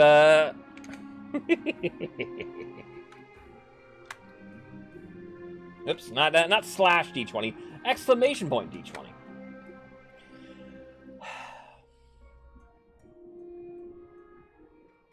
Combo. The dice have said it. ESC, thank you for the follow, then. Hope you enjoy your time here today. We play a lot of King of the Castle, and role-playing is a lot of fun in this game, and I will encourage you to do it if you wish. We have a lot of role players that will be in the stream. Let us, pray, should we just rebel, FMX? Nobody can rebel right now. I don't think, right? Can anybody rebel? How's the kingdom doing? Alright. We'll execute you quietly and say you were lost on the hunt. It will be done. Alright.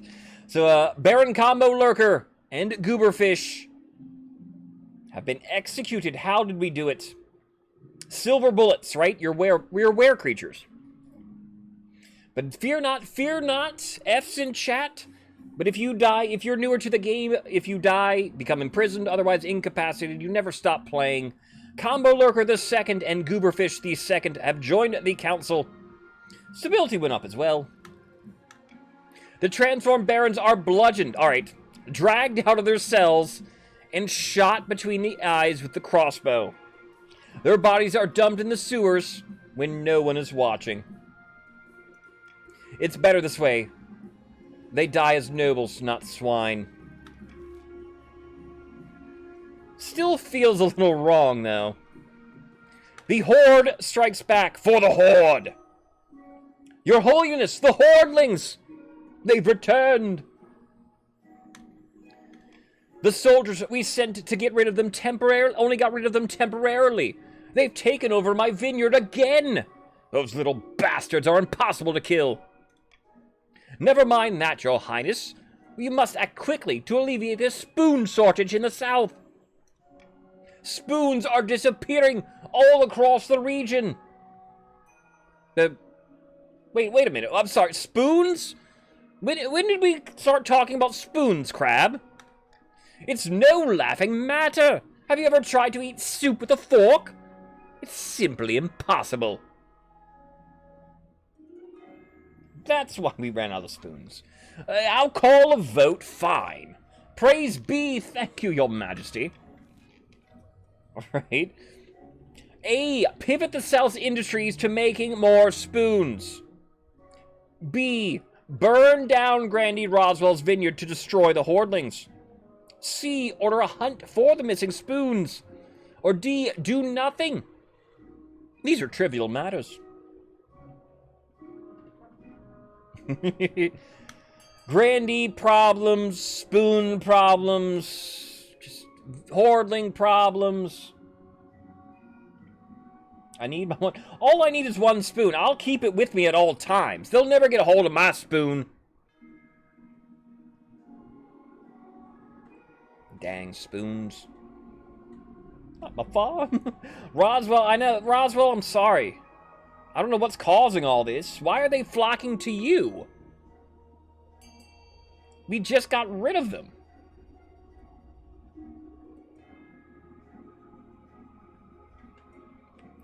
Patrician Markian. Patricians? Any patricians voting? I see no green on the scoreboard here. There goes someone. Do nothing. On this, my birthday.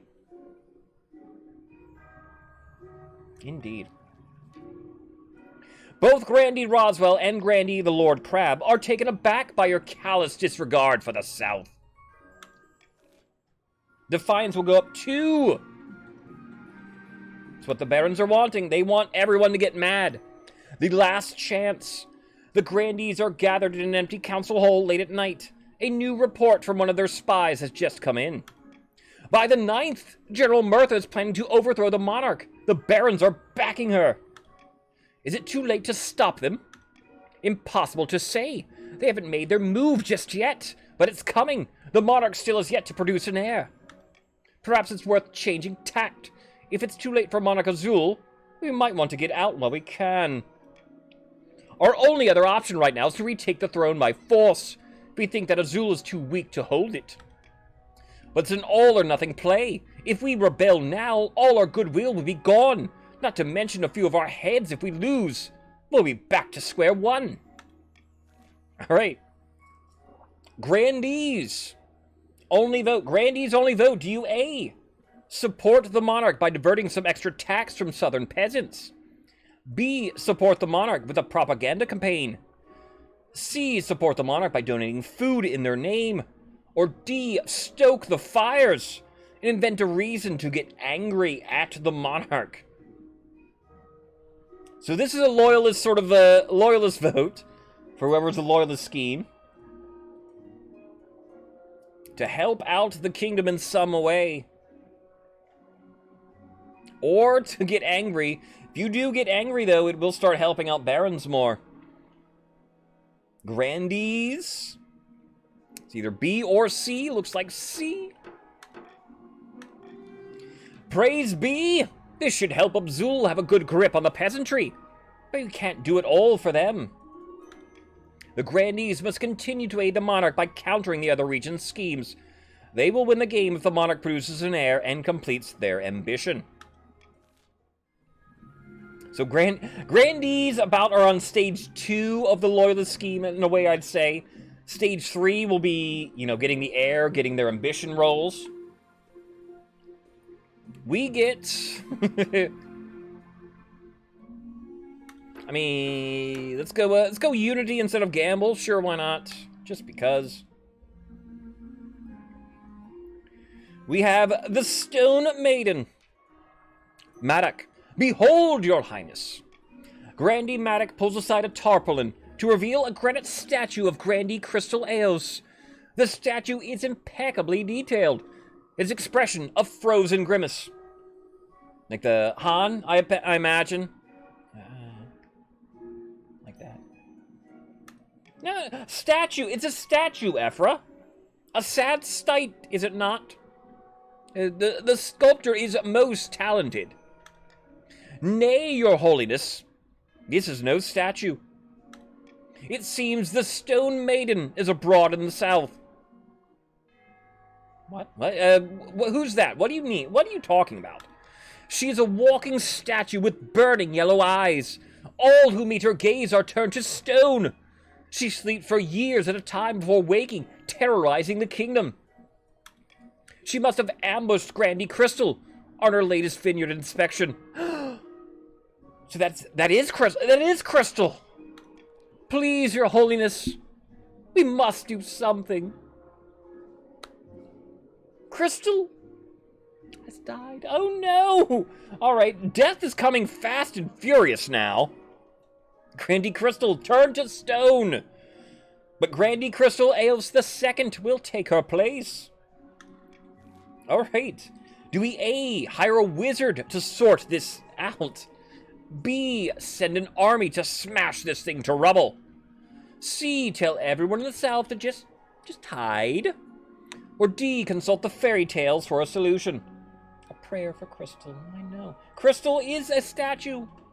It's very fitting.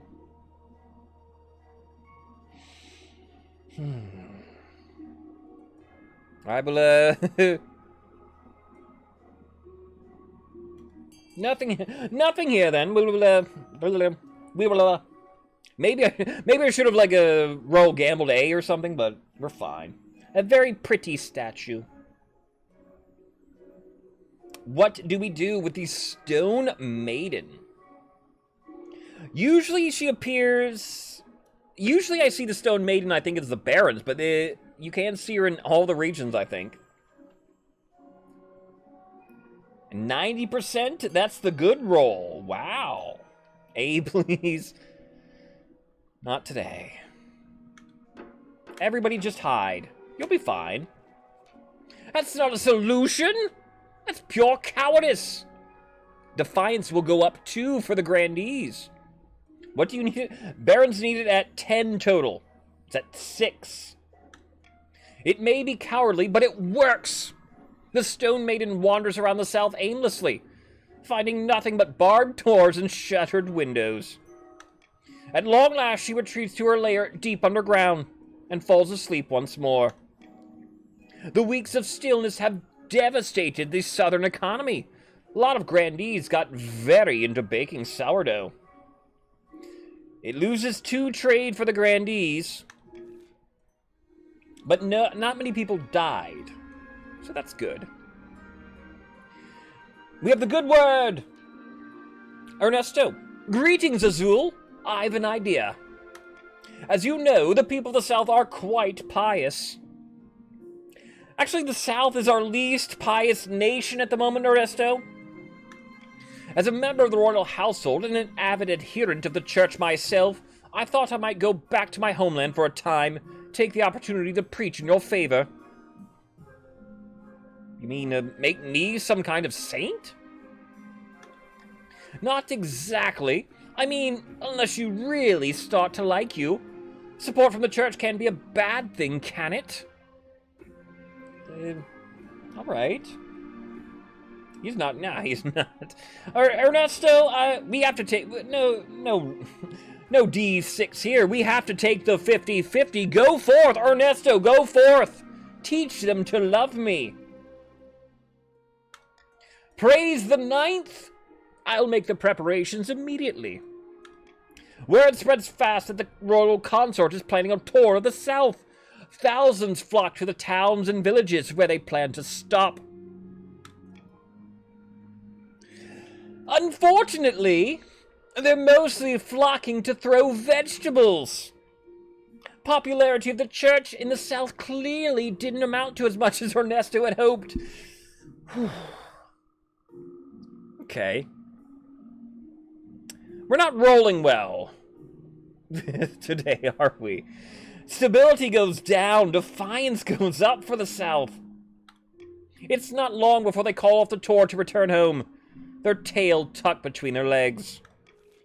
No, poor Ernesto just wanted to help. Fevered dreams.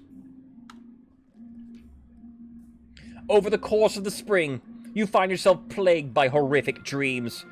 You're running through open woods full of screams as your colossal jaws bite beast and human alike. You are always hunting, always hungry.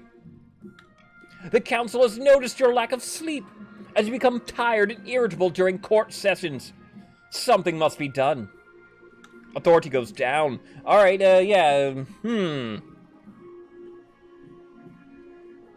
It appears as if something might be wrong with me. Let's go ahead and roll. Let's go ahead and roll here for what I do. D20, 1 through 5, 6 through 10, 11 through 15, 16 through 20. We don't know what's happening yet, Sir Cam. And we get a 14. All right, that's the third.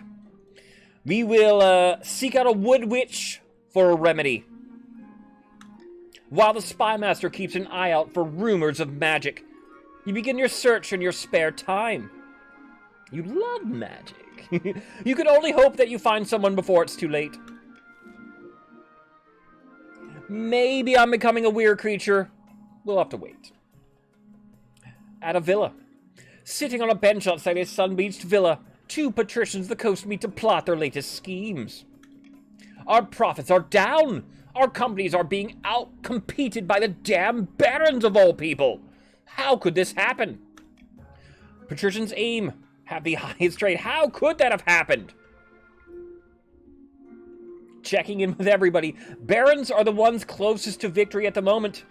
They need the other region's defiance to be a total of 10. It is 7. Grandees are tempting loyalists. They will win the game if I win the game. I don't have an heir yet, but heir is coming soon, I think, here, Grandees. Patricians then need the highest trade. They need to knock the barons or bring themselves up.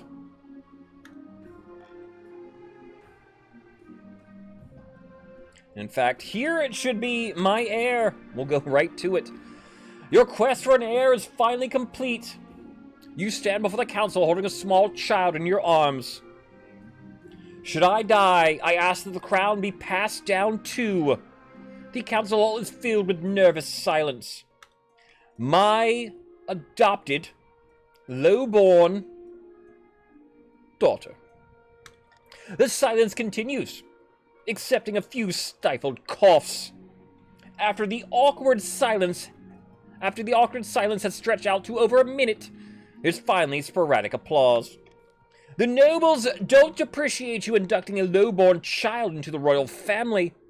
But whether they like it or not, by designating an heir, you've cemented stability of the kingdom. Ouch. Oh, no then.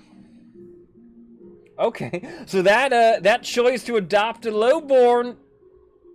Ooh. Ooh.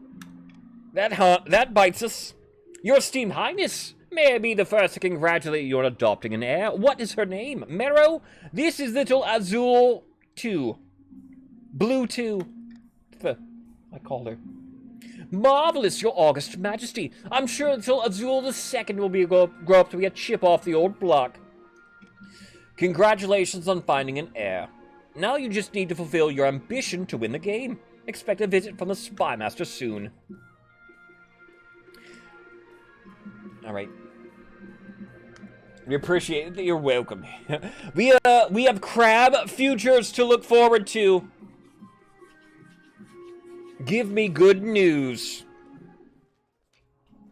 Behold, the crab craze has swollen to unforeseen heights, your majesty. That's good, isn't it? The trade is so profitable, the patricians are shutting down textile mills to focus on catching crustaceans. Thousands are unemployed. No more mention of those. All right, gamers. Game on. Who cares about that, your majesty? Your box of crustaceans is now worth nearly double what you paid for it. Okay, all right. Stonks are rising. Do we sell, sell, sell? Hold my nerve and hold on to the crustaceans. This is a waste of everyone. Bejeweled crawlers, yes. This is a waste of everyone's time. I'll make the sale of jeweled crawlers illegal. Prevent the closure of factories by offering tax breaks to major industries.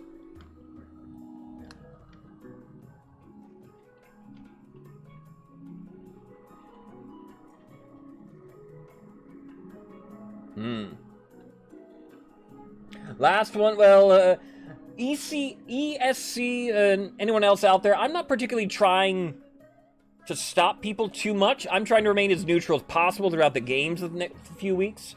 So I won't just pick D. Do I roll here, though? Maybe I roll. I'll do my roll. I will. D20. 1, 2, 3, 4. And we'll get a 2. We'll get a 2. I think that's what I wanted, all right? I think we needed to sell right now. Bubble's about to burst. You sell your crustaceans for much more gold than you paid. The treasurer appears satisfied with your practicality. Meanwhile, industries collapse along the coast. Your trade will go down at 1. A horrible haunting. During a meeting with the Council of Nobles, a commotion erupts as Grandee Waper lets out a piercing scream. Upon my honor, Ninth preserve us, it's here, it's here! She faints away, falling to the ground with a crash. Oh, Waper will be fine. Get up. With some brisk shaking, Waper comes to. I thought I'd be safe from it here, but alas! When we built that thieves' guild on my land, some manner of specter was disturbed. It made me its target. We saw this not too long ago. All is not lost yet.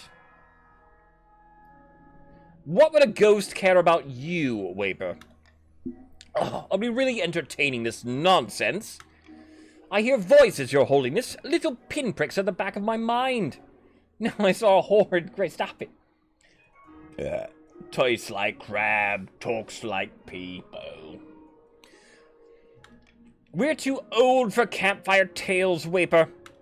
I beg you, your highness, gather nobles, come to my aid. We must banish this wrath. Right.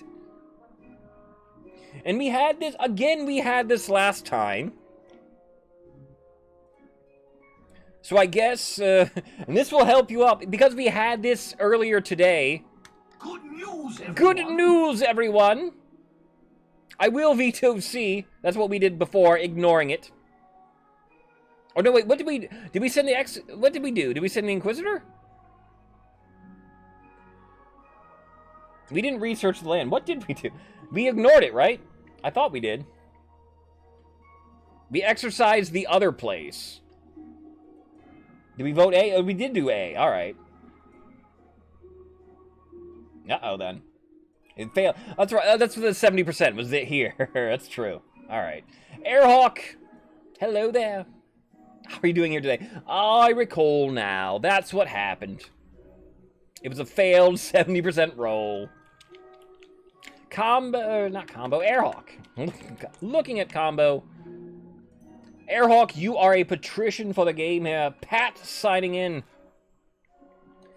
I suppose since we saw it last time, but we saw it fail last time, do I still veto A? I don't have to then. I will, though. I will. That's, I guess, another rule for the next couple weeks. If we have an event appear twice, maybe I veto what we did before. It always sounds good. Airhawk, though, how are you doing? Happy Monday. Welcome to the Battle of the Bees League the next couple of weeks here. Airhawk, anyone else joining us? All the factions are competing. The top 3 factions in the next couple of weeks will compete on the next Praise the Ninth event, where one of them I will assemble a costume for Halloween this year. I will dress as King of the Castle themed costume, where we're having this fun little tournament to determine which nation that will be. Is that my hair? That is my hair. Looks like we will research the land here on which it was built. Maddock, thank you, yes, sir. That's cool. Yes, thank you, then. I wanted to dress, I was undecided. I was going to pick myself. I'm like, I want to dress as this. But this way, we have a lot of fun getting to choose it. You summon the chief architect, who nods thoughtfully when you explain the situation. This sort of thing's an occupational hazard when building on historical sites. Keeps you on your toes, doesn't it? It's your job to make sure buildings are ghost-free, architect. Of course, Your Majesty. I'm sure it'll be easy enough to sort out. He hurries off to Quail University to delve through the records. You can only hope Waper's troubles do not get worse in the meantime. End of season. Our next auction of the game. Exclamation point, fund, space, your choice, space, how much you wish to bid. And we've got a riot in the middle of our auction. How dare you? Vaughn, welcome on in. Friday, Miss Friday, how are you today?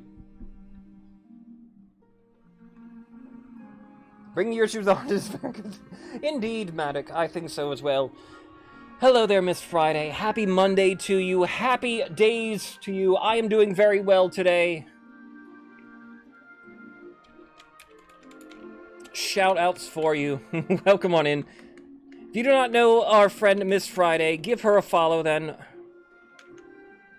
B&D are good. B&D are very good. She's a wonderful person and streamer here. Do we like money? Does a lot of phasmophobia. Plays some Slugcat or Rain. Slugcat, as we call it. Has played King of the Castle on occasion here. But thank you here, Friday. Now, of course, you are awesome. Auction hasn't started yet, has it? But we are playing King of the Castle. If you don't know me, I am a casual hoy. And this is a party game, a streamer versus chat game. And as Friday has demonstrated, you too can play along. If you just type exclamation point join. Friday, for example, you will join in one of our 3 teams. You are on the green team, aka the Patricians.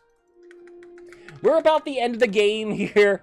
The Barons are trying to raise other people's defiance. Patricians need high trade. The yellow team are loyalists. They want me to win the game. We are starting an auction right now. One of the ways that you, the nobles, the viewers, can influence the game. Richest noble, Israeli Frost, at 2,600 gold. Let's review. We're going to review everything we've got, though. If you have any questions about the game, anybody new joining me, let me know here. A, the Cathedral raises up faith for the Barons. B, the Deer Park will lower farming for the Barons. C, the Observatory will lower faith for the Grandees. D, the Thieves Guild will lower trade for the Grandees. E, the Grand Bazaar will raise trade for the Pats. And F, the Prison will lower stability for the Kingdom. Trust me, I'm on your team. Indeed then. Not a great auction. spicy as I like to put it. The patricians do need E then, raising their own trade. They would have been much better served if the barons got the Thieves Guild. Barons themselves don't have much to do. I don't know. You're here to watch the chaos unfold. Pikachu, I would expect nothing less here. Fuzzy Pickles Goober.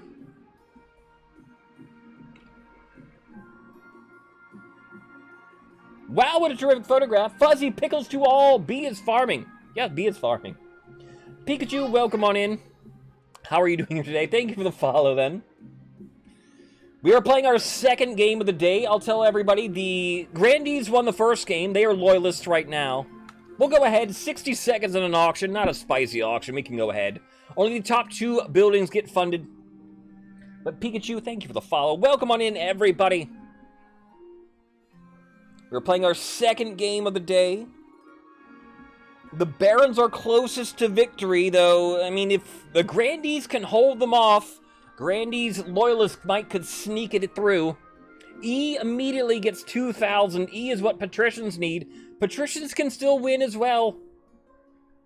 They need, I think, something bad to happen to Baron's trade. That's what we need, right, Pats? Somebody to just come in, bandits, start robbing people. E, the only thing being funded. There goes D, bargain at 100 gold for the moment. 10 seconds left. It's E and D. D is at 100, E is at 2,400. Will it be a bargain price? D lowering trade for the Grandees, 1,100 even. Somebody tried to get F, that's why. All right. It will be E and D. E raises trade up for the Pats. D lowers trade for the Grandees. Combo, biggest contributor, combo, sabotaging.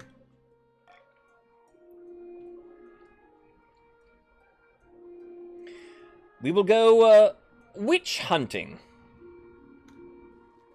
We're going witch hunting? Yes, we are. For weeks, you've searched for a witch or a warlock that can treat you of dark and bloody dreams. Yeah, I might be, did I miss something? I might be a were creature. Might be. Knowing the church would be outraged if they find out. You must just take discreet action in your witch hunt. Have my armies scour the countryside for a witch?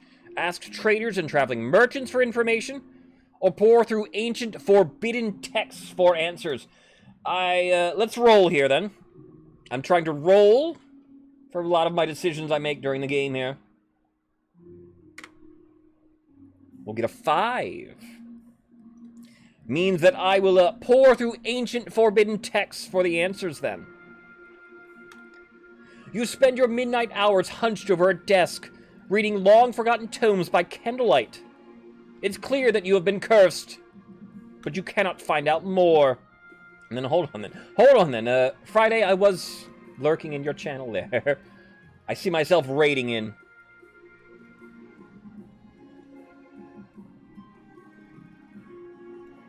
So let me switch up my lurk a little bit. Just a little bit, switcheroo. Heresy. Always fun to raid yourself, right? So let me switch it. I'll switch it a little. The search is fruitless. You can only hope a clue turns up soon. Not only are the dreams getting more frequent, they're more vivid. You're starting to doubt that they're dreams at all. Matic, I'm sorry. I have to do something about it. If it takes forbidden text, I must. The chief architect returns. Your Majesty, I've discovered something interesting about the land on Grandees Waper's haunted Thieves Guild was built. And, what did you find, architect? The ghost is actually Waper's great-great-uncle Alvaro. He isn't haunting the building, he's haunting her. My great-great-uncle is angry with me? I never even knew him. I can call upon Quail University for more information. By the 9th, I don't need information. I just want this ghost gone. Alright. Dewey A. Have Waper 34 exorcised? B. Continue researching great-great-uncle Alvaro? Or C. Ask Waper to find out what the ghost wants? Right, Waper's great-great-uncle is the ghost. And we don't know what to do with it. Karen I? Pop another raid, another one. Karen I, welcome on in, everybody. Master Mayhem, MJM, Aura Frost, Blank, Siren, Endark, welcome on in, everybody. How are we doing here today? Need an exorcist? Did I call an exorcist? Is one of you an exorcist?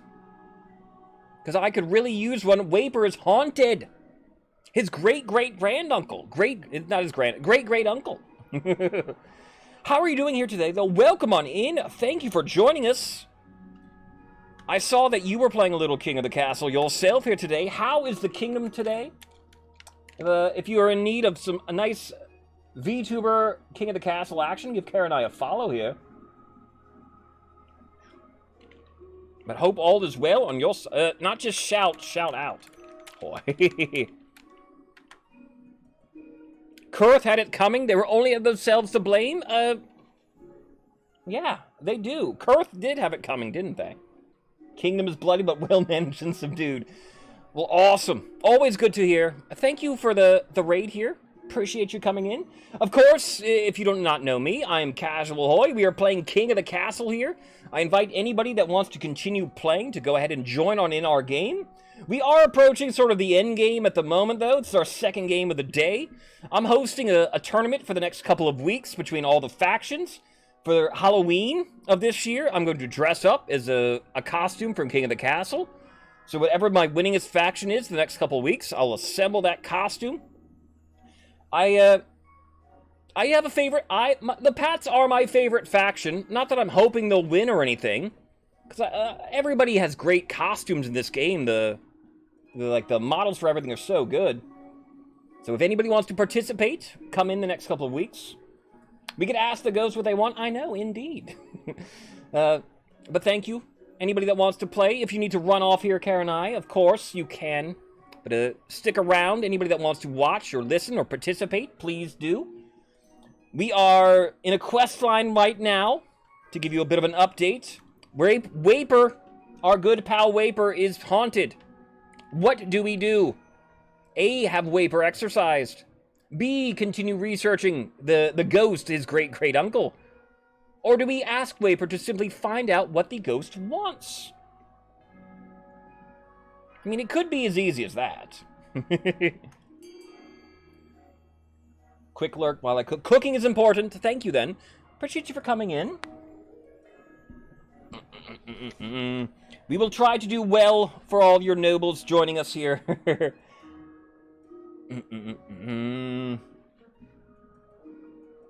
It is my favorite. Pats are my favorite faction. I didn't say they're my favorite costume, though. As a Pat, I'd have to get a mask, right? That's the big thing on the Pats. Chief, I know I look like a chief with the beard and the long hair and everything, so I could probably put together a good chief costume. Grandees, I don't know if I could find one of the big hats. Maybe I'd have to try to find one of the big hats. Counts, I could find a skull. Right? Skull. Counts carry the skull.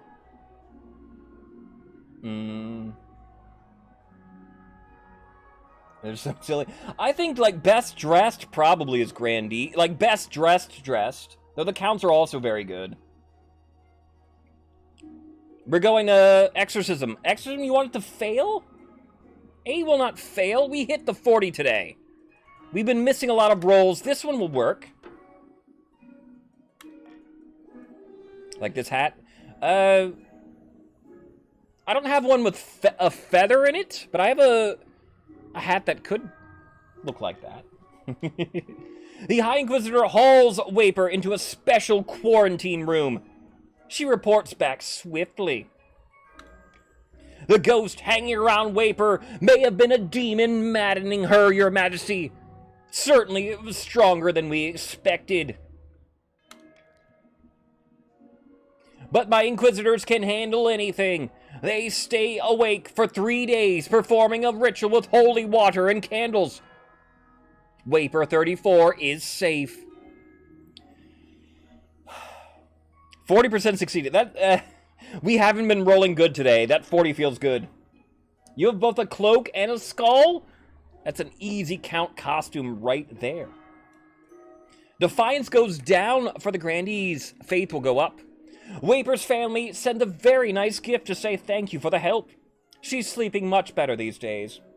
FMX, thank you for praising the 9th. This is helping our Baron problem, indeed. Barons need Defiance at 10 between the other regions. That barely helped. And in fact, my ambition. At the start of your reign, you said you want to be the architect of a new golden age. You've succeeded on that front. The kingdom has never been more prosperous. Well done, your majesty. Nice. But to shut down your nobles' scheming for good, we need to build on that reputation. Your nobles have some ideas. Have you heard of the Scepter of Sages? It's an ancient lost artifact forged by Queen Alma the Wise. As a legend, any monarch who recovers it will rule over a golden age. My advice, on the other hand, would be to infiltrate each region with loyal spies. Defeat their schemes with schemes of your own. Your chancellor has other ideas. Baron problem fully gone? I wouldn't say fully yet. Alright, and then, Loyalists, Grandees. Do you have an opinion here? My Grandees, as my loyalists, should we create a kingdom-wide spy network or recover this scepter? Kingdom-wide spy network is stability and trade. Scepter is faith and trade. They're both pretty close. We're closer to faith. 777 and then 8, though, stability. Both of those are good. We like faith. The Scepter of Sages it is. A wise decision, your majesty. I'll begin sending out adventurers to track down the Scepter's location. But adventurers aren't cheap. Your priority is to raise the kingdom's overall faith and trade as much as you can. And of course, there can't be open rebellion among the nobles. Alright. So essentially, on like the last stage now, is the Monarch and the Grandees. We get to our next tax season of the game. 3 ways the Monarch may tax the nobles, though I probably am going common here. The cruel tax raises defiance. Raises the treasury by 400. Takes 400 wealth from everybody in the nation. Common tax, no defiance. Swing a mere 100 treasury to wealth. The bribe will lower defiance, lower the treasury by 700, add 700 wealth to everybody. The barons got the bonus. They invested wisely in the fur trade. The barons' top 3 are our richest nobles. And I do think I'm trying to keep neutral. Common tax all around is fine here, I believe. Kingdom's pretty rich. Where's our voyage to Chur?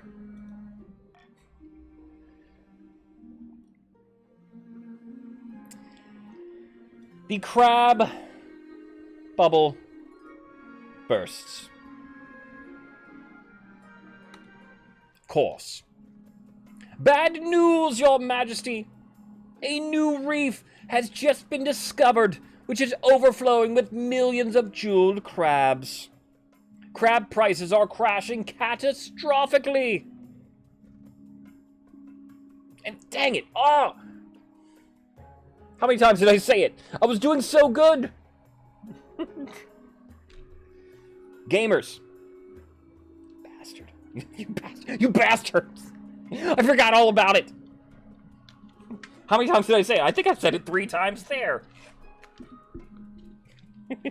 I'm banned from, I think I did. I'm banned from saying the word crabs, or at least I was, but I think I said it all times there. Ugh. I had just looked over there and reminded myself to pay attention. Take your points back. What? The entire kingdom will suffer financially, Your Majesty, with the exception of a few patricians. Curiously, Lord Patrician Beehole, the very same patrician who first began the crab craze, recently sold all of his crabs at a huge profit, days before the crash. So every noble loses money, except for Beehole.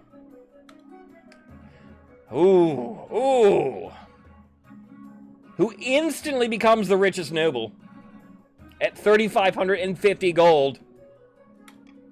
Something must be done. What the hell, Beehole?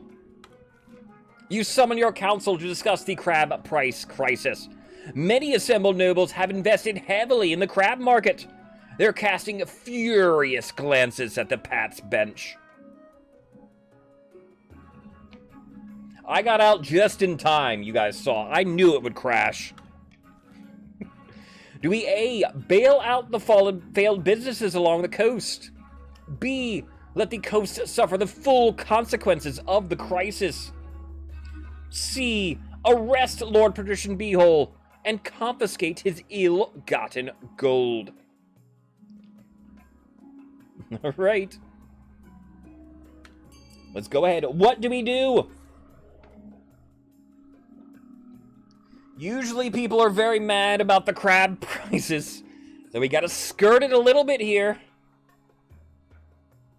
So we can't let the Pats get too mad. Your refund didn't register? Apologies. Uh-oh. Did I hit the wrong button? I hope I didn't hit accept then. I'll keep going. Apologies. I'll keep, did I hit accept? I might have hit accept. How much do you have? How many crabs do you have? How many crabs does everybody have?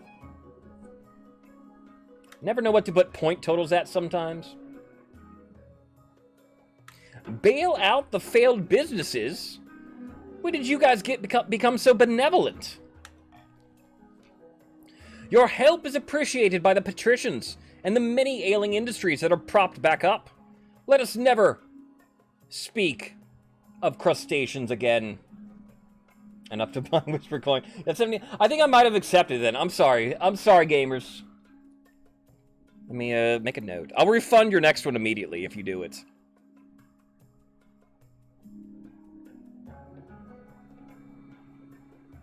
My apologies. Just checking boxes off.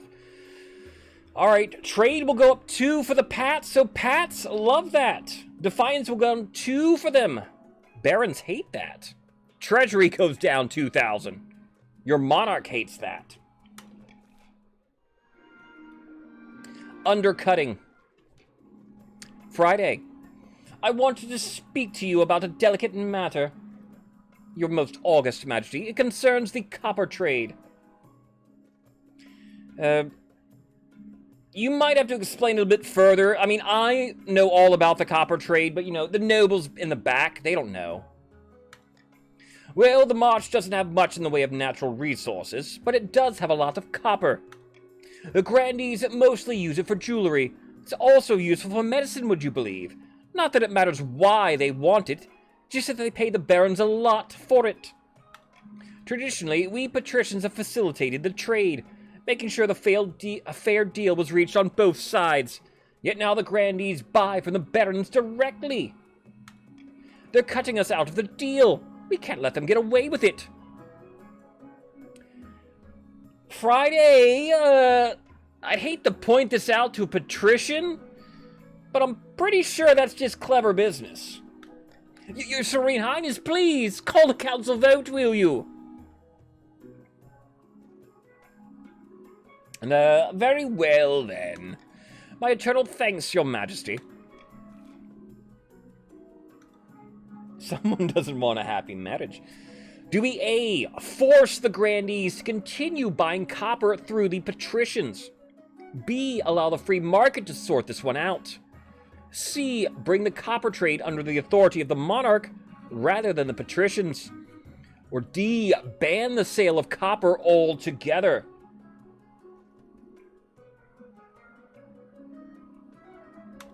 What do we do? Ranger, what do you think? A king needs money. I just lost a lot of money helping out the businesses.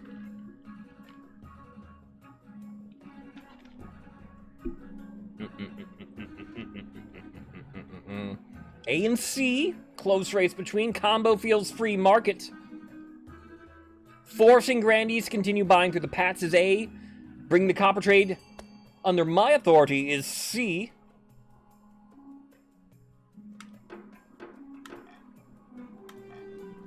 That doesn't help us at all, Your Majesty. You're just cutting us out. Authority will go up. Defiance will go up 1. I'd rather have the monarch monitor our trade than have your slimy mitts all over it again. All you ever did was skim off our profits. Why, you ungrateful ragabash, I'll... You have the Palace Watch step in before anything gets too rowdy. Noble Patrician Friday backs down without a fight. The patricians suffer as a result of the council's decision. The barons too, who will have to pay more than they had been. But you make a good profit. So trade goes down for the coast and the barons. Patricians and barons all lose money. The treasury does go up, though. So that's a good thing. Pats are still tied for trade. But we get to my ambition, the Scepter of Sages. Your Majesty, I have the most exciting news. Our hired adventurers have discovered an ancient manuscript hidden deep beneath the mountains. It speaks of the Scepter of Sages. It was written by Queen Alma herself. Worried about what would happen to the kingdom after she died, she hid the Scepter of Sages so her enemies couldn't find it. So, where is it? It's in a warren of caves within the Black-Wheeled Forest, Your Majesty. Near to the capital. It's been under our noses this whole time. I've taken the liberty of sending out more adventurers. They'll clear the area and get inside. We're close. I can feel it. I do hope so, Your Majesty. All this is most bracing. I don't usually get to do this sort of thing. I'm usually stuck in my office all day. As soon as the adventurers return, the treasurer comes to tell you the news. All right. This is the monarch's attempts to win the game. I will have 2 rolls based upon my 2 sort of stats goals. First one is a trade roll at 60%. Have they found 10 of the time, it works. Anything? Every time. Every time. Most delightful news, Your Majesty. The adventurers have found a golden door beneath the forest, which matches the description in Queen Alma's manuscript. So we have the scepter? The scepter should be hidden within. But the Scepter of Sages can only be found by a monarch who is strong of purpose and true of heart. That's me! That's me! That's Monarch Azul! Indeed, Your Majesty, I'm sure I agree. But unfortunately, it's not me who decides. Queen Alma wrote a ritual for the monarch to prove themselves worthy of the scepter. If we go to the cave, I can read out the relevant passages while you set it all up. You make the arrangements, bringing a procession of horses, food, drinks, adventure guides, a little traveling desk for the treasurer to the Black-Wheeled Forest. Your spouse comes too, riding beside you. My dear Ernesto, we haven't seen you in a year, it seems. This is a most wonderful chance for the kingdom. The scepter will bring in a golden age. The adventurers lead you inside the cave, holding flaming torches to light the way. Soon the tunnel grows horribly cramped. You bend double to squeeze through. Don't worry, Azul. We'll pull together and get through it. You walk for what feels like hours. Just as you might have lost hope, you reach a golden door. Exactly as the adventurers described. I won't say it here then. Unofficial official. It will only open for the faithful. Close your eyes, Your Majesty. Concentrate. And breathe. Breathe! In through the nose. Exhale out through the mouth.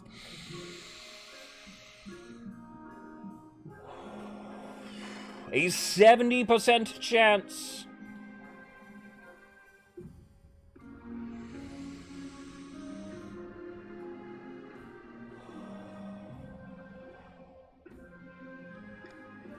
A bright golden light flares behind your eyes.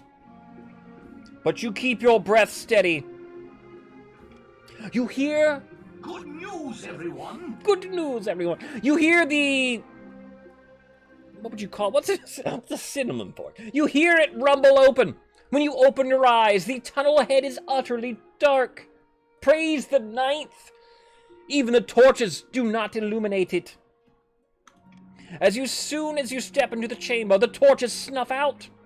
A hideous scream echoes from below. Is there money down here? The adventurers scramble into a protected stance while the treasurer wails. Oh, this is awful! Dreadful! I should have stayed in my office. I have to say I feel it similarly. Do you even have enough air left? It's fine. We're meant to be here. Sorry. I'll stay calm. You put out your hands. Feel your way along the wall. And your fingers, they touch. They touch something. Could this be it?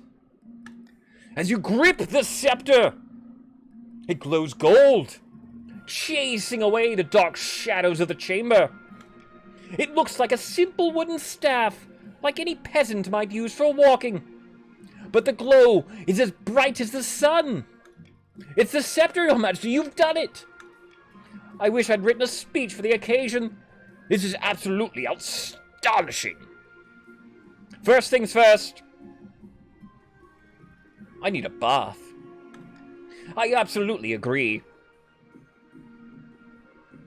Does that mean I stink? Are you calling me stinky, treasurer? I'm not leaving the palace again for a long time. But first we need to call the nobles, tell them the good news. Bearing the scepter, you make your way through the tunnels and back into the sunlit forest. As soon as you return to the capital, you call the nobles to the council hall. I'm gonna let them sweat. You take some time to have your servants fix your hair, polish your crown. A few little things to make the monarch feel special, you know. Then you stroll into the hall. The treasurer holds a velvet cushion upon which the scepter of sages sits. Looks small and ordinary, but you sense the weight of its history.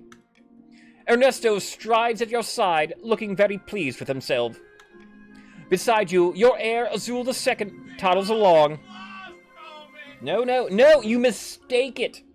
This is the all is great moment. Hand in hand with her governess. What's going on, your esteemed highness? Why have you brought us here? I have some good news. For me. The nobles fall silent as you ascend to your throne and settle yourself comfortably. Monarch Azul has descended to the darkest depths of the Black-Wheeled Forest, has retrieved the Scepter of Sages. Excited and worried whispers ripple around the council hall. As bearer of the Scepter of Sages, the monarch... No, you mistake it. All is not lost. It's a good thing. The monarch has sealed their destiny as Monarch Azul the Enlightened. How do we know it's real? Could be any old stuff. And I will pick up the scepter.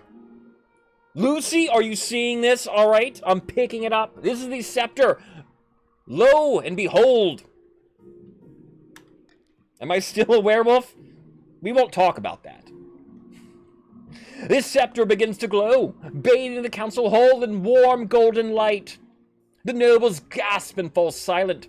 Beside you, Azul II claps her hand in delight. Lucy? Are you joining the winning team? No, you're not. You are Pat. Thank you for joining us, Lucy. Praise the ninth. That's extraordinary. it becomes clear that even the grumpiest of nobles will never dare speak against you while you bear the scepter of sages. Finally, you are secure in your throne and your kingdom. Your victory is here, but the future has only just begun. GG's to everybody, but especially your monarch and by extension then the Grandees, with a sweep of games today. GG's to them. The fast track to a costume change. The barons withdrew support. The wave of popular momentum beyond General Mirtha petered out. She is soon just another bitter old soldier ranting that I could have been the queen. The Grandees celebrated their victory.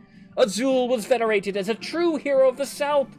But some whispered the Grandees were losing control of their puppet as the monarch consolidated their power around their heir, Azul II.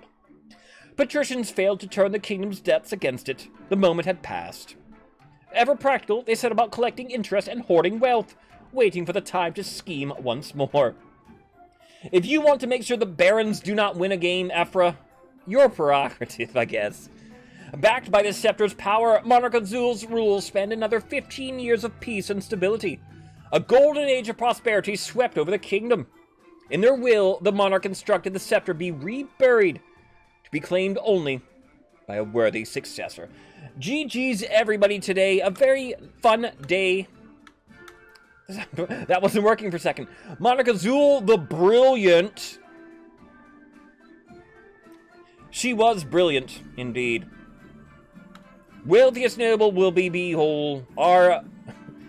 Our lucky crab man got away with it. Stats for the kingdom. Barons, of course, very good statistically.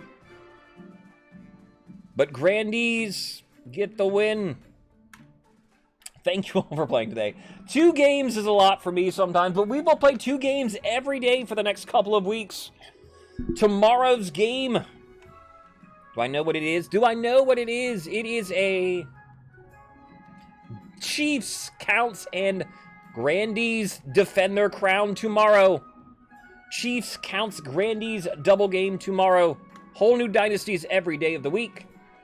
Who is on right now? We might say hello to. There's a few players, I think.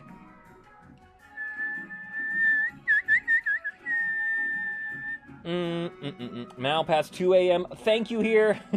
We will be going long then with the 2 games every day. Morgrimum, I thank you for sticking around. And I hope you have a good rest of your night. Anybody sticking around for the raid, we will say hello to Mr. Thrifty Tokens. If you do not know our buddy Thrifty, stick around, plays a lot of King of the Castle, both a noble and a monarch. Did I spell his name right? I did. All right, good. I'm horrible at spelling and just everything. But I appreciate everybody. Remember, Gary loves you. Appreciate everybody for hanging out today. Thank you for all the nice raids from everybody that has come in today. Karen, I appreciate it. Friday as well.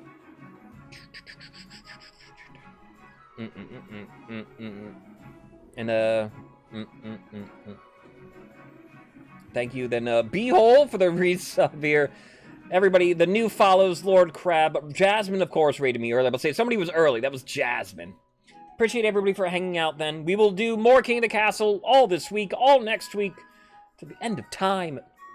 6 seasons in a movie. Morty. Appreciate you. The next one. Stick around if you want to play more King of the Castle. If you want to join me tomorrow, please do.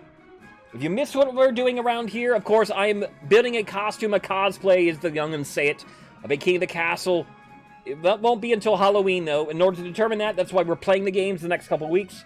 So if you have a faction you want to win, check the schedule. Come play for that faction when they are available. Remember, you are better than you were yesterday. Think of all awesome you will all be tomorrow. More Fuzzy Pickles. Be good. I'll see you later.